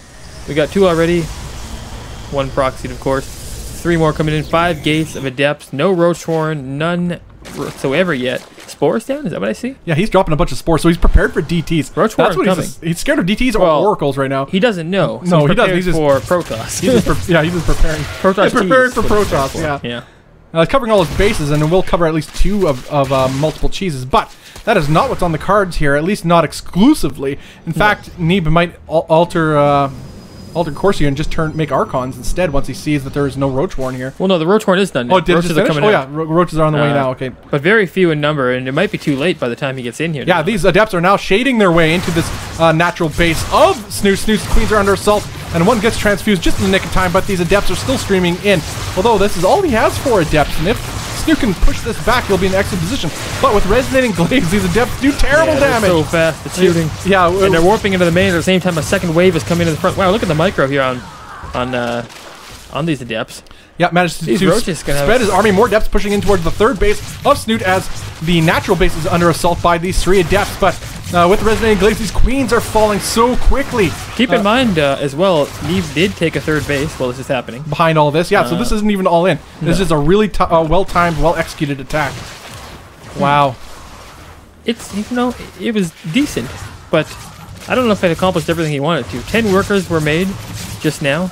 6 more of those still producing. Yeah. At the end of the day, I still like Snute's position. Yeah, Snute does have the 3rd base. 10 drones did go down, but Snute is ahead slightly still in the worker count. Although I think we got a double Stargate. I think tech-wise, I don't mind what I see from Neeb here. Yeah, we have double Stargate coming as a follow-up with his +1 air attack, so he's going to commit to his air. I wonder if he's just going to go with Void Rays, you think? I still think he'd do Phoenix. Yeah, just like he did against I think so Scarlett. too, considering all we saw really was Lings with some half-hearted Roaches. Mutalisk follow-up is very likely in this case, especially from what he's seen so far. I mean, he has these Adepts running around the main base. Not a whole lot is hidden to him. No, But the drone kill, the drone kill count racking up, evening out the worker count yet again for Neeb. That's exactly what he needed. This 4th base is looking to be taken very shortly. Okay. Well, I think we get it there. Element. Do it. All right. Well, that was suspenseful. Yeah, DTs come shut us down if they felt they should he choose to do so. Yeah, but you know they're nice DTs. Benevolent. Phoenix and Mass are on the way. +1 air attack, right? That's what that is. Yeah. Yes. +1. So don't ever really see that unless you're in customs or 3v3s and you feel like going straight for it. Mass Void Rays or something. That's what I thought perhaps it would be Void Ray, but yeah, Phoenix. And this is going to be a pretty hard counter to the air composition that Snute himself is building, although it has Corruptors on the field, as he has seen that Phoenixes are being made too. So he's preparing for this quite well, is Snute himself, despite having will have an upgraded disadvantage to the Air Force of Neeb. They're going to free reign on these retreating overlords too, as Adepts are starting to run into the main base of Snute and going to split the army of Snute all over the place here. But a lot of Corruptors still are quite out a lot now. of Roaches on the field. We'll push these back. Yeah, Corruptors are pretty good, and there's no range upgrade yet for these Phoenix. I imagine that would be on the docket for him. But more worker kill count going in here. That's excellent. A little bit of distraction play here with these Phoenix, but he doesn't want to keep losing these Phoenix to these Corruptors. As even with plus on attack, these Corruptors can tank so much damage versus these Phoenix. Double Robo comes into play now. Probably gonna see. Is it on the way? Anything building it yet? No, not. Oh, his robotics. I guess. Sorry. Mortals being built. And observers too. But all that being said, though, let's keep in mind he killed an additional 6 or so drones in this initial attack, and that's what he wanted to do. We're seeing that reflected in the worker supply. Yeah, he just got more even raised there. Just more, and he's getting the utility out of these Phoenix is absolutely astounding, all things considered. They're going to try to focus down at least one of these Adepts with a nice micro. Well, but they have the +1 attack, so they can actually still kind of fight with. Well, I'm saying even with the plus on attack, the Corruptors tank so much. Yeah. He with the numbers of Corruptors that are there, he can't really stick around. No. That's what he's doing. But He's he can picking fight apart off what any he can. strays for sure. Yeah, absolutely. And anything he picks up dies pretty quick too. Now, Worker Supply still slightly ahead for Neeb. Again, thanks to his early harass that he managed to do. A whole lot of Zealots. That is an interesting choice, I guess, to deal with any sort of Well, it's going to be a Ling run bys.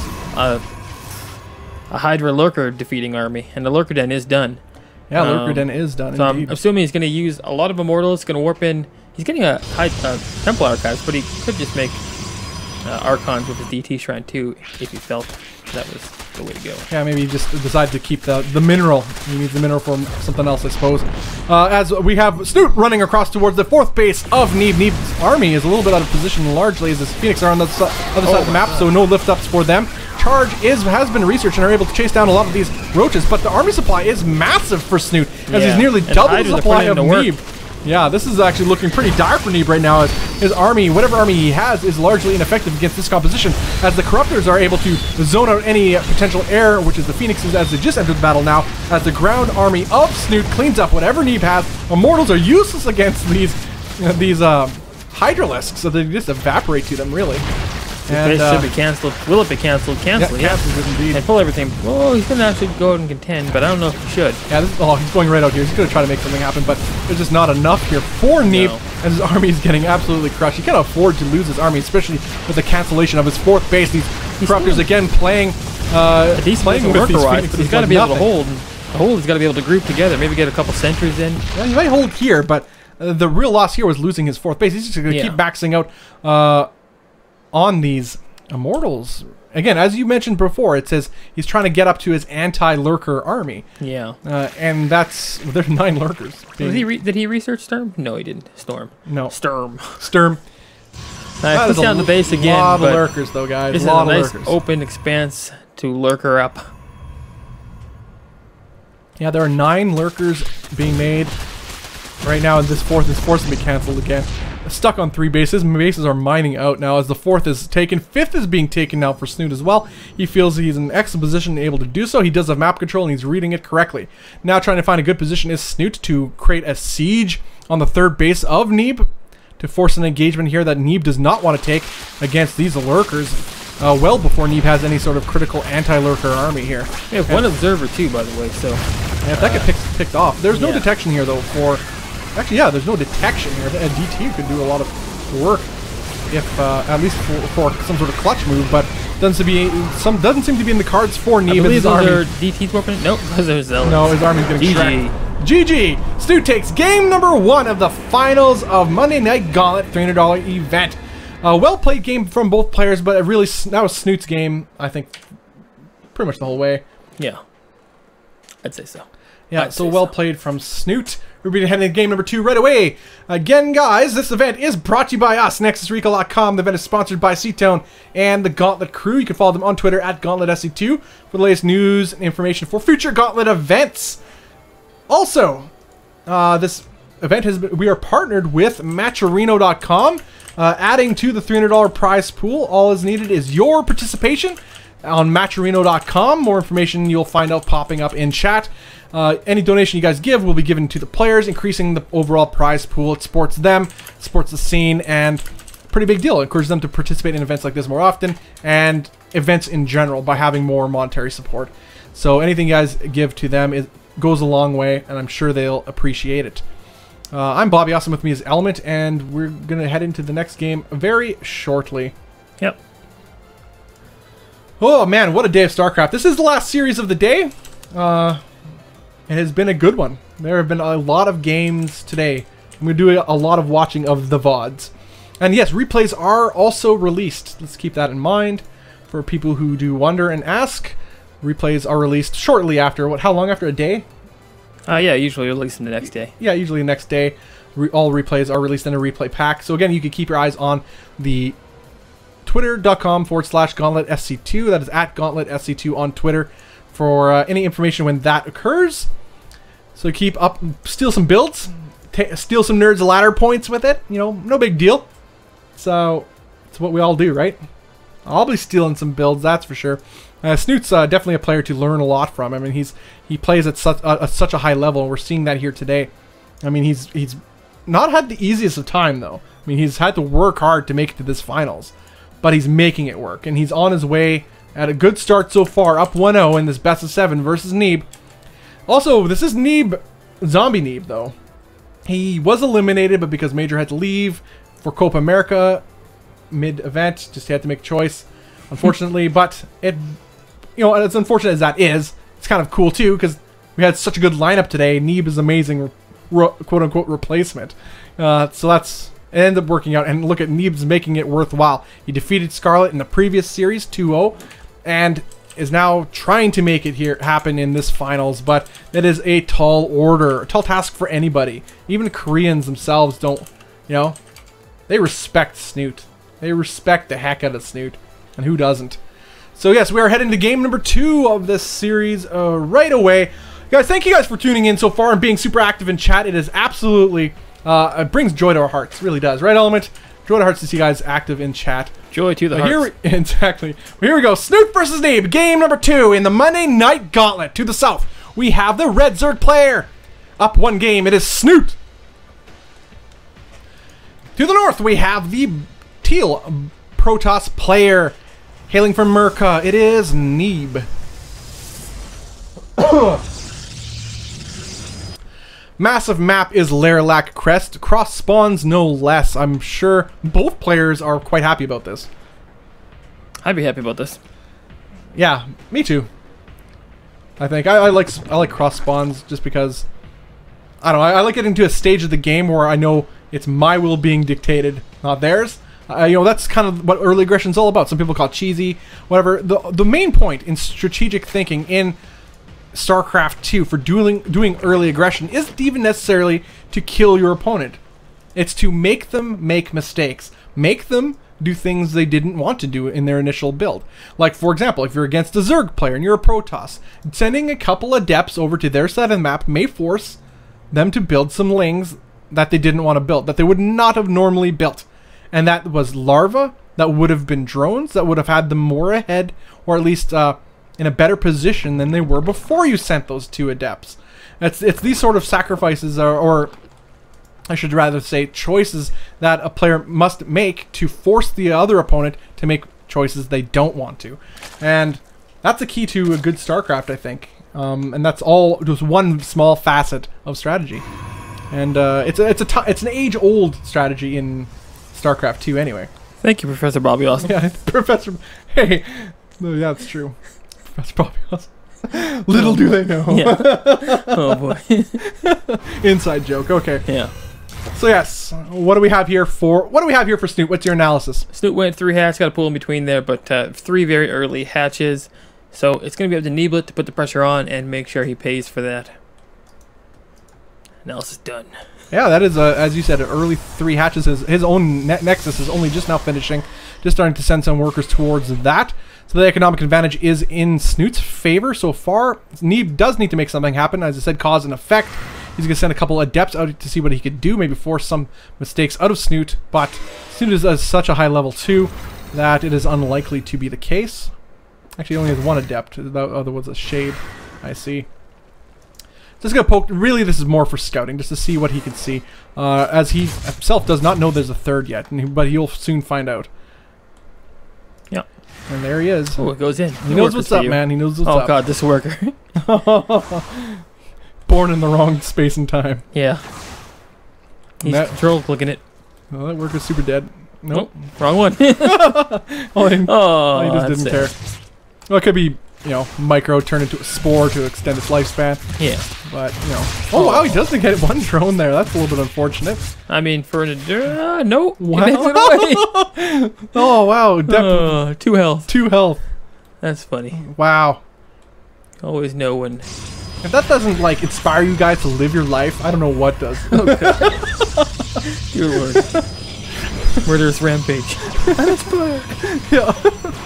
I'm gonna go kill drones too. Yeah, my life changed when I watched Monday Night Gauntlet. Yeah. Alright, so creep spread is starting to, just to begin for Snute. Creep spread super important, especially on a large map such as this. Zerg play, if you're doing Roach Lurker play, Roach Hydra Lurker play rather.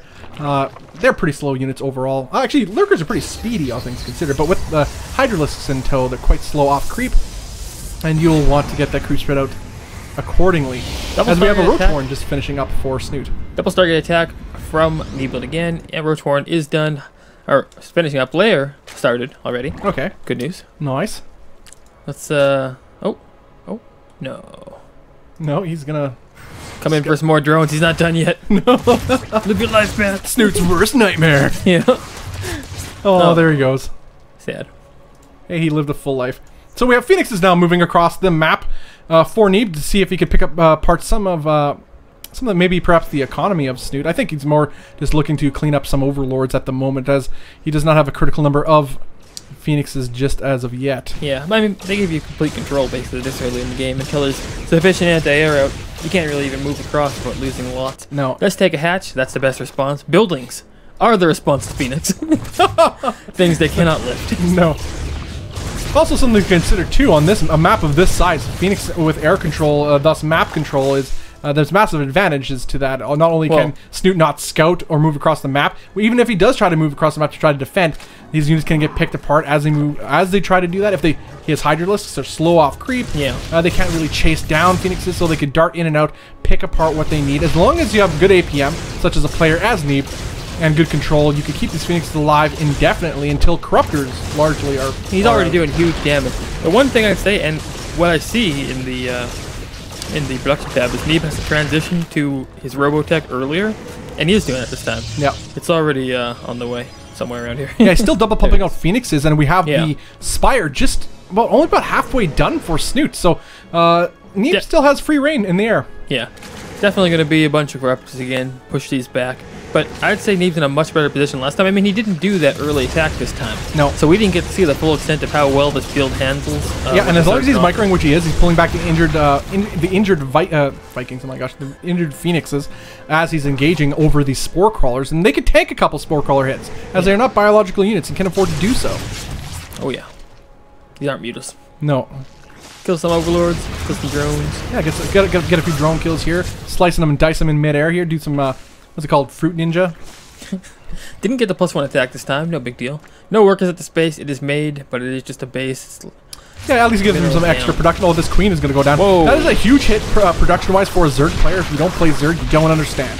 Yeah. It is a hard knock life when your queen starts dying. Talk about Hydras, 18 of them on the way. Speed, +1 attack. I guess he's going to push for this. I mean, he hasn't really set himself any other choices. I guess he just finished... Oh, he's going to get Pathogen Glands. That might be a good choice. At least worker count-wise, Snute is still in an excellent position, but I would say Neeb is in a healthy position at about approximately 70 probes, which is pretty good for a Protoss player at this stage of the game. You don't want terribly much more than that, especially for what he is planning to do. Yeah. He still has to be pretty careful with these Phoenix. I don't want to get them picked apart too much, but he's managing to take out at least some of the gas mining drones, which is a pretty big deal for a Zerg player that's trying to tech up here. Yeah, I don't know. It feels like Neeb has been setting the pace this entire game. You never want to be in a position, especially in this pro match like this, where you don't have any say in the matter. It's kind of just you reacting to him the whole way. Yeah, Phoenixes, once they get that critical number and you haven't properly respected them or prepared for them accordingly in your initial part of your build, you're going to be so far behind and you're stuck in your base. Like, look at the creep spread has suffered largely because of it too, because he can't send queens out to the middle of the map to put out down more creep tumors. Even the Lings get killed. He also Hive on the way, by the way. Hive is on the way, yes. Yep.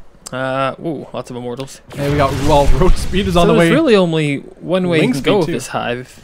Can't be ultras. Can't be ultras. Don't do it. No, he's going with range going with range attack. So it looks like he's sticking with Roach, Hydra, maybe even into lurkers. Gonna get a couple Vipers, probably to deal with these.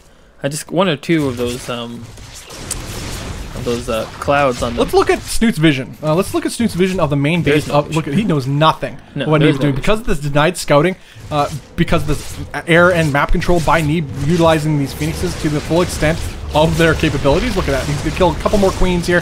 That's more potential AA gone. That's more minerals not being drones or units, and that's also no injects for increased larva production. especially with that larva or I guess the overall. Neeb's lost 3 units right now. What? There's 27 of Snute. Oh wow, that's insane. Yeah, it was 3 Phoenix. It looks and look like. at knocking on the front door of the 4th base of Snute is the main composition of Neeb. Although we've seen this before, Series 1, Neeb had an wow, look at the overwhelming. complete surround he's going for though. Yeah, he has to be careful about positioning. Snute is a master of positioning your old butt, picking off. Speaking of that, getting out of position with these lone Hydralisks. We saw in the first series of between these two, which was the 2nd series of the day, Neeb had such a massive lead in the 3rd game, but took a terrible engagement on creep and got surrounded by the mass of Snute's army, despite having a better composition and a larger army. But we'll see. This is a little bit different sort of game here. As much different. He is in a much more commanding position. Oh wow, he just gets out of there. Didn't he weaken in? Yeah, he did. He's got Tempest on the way. And Storm. Tempest and Storm, pretty hard to break. I'm just going to say. Oh, okay, he's going to pick off some of these Archons, which is a pretty nice catch, as Archons are bloody expensive. It's a nice one. Ooh, he's going to hit before Storm if he goes right now, maybe. He's floating so much money, too, with Snute. Yeah. Well, he wants to, I guess, make lurkers with it. I was going to say he wants to do some type of hive tech play, but really range doesn't transition into anything other than Vipers for your range units you already have. Yeah, I'd say Snute himself, though, is on a rather timer. As you pointed out, we have Tempest on the way, and once they get to a high enough number, too, they could be microed around and pick apart units, bleed you dry. And Storm is the thing. and that's the thing. He's on the timer with Storm. That's the big one. Unless you deliver them to death. Oh, yeah, he's trying to make something happen, but maybe he's looking for the right fungal here, but he can't attack into this anymore. Look at this. Once the Zerg army physically looks smaller than your Protoss opponent, you know you're in a bad place. Yeah. Oh wow, look at it, it's just starting to evaporate here. And he's getting chased down too by these Zealots and Stalkers. Fungal, but you can't even Storm's done too. Storm lands! Oh my goodness. And most of Snute's army just evaporates right there. Although he's keeping up in the macro though. It's Snute though. Gotta give him respect for that. Taking a 5th base. If 4th hasn't been, like, it was attacked briefly there by Neeb, but Neeb did not push the issue. Problem is there's like no answer for these that are coming out right now. And there's 3 Stargates, right? Yeah. You could pump them all. I guess he doesn't have the money for it right now. Should be using this mineral. I'd like to see that. Yes. And he's gonna probably do it right now, I feel. Yeah, maybe do a warp in here? Yeah, warp in with these. Oh, I'd love to see this. Would be nice. Oh god. If this Neeb could be huge. Attention, Neeb is gonna get some of his units abducted by these Vipers. I thought it was gonna be a fungal with a. Well, we got some nice feedbacks on some of the caster units of Snute. For Neeb needs to make something happen here, though. He's taking a pretty bad open ground engagement. He's still caught off guard here in the middle of the map. Yeah, he came out really far. Yeah, Blinding Cloud's going down. Nice storms, though, to waste away on some of these Hydralisks, getting them really low in health and killing quite a bit of them, which actually kind of brought Neeb back into this. Now he's back at home, closer to his reinforcements with charge lots in tow. He's managing to kill some of these glass cannons. The glass cannons are shattering, and Neeb is able to push this back. He did enough. It looks like he's going to not use this. This army out here. This base is could be done. Doing something. One warp in, buddy. Done. He could kill this base. He could kill both these right now. There's nothing here. Not even close. Some reinforcements, but that's not enough. He's going to lose this for nothing. Wow. Oh, that is unfortunate for Neeb. That's kind of odd. I guess he just rallied it in there. Yeah, a little bit of inattentiveness on Neeb's side. But Snute's supply, look at the macro man that he is. He's a 180 supply to the 140 of Neeb. That being said, the composition of Neeb is quite strong, but I think let's not underestimate Vipers. I think he wants to do the fungal blinding cloud, but just hasn't been able to hit it yet. On this large chunk of the ground army and just keep them there. Yeah. But hasn't happened yet. Might happen. And some say, why doesn't he use parasitic bomb? But with the control that Neeb has and the speed of Phoenix, microing them the parasitic bombed Phoenix is quite easy to do. Yeah. And it's, even if it loses the Phoenix at this point, that's not the scary part of the army anyways. Yeah. That's the least scary part almost. The scariest part is the storm. Yeah. All things considered. Like, you can't engage his army. You can't stick around to engage his army. You could kill some of these zealots that are happening right now that are venturing a little bit too far ahead. Even this type of split, though, isn't beneficial because you lose everything at the front to these immortals. Yeah. You're trying to get a nice little surround here, or at least some sort of flanking action is Snute. There we go. And he is starting to get something happening. There's no more storms available as all the Templars have died. And these Immortals are all that's left to face against these Roaches and Hydralisks. And we all know that Immortals do not fare well against Lings and Hydralisks. That's actually pretty good engagement overall, I think, for Snute as he's taking a 6th base. Yeah, he is keeping up with the bases being taken, that's for sure. But Neeb, at the same time, is taking more. His 5th base. Yeah. Well, yeah, Snute is up 1 base on this too, and remember, every base he puts down is more production potential that he has. He has to worry about larva a lot less, and can generally afford to lose a lot more. But Neeb himself, as you mentioned, is keeping up too. He's getting +3 attack, and the number of his Tempests here are growing, which is the main thing. If he keeps that alive, as soon as those die, yeah, everything else is you could largely sacrifice. Yeah, to, you know, it'd be nice to keep the Stormers alive, but you know, everything else is just. Yeah, not really necessary to his end game composition. Yeah, it becomes harder and harder the larger that Tempest count goes up to counter them directly. But that being said, it's not like Snute can transition to a army that can counter this as well. But he's still deciding to pump up more roaches at this stage of the game. Do you think that's a good call? He is getting more infestors on the way too, and we have well, Dark Shrine. You can see kind of what he's doing by breaking these rocks, hitting the front or side over here. He wants to use these little counterattacks, I'd say, to kind of pull them apart, maybe. Yeah, the one advantage he does have is speed overall, does Snute, to the composition of Neeb, as Tempests are quite slow. And Immortals aren't super speedy either. No.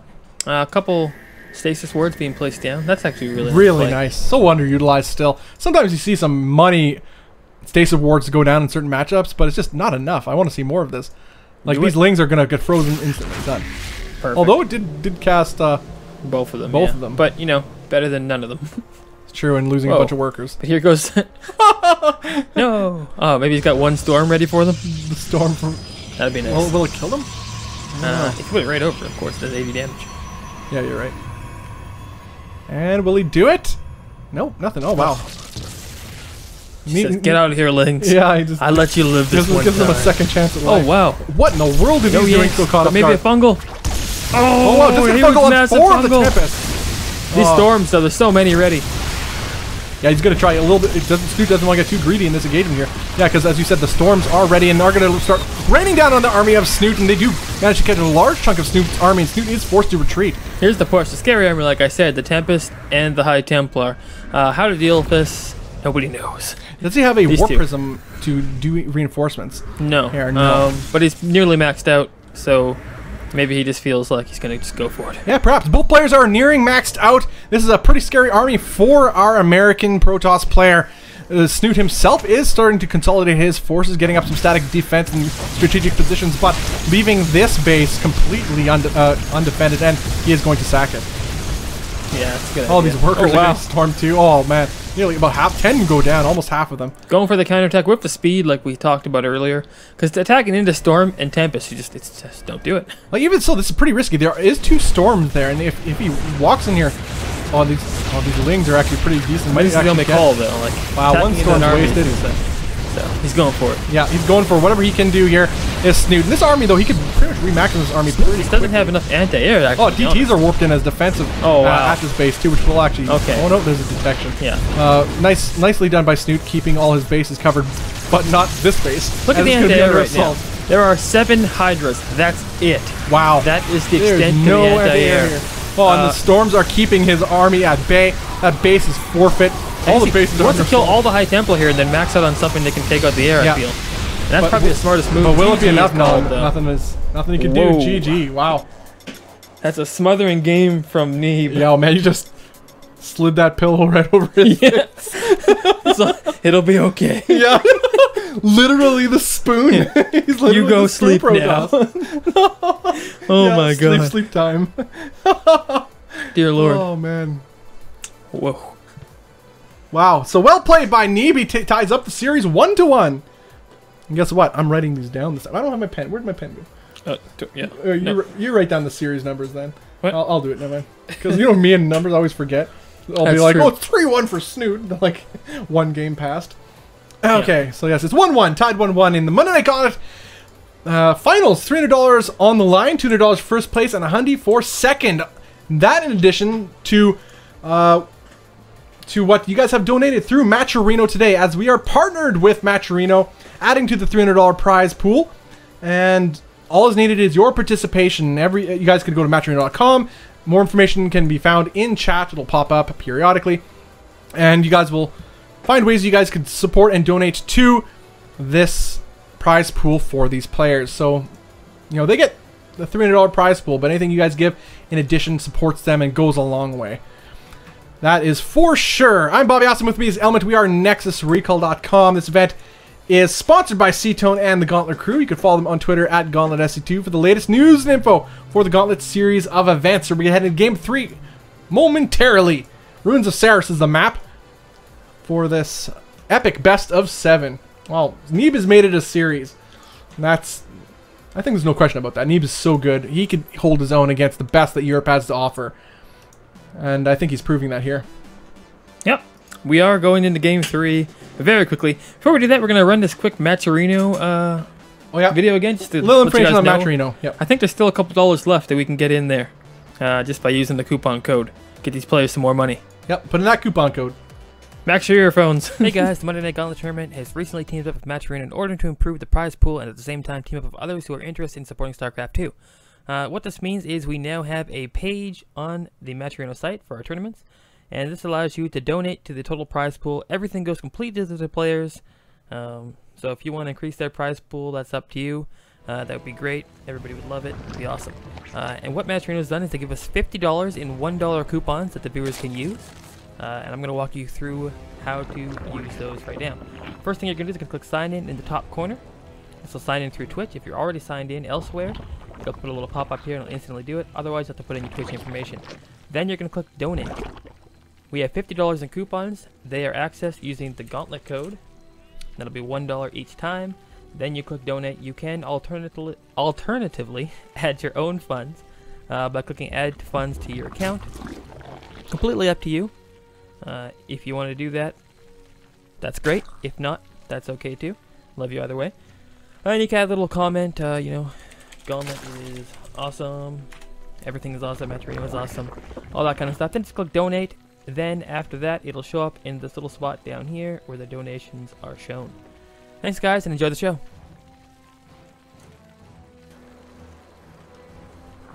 And we're right back into game number 3 here. Alright guys, Snute versus Neeb, Game 3. This best of 7 for the Monday Night Gauntlet. This is the finals. To the east side of the map, we have the red Zerg player. On Team Liquid, it is Snute. And to the west side of the map, we have the blue Protoss player. Tying it up, it is Neeb. Fantastic stuff there, Mr. Bob. Getting us all ready here. Oh man, I don't see a lot of stuff. No bases. Just some a lot of lings stuff and here. some speed coming out. Wow. Well, I don't think he by Neeb. Yeah, I don't think he expected that early scout. What has Neeb got to deal with this here? Well, he can just doesn't- cancel that base and be in a fine spot. Well, But he's not didn't- going to. No. Well, he He's got didn't a go pylon. Nexus first. This is not a Nexus first build, so No, it's definitely actually not. a little bit better. But- He has a better chance. He has a pylon, so he's probably safe. Oh well, the Ling train is now moving across the map. Very fortuitous for Snute that they have spawned in these locations too. It's going to be up to the Zealot to push this back. A couple of workers being pulled down at the same time. He really wants to save this. If he saves it, he's in an excellent spot. Snute taking a expansion at the same time. So Oh, this wow. kind of just get this Nexus, cancel it, and take the lead that way. Yeah, his warp gate isn't even being researched right now. Yeah, it's not even being researched No, right he now. needs to put that gas in the Mothership Core. Yeah. And then he needs to pull out, I guess, as soon as possible. All right, so But, you're trying to get a nice position here. Actually, no, very good control so far by Neeb. Just at least corralling some of the, Yeah, I gotta or make at sure least his wall forcing doesn't get. the pull off of some of the broken. links. Yeah, Where is the Mothership Core? Oh, there it is. went in at that base. That's a mistake. That was a mistake. Yeah, a little bit late. I That don't being know. said, Maybe the space just finished, but I feel like. all right, speed is done for these lings, and there are a whole wave of lings heading across the map now. So whatever there is here for Neeb, it may not be enough, but there is a Fulton Overcharge available, but he has to use it wisely. Going to use the Mothership Core to try to at least soften up some of these lings, so these Adepts and Fulton Overcharge can do that much more damage. But that was it. That was the only Fulton Overcharge available. He has available for the time being. He's still chrono boosting out some more Adepts, but he can only pump out one at a time in his current state of the game. Well, there's enough lings that he can just A-click on this base, I feel, at this point. And just sacrifice the lings. Yeah, and I feel that might be his best And the longer he option. waits, the more that shield repairs itself. Well, yeah, we've got 38 energy. He's going to go for Oh, no, wow, he's what going is to he go doing? for the actual units here. That is a little bit questionable. He's going to get some probe kills here. Oh, yeah, Nope. definitely going to lose some probe. Yeah, going to lose some probes, but I think he can afford to do so as he's 48 energy, 49, 50. Well, he doesn't even need to use it, but he's going to use it anyway. Oh, he should use it just to not lose Yeah. any more. Wow. Okay, so 8 probes did go down, but he has Snoot's on 13 of his own right now. 13 workers. Yeah, sure, he got his natural, but he's so far behind in workers, and he's still pumping out. In fact, yeah, he was only using the second hatch for limb production. Yes, he needs to kill it. He played towards Neeb not scouting him, and Neeb scouted him first. It went right to him. That's true. That's very unfortunate for Snute in this situation. Massively unfortunate. He gambled and he lost. Yeah. But that being said, he may still take this. You never know. Although the shields have repaired a little bit more on Neeb's Nexus, and he's forced to try to defend a little bit more. These the Zealot and a couple of Adepts here putting in quite a bit of lots of lings. Is there another overcharge available? No, there is not. But there are more Adepts here able to defend. Some more workers pulled down to try to create some sort of wall between. 27. Oh, he doesn't want to get into. Oh, he got him trapped here. What? Oh, he just managed to get in just 43. The energy is getting there. Oh, wow.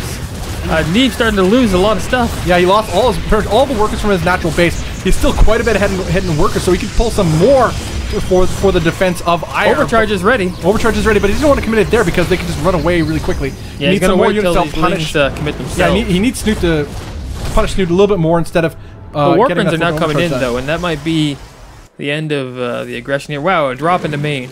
Wow, but that's where the units are. That's going to get spotted, but this will split the attention and the army, rather, of Neeb as he's forced to now choose where to send his units. He does do a warp in, though, as the warp gate has finished inside his natural base, so he'll be able to defend there quite well. These Adepts are holding the fort from this drop quite effectively, too, and I think this is effectively over for Snute. Yeah. This has not succeeded. A lot of workers were killed. It was going to be really hard. Yeah. And Snute might actually see this in the worker position he's in, and he could possibly GG out. Yeah. Oh, he ain't no fool. He knows what's up.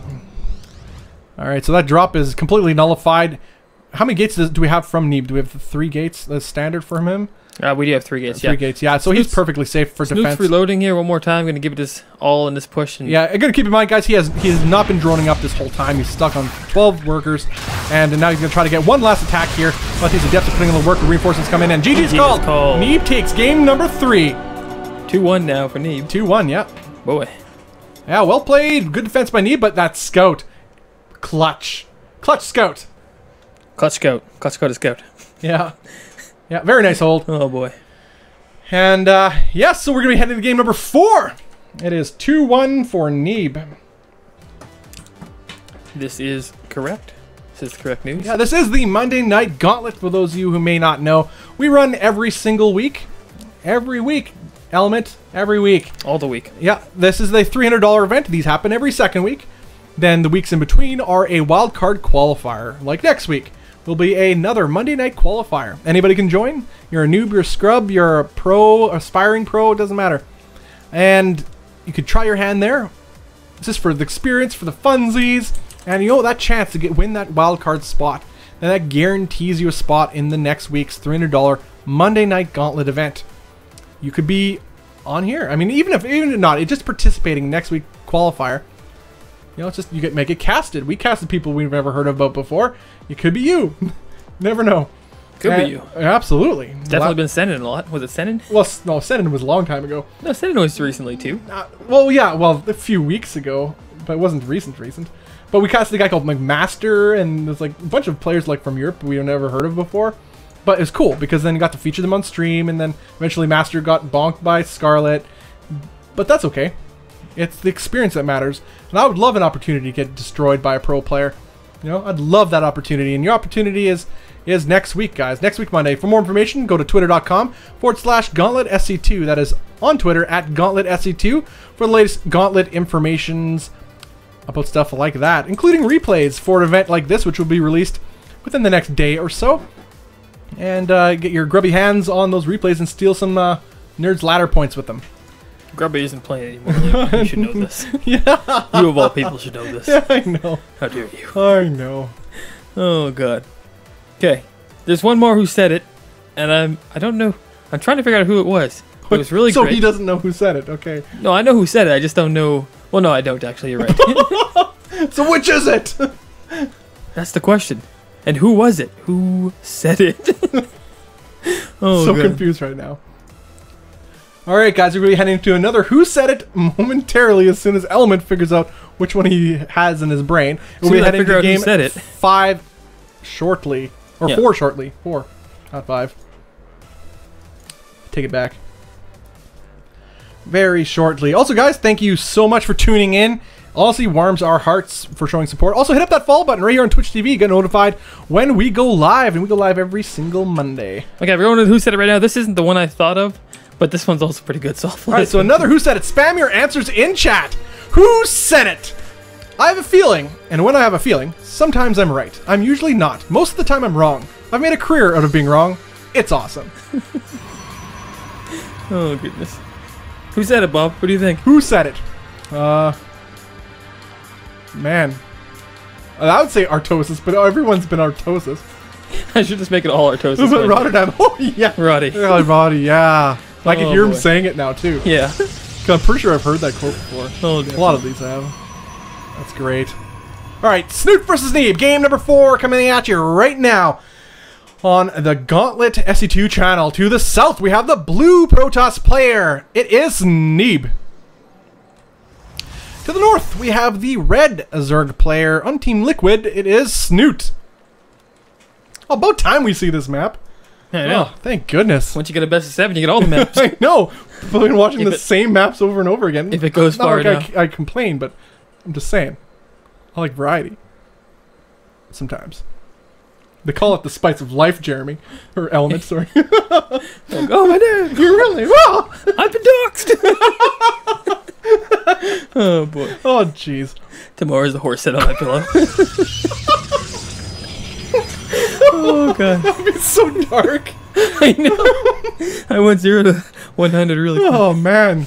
Oh, only happy times here. Okay. Alright, super fast 3 hatch for Snute. You know what, this is pretty good. This is my cup of tea. This is what I do on this map as well. Why absolutely not? I mean, it's risky, of course, and the Protoss player can punish you, but we'll see if Neeb has the capability to do that against a well-prepared Snute. Yep. This is true.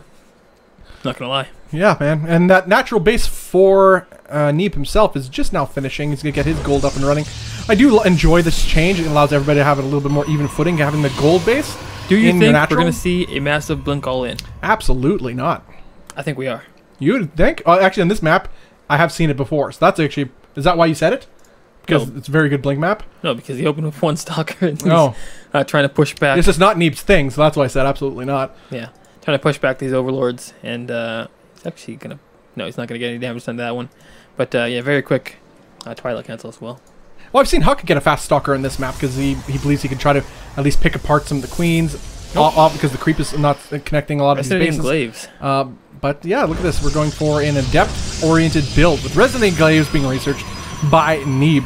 What tech do we got going on for Snute? Nothing, just drone tech. Yep, drone tech is best tech. Yeah, drone tech, best tech. True story. We got another adept here moving across the map for Neeb just to see what is up, confirm his suspicions, as I'm pretty sure he knows what Snute is up to. Gonna be no surprise here from a macro-oriented player such as Snute. He's gonna verify though, see if there's a third base. That is largely confirmed, seeing the Queen's position there. Sees the natural is nice up and running for Snute. Quick update for the chat. Neeb knows what's up. If the gauntlet coupons are not working, oh, this guy knows my name. If the gauntlet coupon isn't working on the Maturino site, that is because we ran out of all 50, which is a success then. Thank you all to the chat. And to everybody who did indeed go and try and use it. It's great. Yeah, absolutely. Great stuff. It means 50 of you fine gentlemen and non-gentlemen. Yeah. You jerks. Yeah, thanks for everybody who did donate to the and also thanks to Maturino too for partnering us up for this event too. And but yeah, you can still donate, of course. Oh yeah, to support these players. It increases the prize pool, and you know what, these players will love it. Big deal for them. All right, third base. What, that one? Hey, what do you think about this? Not the gold base. I feel like this is the safe one to take. It is the safe one to take, which is Neeb's style, I guess. But it also sets him a little bit by default behind economically to Snute, which he already was. Oh, yeah, no. Didn't even notice. All of a sudden, not when you have DTs. Just a pack of them. Look at them go. Wow, this is great. Okay, hold on. Okay. Ever watch McCanning's stream when he does the 90 T build, which never loses ever? Even when he does lose, it doesn't actually lose. Well, these ones have the weight of 3 on the mage. Yeah. He plays like James Bond music. That's kind of sad. Well, that is a little bit unfortunate. Really good defense there at the third base for Snute. Wow, he's prepared for all things Protoss, I guess. Snoot's actually going for an attack of his own, it feels like. You know, with that kind of money, all this gold for all this time, I think he can make it work. Yeah. So, okay, so what happened here? Resonating Glaives did finish, right? But they were never used. Just feels weird to me. What, he canceled Resonating Glaive? No, he finished it. Oh, no, he finished it. He Okay, just never had that's any the upgrade, effect. Yeah. That's true. Maybe he tried to... Well, he never had a large enough number of them to use. So I don't know what his end goal was here, because he got Resonating Glaives, but then got DT. He basically traded 5 Adepts for 5 Workers, but also spent the money on getting Resonating Glaives. Yeah, this is not very good for Neeb. And with that, by the way, just to point out, he had to get a really early Twilight Council. All right, so we have Blink about a third of the way done for Neeb. Neeb's been pushed back on every actually little thing of damage. He was shut down. Let's just not beat around the bush here. Shut down hardcore. So he's going to try to make something happen, maybe cancel this 4th base, small victories and all. And I think he will get the cancel by the looks of it. DTs do terrible, terrible damage. Yeah, he's going to get it. You're going to make it dead, dead, dead. And there it goes. But immediately put back up. And the detection is within range? Yeah, it is just within range of this hatch. Not quite enough.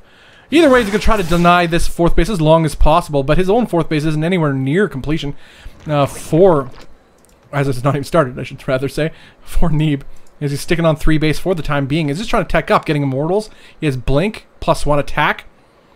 Yeah, what do you think Neeb can possibly do right now? Just get hunkered down, take a 4th? I mean, as soon as this Overlord sees this base, it's going to be go time for Snute. Yeah, he hits the trigger, you think? Yeah. So I think that might even be why he took this base early, because he knew that he might not be able to defend such a push. Little Roach hit squad, hit squad, gonna try to see what they can do here, but hit squad. Yeah, but they are met with a wall. You can probably kill that pylon. Maybe. We'll be proud. Oh, whole bunch of stalkers just get warped in as Blink Dear Lord. has just finished too. So there we go. That's a healthy number of stalkers. It looks like maybe perhaps Neeb is looking to put on the hurt on Snute's side of the map, as he still has zero intentions of taking his 4th base. This looks like Little Bow to me. A Little Bow play. Bunch of stalkers, couple sentries. Yeah, I agree. Make it happen, Captain. Lil Bow build. Let's see if Neeb can pull it off though against a player of Lil Bow's, commonly seen as Lil Bow's caliber is Snute.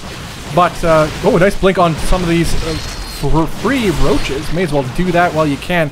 But that is a lot of Hydralisks too. No lurkers in the field yet. Is our lurker den even done? I don't even know. But this actually could be a perfect timing for Neeb overall, as his composition is pretty good against this. As long as he's careful and doesn't get caught off. Well, this base killing it doesn't really do much. I think he wanted to work there even. Yeah. And I thought he would try and push all the way in here, but he's not going. I'm okay with this. Kill the 4th base. Keep him again on 4th base. He's going for it. That's yeah, he's going all in. He has his. But look at this arc again by Snute. His positioning is so good. Just buying his time. You're going to move in, try to collapse in on Neeb's army. Neeb's army is largely on one hotkey and bunched up, which enables this this arc from Snute to be that much more effective as he's starting to collapse in on Neeb's army. Neeb trying to blink back. Look at the armor supply though. Neeb's taking over. Yeah. 84 to 65. Wow. That's actually pretty incredible. It's the blink, the utilization of blink, and it's just not enough larva. He's got the gold base. He's got the money. Look at Snute's money. It's skyrocketing. The denying of the 4th base over and over again. And it's not just income; it's potential army creation, and that's been limited. Well, there's just no larva. Severely. There's no larva. There's one larva right now. Checking the units tab. Yeah, he really needs to keep that. Make sure he doesn't lose that warp prism. And in fact, he is keeping it alive right now. Putting some additional warp prisms. Workers being pulled. Solidifying. Your workers, it dies. Workers being pulled. Warp prism goes down. Warp prism does go down. That could very well put a timer on this attack, but terrible damage has been done as Snute is down to 28 drones to the 61 workers of Neeb. The Blinkstalker micro is pro level as expected. These Hydralisks trying to put in some work, and they will kill a lot of these stalkers, but at what cost? The cost of everything. Everything does die for both Snute players. Might win this battle and then lose the war. The follow-up is coming right up. I mean, let's just see what happens at the end. CZ step on his... Oh, pushing right now might be the only way to lose Neeb. Yeah, before he has any sort of way to reinforce. Because of stalkers, once you get a big enough group, you just don't lose anything. And once you stop losing anything, you just win. Yeah, so as much as Neeb has stayed on its 3 bases, now taking his 4th base, and as we've mentioned before, the key was denying the 4th base of Snute. Snute absolutely needed it, not only for production. He didn't even create a macro hatch. There's no macro hatch as far as I could see. Lots of force fields ready here. Okay, but he's in a pretty wide open area. He wants to get a little bit more of a closed-in area to utilize these force fields appropriately. Remember, he has the adept upgrade, so he's that's right. Resonating Glaives ready to take on the Lings, and he's going for it. Yeah. He's likely to warp in with Blink forward too. That's a lot of Lings though, and you don't want to get caught out with your stalkers among those Lings, but the force fields do ward them off. pick off a couple stragglers in the meantime. Remember, Snute's nothing but units here. He hasn't recreated those workers. He hasn't done anything to get that economy back flowing. So, Snoot's economy's pants right now. oh yeah, he's got to make it happen. He's like mined out everywhere. And the longer he takes to make it happen, the worse it gets for him. Yeah, absolutely. He's trying to do again, fall back, take a positional advantage, which he's done time and time again. But that's the only thing that could possibly keep him alive in this game. Yeah, I feel like he wants. Even then, there's nothing there. There's yeah, no these Blink Stalkers just picking up a couple units here and there. Now force fields are in tow for the army of Neeb. I mean, like if Neeb just put down a storm temple. Storm temple. Yeah, Templar Archives. Templar Archives. Yeah, that would Storm the game temple would just though. be I over. like that. Storm temple is what it should be gotta called. use that one. Yeah, I mean, that's the only reason you have it. it's true. All right, so Neeb is going to try to push the issue, maybe perhaps a little bit, again, bait out some of these units off creep is what his end goal is. But his economy is so much superior. His 4th base is up and running while Snute is still stuck on 3 base and mining out ever so quickly. And this is not a very efficient engagement, all things considered. These Hydralisks have not a whole lot to tank except for these Lings, and Lings die really quickly to the resonating glaives of these Adepts, plus the Blink Stalkers. No Archons in tow. Now Neeb is going to push, collapse in on Snute's army itself, and these Lings are starting to evaporate so quickly it's almost comical. And the force fields are pretty good, sectioning off some of Snute's army, forcing him to retreat even further up to his 3rd base ramp. But he's trying to make something happen. He has to push down the ramp now, no matter what. He has no choice on the matter, as he's no more army on the way. His income is completely nil, have a Huck and Blink? GG is called. Wow. Huck Blink needed 3-1 for Neeblet right now. Jeez. Whew. That's good. No, that's a good play. Yeah. Beautiful play by Neeb. Well I told played. you he would go full Lilbo.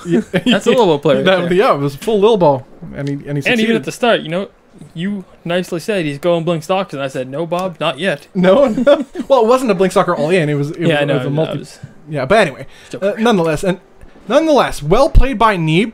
He's up 3-1, guys. 3-1 versus Snute. He's the IEM finalist is Snute, and Zombie Neeb. Remember, Neeb's offline here. Offline Neeb is scary. Even online Neeb is scary, but no, wait. Reverse that. Bob was wrong. Everybody just deal with it. Yes. Online Neeb is scary. Yeah. Offline Neeb is scary too, but online Neeb's another level. Different. Yeah, this is absolutely incredible to behold. Guys, this is the Monday Night Gauntlet. The event is brought to you by us, NexusRecall.com. The event is sponsored by C-Tone and the Gauntlet crew. You can follow them on Twitter at GauntletSC2 for the latest news info for Gauntlet events. I am Bobby Awesome, and with me is Element. We are NexusRecall.com. Check us out there and all that cool stuff. And also, another time, Matcherino.com has partnered with us in this event to help raise the prize pool. The already $300 prize pool, to keep it going up with your help. What are we at right now? We're at $390. $390, nice. Very nice. So yeah, with your donations, guys, information can be found in chat as well. It'll pop up periodically. We'll increase the prize pool for these players to help support them, and then they like to participate in events like this. And all around that supports the overall StarCraft scene. Man, grassroots, that's how everything starts properly. Grassroots. And that's what this is. So, really cool to see that. Snute Neeb taking a 1 minute plus break right now just to get a lot's online, man. Oh yeah, this is match point too. Yeah. So let them have that, and Zombie Neeb, unbelievable. Zombie Neeb. Zombie Neeb, best Neeb. I said that already a while ago, and this is what's happening. Prophetic. Although that being said, if anybody can come back, it is Snute. You heard it here first because Bob said pathetic. I said prophetic. I know. But it's more funny if I say what you did. That's true. As you have a tendency of doing. No, I don't believe that. That's awesome. We have one quote somewhere lost among time. Okay, yes. As Element looks for another Who Said It, we'll continue blathering on the musings of Bobby Awesome. Whoever made this Who Said It needs to... Yeah, it's a very good series. Well done, Element. They need to get the stuff in order and figure out which one is which. Yeah, maybe organize them. That would work. Also, guys, thank you so much for tuning in so far. We still have a couple more games possibly yet ahead. This could be the last game coming up, but who knows if Snute can come back. Also, big shout out to MajOr for participating in this event. He had won the Monday Night Qualifier last week to get the wildcard spot to this event. He did have to pull out, though, due to Copa America conflicts eventually. But that revived Neeb. That's why Neeb is Zombie Neeb, if you aren't following. Neeb had been eliminated, but now he was called back in. All the other players were okay with it, and he's back and making the most of it, man. Talking about living life to the fullest, Okay. or living the undead life to the fullest is Neeb by being resurrected and making it to the finals. He smoked past Scarlett in the losers bracket final, and then now look at this. He's up 3-1 versus the best foreigner in the world, Snute. We're going into a who said it. Now I'll said give you a it? hint because I've seen a lot of chat going on, and even Bob, definitely not always on point. Yeah. This guy, and this is for you, Bob. Okay. This guy will be in the Monday Night Gauntlet. I think within the next 2. He's one of those contestants. Okay. Have you been paying attention? Yes. All right. So can I still answer? Yes, you can answer. Okay. Give the chat some hope. All right, guys. Who said Spam it? your answer in chat. Who said it? What you need to know is don't give up. Just do your best till you type GG. Polt. I don't know. I don't know, man. Could be anybody else. I don't know. Could be anybody. Could be. But he's the kind of guy that never gives up, though. You know, that's what I say. Captain America never gives up. I just Oh, knew God. because it's just Polt thing. It's a Polt thing to say. Yeah. And I know Polt is on the docket for a future Gauntlet event in the near future. Yeah. So it's kind of like the advantage I had there. But I'd like to see what other people's answers are. You know, maybe they thought differently. Maybe thought I was wrong. Anyway, guys, what was it? Game 5? 6. Game 6. Snute versus Neeb. Neeb up Game number 3-1. Yes, I can't count, man. Definitely number 5. That's what happens when I start talking before I look at numbers. All right, to the north, we have the red Zerg player on Team Liquid. It is Snute. And to the south, we have the blue Protoss player, Zombie Neeb. It is Neeblet. Zombie Neeb. The golf cast. The golf cats, yeah. And, approaching approaching the natural is the green is a little roughed up. the probe. And he'll just take his base right here. And Overlord. I would die Oh, God. like of boredom before. That's why I don't watch golf. Like, the only time you play golf is with friends, people. That's the only time it's fun. And I don't even have friends. Oh, God. True words never spoken. Oh, goodness. Oh, that's great. Okay, so we have a nice scout going out by Neeb. This is only a 2-player map, so he's going to get the guaranteed scout to see what Snute is up to. Remember, this is... Neeb is a headman. He could choose to do some sort of shenanigans should he choose to do so. But is that something Neeb chooses to do? I don't know. What did Neeb do? What did Neeb does? Oh, God. Oh, man, we've been casting a lot of StarCraft today, guys, so Yeah. for a little delirious, it's okay. Pretty fun, though. Not gonna lie. No, absolutely. Having a blast. Yeah. I mean, what better way to spend a bloody Monday, man? Mondays are normally miserable. Monday Night Gauntlet makes it unmiserable. Best time to be alive. 3 hatches going down for Snute. A nice little greedy. Pretty risky, I would think, on He knows it's there. a 2-player map, though. He'll check, but he knows. Risky, but it's a risk he's willing to take, and it could Yeah. pay off, actually. He's down 3-1 in the series right now. He's got to take some risks. Got to cut some edges here, corners there, and Yep. here and there. But Neeb, what's he gonna do with this worker? All right, whose court do you think the ball is in? If this were a sport that had a ball, this would be. You think it's on Snute to make something happen, or on Neeb just to react? If this was sports ball, I would say. Which is technically the same thing I said. Yeah. I just said if it was. No, never mind. I was referencing something else. I was referencing day 9, so Okay. how dare you? Oh man. You know, I like this. I like the position of Snute here, but at Yeah. the same time, this is exactly the same thing that happened last time. Neeb's opening up with a Twilight Archive here that'll fail twice in a row. Council. Mm-hmm. Council here that'll fail twice in a row. But Snute doesn't have his gold bases that he had in this 3-hatch That opener is of a last good time. point. Wow. So even if the worst thing happens and Neeb fails twice in a row, he still won the last game after that opening. Good point. Yeah. Well said. Yes, as Snute does not have the economic advantage of getting the 2 gold bases as we did in the previous map. I think Neeb is in a potentially a pretty good position. Although let's consider too that Neeb does also not have a gold base. Single gold base, that is, in this case. All that being said, the 3rd base that Snute had, and it was unpunished. Oh, damn. Yeah, this is true. This Stalker wants to get some blood. Will never get the blood he desires. No. It doesn't happen for him. Does not have flying capabilities. No. All right, we have this Adept here sitting off the lower ramp of the third base for Snute, just to see what is up. Keep an eye on whatever may or may not be coming out of Snute's base. Worker count, we have Snute. Oh dear, Oh my gateways. goodness. 7 gates on the way, resonating glaives, and probably Warp Prism, I'd have to say. Oh, I would imagine. Yeah, there it is. You imagine correctly, sir. Ah, He's going for it. This Overlord getting out of the way so he can't scout it. Making sure to go to the right. And you wonder why Neeb has this stalker doing his job all around. yeah, man, that's pretty good. Deny the scouting of the Overlords, and also keeping that... I like this, too. That also brings into perspective of what that Adept What we need is to doing. go check is...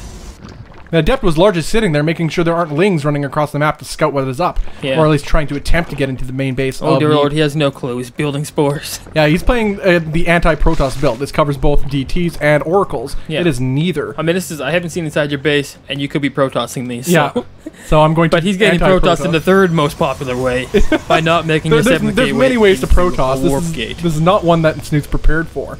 All that being said, Snute is a championship level player. If anybody can hold it, it is this guy. But the attack has commencing. Roaches on the way. Star Sense kicking in. Well, he only has 6 roaches on the way, and these queens are going to be under assault. There are a few roaches already built, Yeah. and a couple, actually, a Ravager. This is the preparations he needs to take, though. He needs to build units and nothing but units right now. Even though he doesn't see it, he knows. Somehow he knows. Yes, and Resonating Glaives has finished, so these Adepts are super powerful, attacking 40% faster than they would without it. Now, they start to That's a shade lot in of Adepts. right on top, right onto up the ramp, too, Oh getting an my excellent goodness. position here. That is absolutely perfect play by Neeb, getting up to the high don't know ground. if it was, though. But by doing so, he gets surrounded by the reinforcements of Snute, and is forced to be, I guess, being chased here, but making the most of it, though. But by doing this stutter step, he kind of eliminates the effectiveness of his attack speed upgrade, because you're not exactly moving towards your perfectly on your attack speed. And but now using the Adept Shade ability, manages to split the attention of Snute over There's from enough base to units base. out.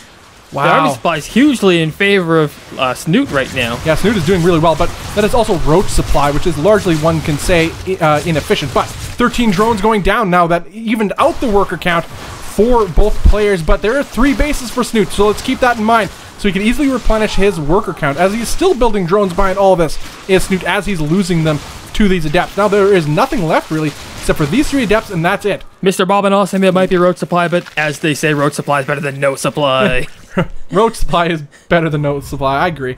There's Stefano only would agree. 10 army supply right now for Neeblet versus 70 That's of Liquid Snute. devastating. Roach Ravager, and it's coming. Wow. And it's not stopping. So we're saying how Snute was not prepared for that. Then No. how the heck, did he? He did build roaches. Actually, we saw this in a Well, the previous Star game. Sense kicked in. Yeah. He started making units. Well, I mean, it's also standard build. We just it never was as glaring as Well, this no, game. Here's what it was. He always builds these initial roaches. It was to Stefano, I don't see the third base. I'm going to build roaches. That's what you do. safety roaches. Yeah. Don't see the third base, you build roaches. All right. Now Neeb is on the back foot but he's fully aware of what's happening now as Snute He is, but is I don't trudging think his way it's across the not map. enough, though. Yeah, he has no immortals. He has a couple sentries, a stalker, and a handful of adepts. Now adepts are good and all, but against this many roaches and ravagers, there's no way he can engage his Snute comes in and head says, on. that's cute. Cute third base. You're Yeah, dead. that's pretty. It's not going up, though. No. No. Oh, goodness. I have anything to say about it. Yeah. I would call that a nice force field, but I'd be lying. So anyway, as he's trying You're a terrible person.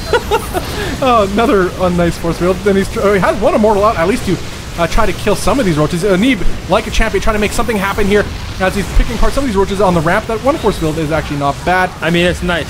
It's the best he could have hoped for, but Yeah. it's not enough. No, it is the best he could have hoped for. He making the most of the situation, but his supply is starting to plummet as these Ravagers are punching their way up the ramp. No more reinforcements moving across the map as of yet, as behind this Snute seems to be just consolidating his forces.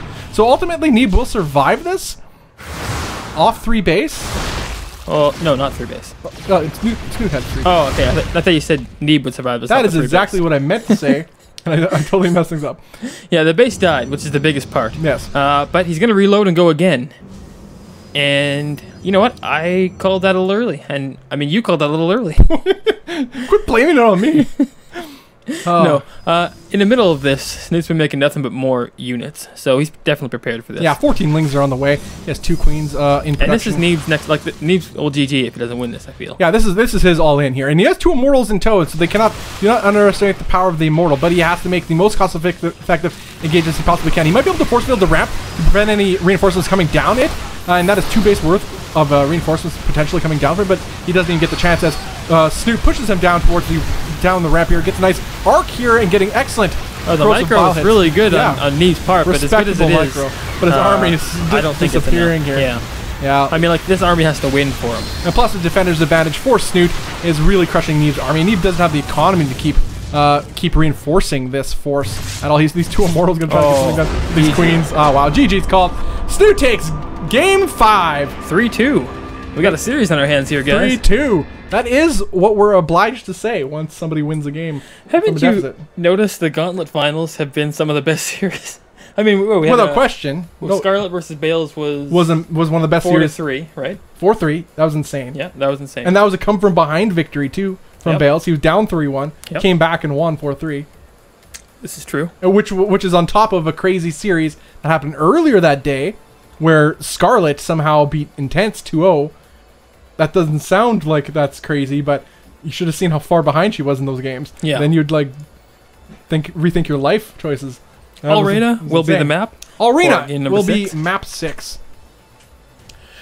Thank you guys for tuning in. For those who are just tuning in, this is the Monday Night Gauntlet. $300 on the line, $200 to first place, and $100 for second. Both these players are in the money, as the winner will, but gets that extra 100 bones.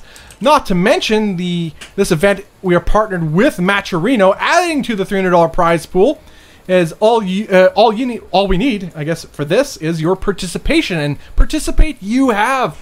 We have received donations through MajOr here for this event, increasing the prize pool, supporting these players. So thank you so much for those who have donated, and for those who are interested in supporting these players and helping increase today's event's prize pool. You can do that at majorino.com. More information will periodically pop up in the chat, or you could just ask for it and somebody will post it.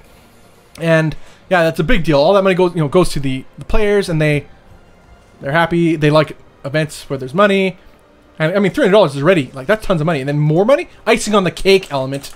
And it helps make their lives easier. And because remember, these guys are pro players. A lot of these guys are doing it full time, and it helps encourage them to participate in more events. And by participating in more events, they practice more.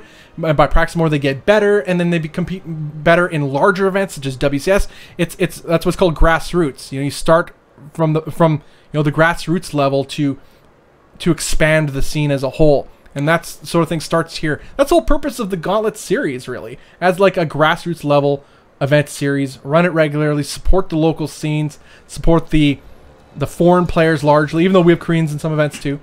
And the whole scene becomes better for it, so it is a joy to be here. This event is sponsored by SC2 and the Gauntlet Crew. You can follow them on Twitter at Gauntlet SC2, and you also get the latest news, information, and stuff like that.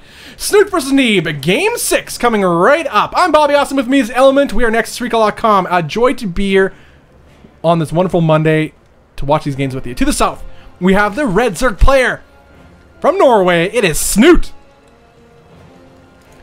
And to the north, we have the Blue Protoss, still ahead. Could still take the series here and now. It is Neeb. I would say I like this map as Zerg. I think most Zergs like this map. Bly loves this map. Oh, yeah.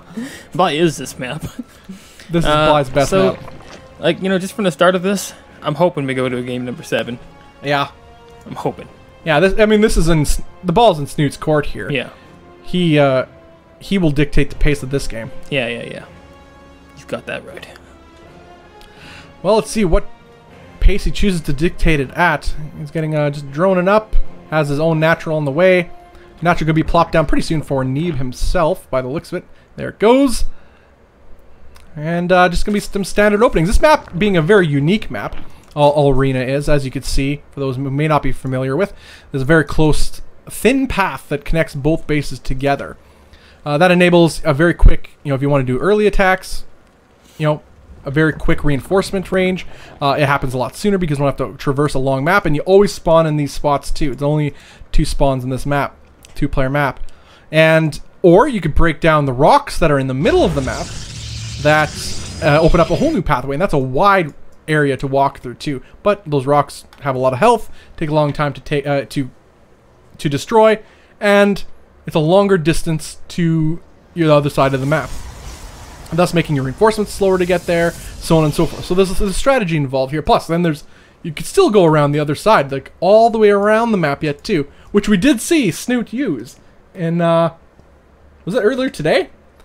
That was earlier today. Yeah, earlier today. It always seems like that was ages ago. This already. Exact same. Was yeah, it versus Neeb? It was versus Protoss. Yeah, it was versus Neeb. It was earlier today. That was game 3. Yeah, that's right. Game 3 of their first series that they had. It was the second series of the day, where Snute defeated Neeb 2-1.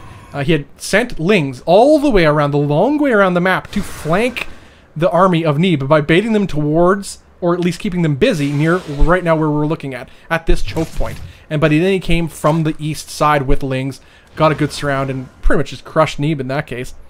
And yes. But now he needs to go north. North. Yeah. That changes everything. Everything's different. Alright, but third base up and running, actually. Not quite mining so much, but it will be soon. There we are. There's mining happening.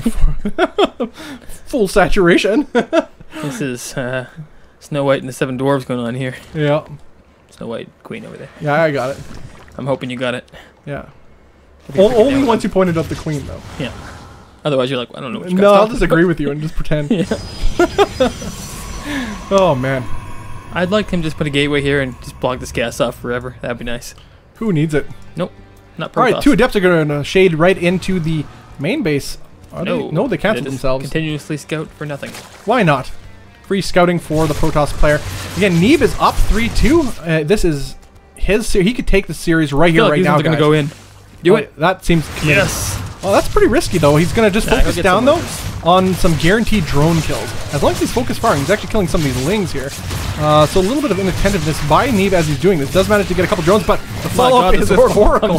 I've arrived. Oracle out of nowhere. Nice to see. Is there no mothership core? Nope, no mothership core. No mothership core. He does have 2 oracles though, and a void ray follow-up. His slow Lings. Oh no!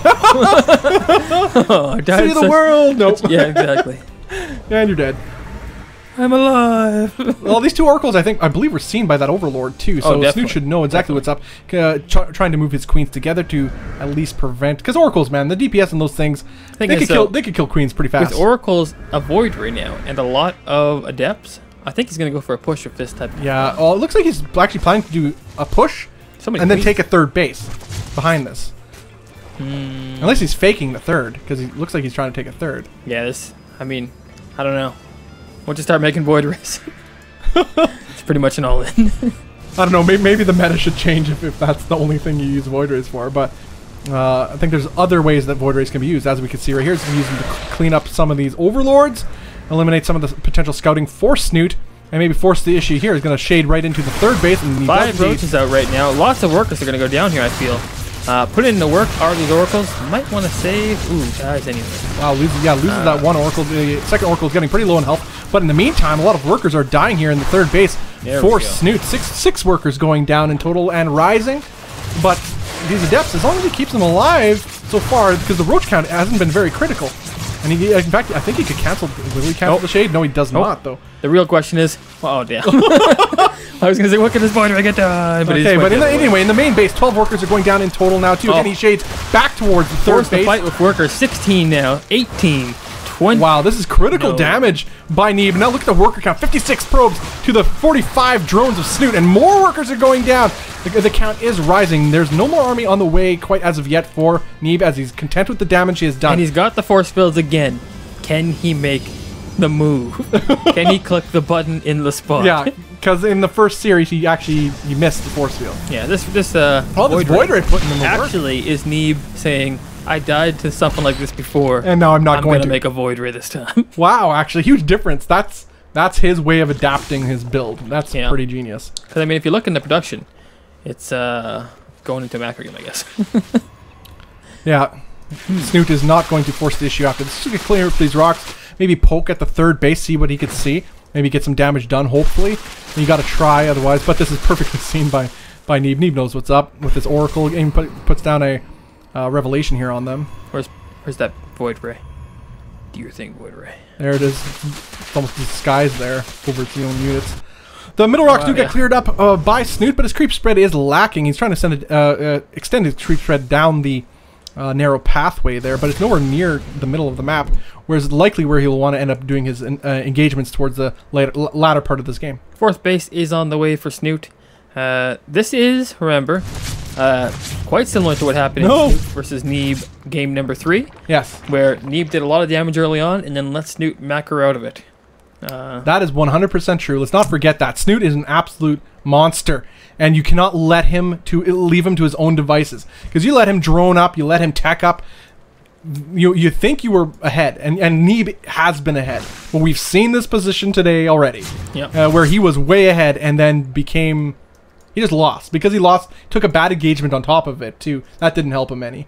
So that compounded the fact that he allowed Snute to come back into this game, or into that game rather. So let's hope he doesn't try that again for Neeb's sake.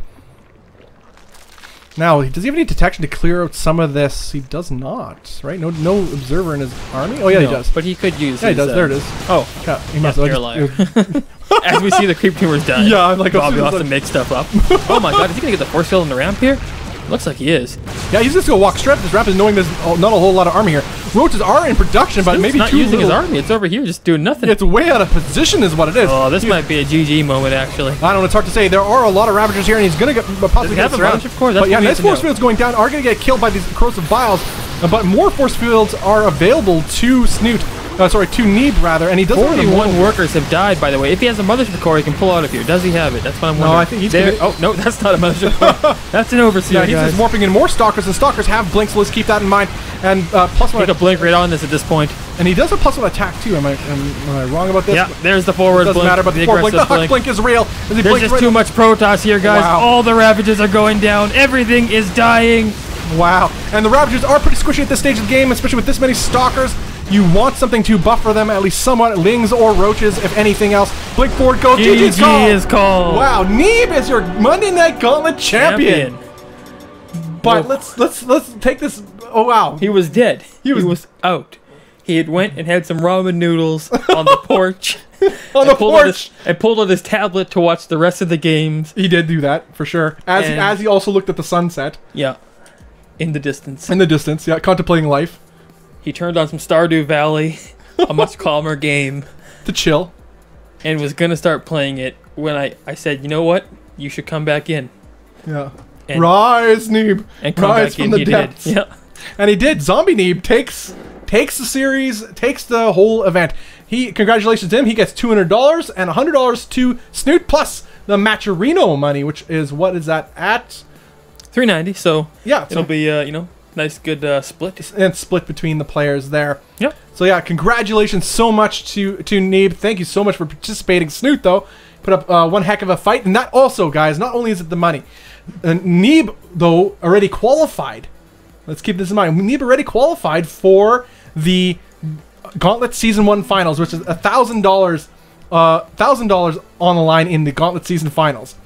Neeb already qualified by winning the Ladder Heroes, Fear Dragon's Ladder Heroes. So, therefore, I believe Snute is now, by the default, the qualifier. This is true. That's how our rules go. Yep. Yeah, so Snute, by default, qualifies for the Season 1 Finals. $1,000 on the line in that event. That will occur in approximately 8 weeks' time once this Season 1 is done here.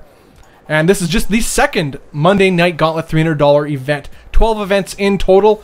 6 qualifiers and 6 $300 events. You have just witnessed one of them. Next week we have the Monday Night Qualifier. Anybody can join. For more information, you can follow the sponsor on Twitter at Gauntlet SC2. That is C-Tone and the Gauntlet crew. You can follow them there on Twitter at Gauntlet SC2 for the latest information of the Gauntlet StarCraft series, including replays and when the VODs go live, when the qualifiers happen, and how to sign up. All that sort of thing. Also, shout out to Matcherino. We have partnered with them in this event and made the and also thanks to all donated through Matcherino to support, to increase the prize pool for this event and for these players. I know these players are totally gonna love it, and they I mean, we know they do, and it helps them in their everyday lives a long way. It really does. So yeah, huge shout out to you guys for tuning in. I know a lot of you guys tuned in, active in chat. A lot of you crazies out there too, and but we like you crazies. Crazies are the best. Crazies are the best. And again, we are NexusRecall.com. You can check us out there. We run a lot of online StarCraft video series, and we can't do it without your replays. So if you guys have any replays, salty replays, such as if a player is raging at you and they, rage a lot, send us those replays. If you have a game where you want to be a cannon rushing, bunker rushing, or spine crawler rushing, send us those replays too. Label them and add a description. Send them to SC2replays@outlook.com. That is SC2replays@outlook.com, or however, a Facebook page, facebook.com/Nexus Recall. And your replay could very well be made into a future episode of Daily Sodium Intake or our yet to be named Base Trade series. Yep, this is correct. Oh, I said base trade series. I keep saying that. We have a base trade series coming. I never mentioned the base trade replays. Well, if you have a base trade replay, like a base race of sorts, that too. I mentioned it in the commercial, but also the Cannon Rush series. What's that called? Offensive Defensive. That's the name of the, if you win via a defensive structure. That series is called Offensive Defensive. So yes, please send us those replays. And guys, thank you so much for tuning in. It has been an absolute blast. I'm Bobby Awesome. I am Element. All right, and I believe we are signing off. Yep. Until next Monday. Yep. See you then.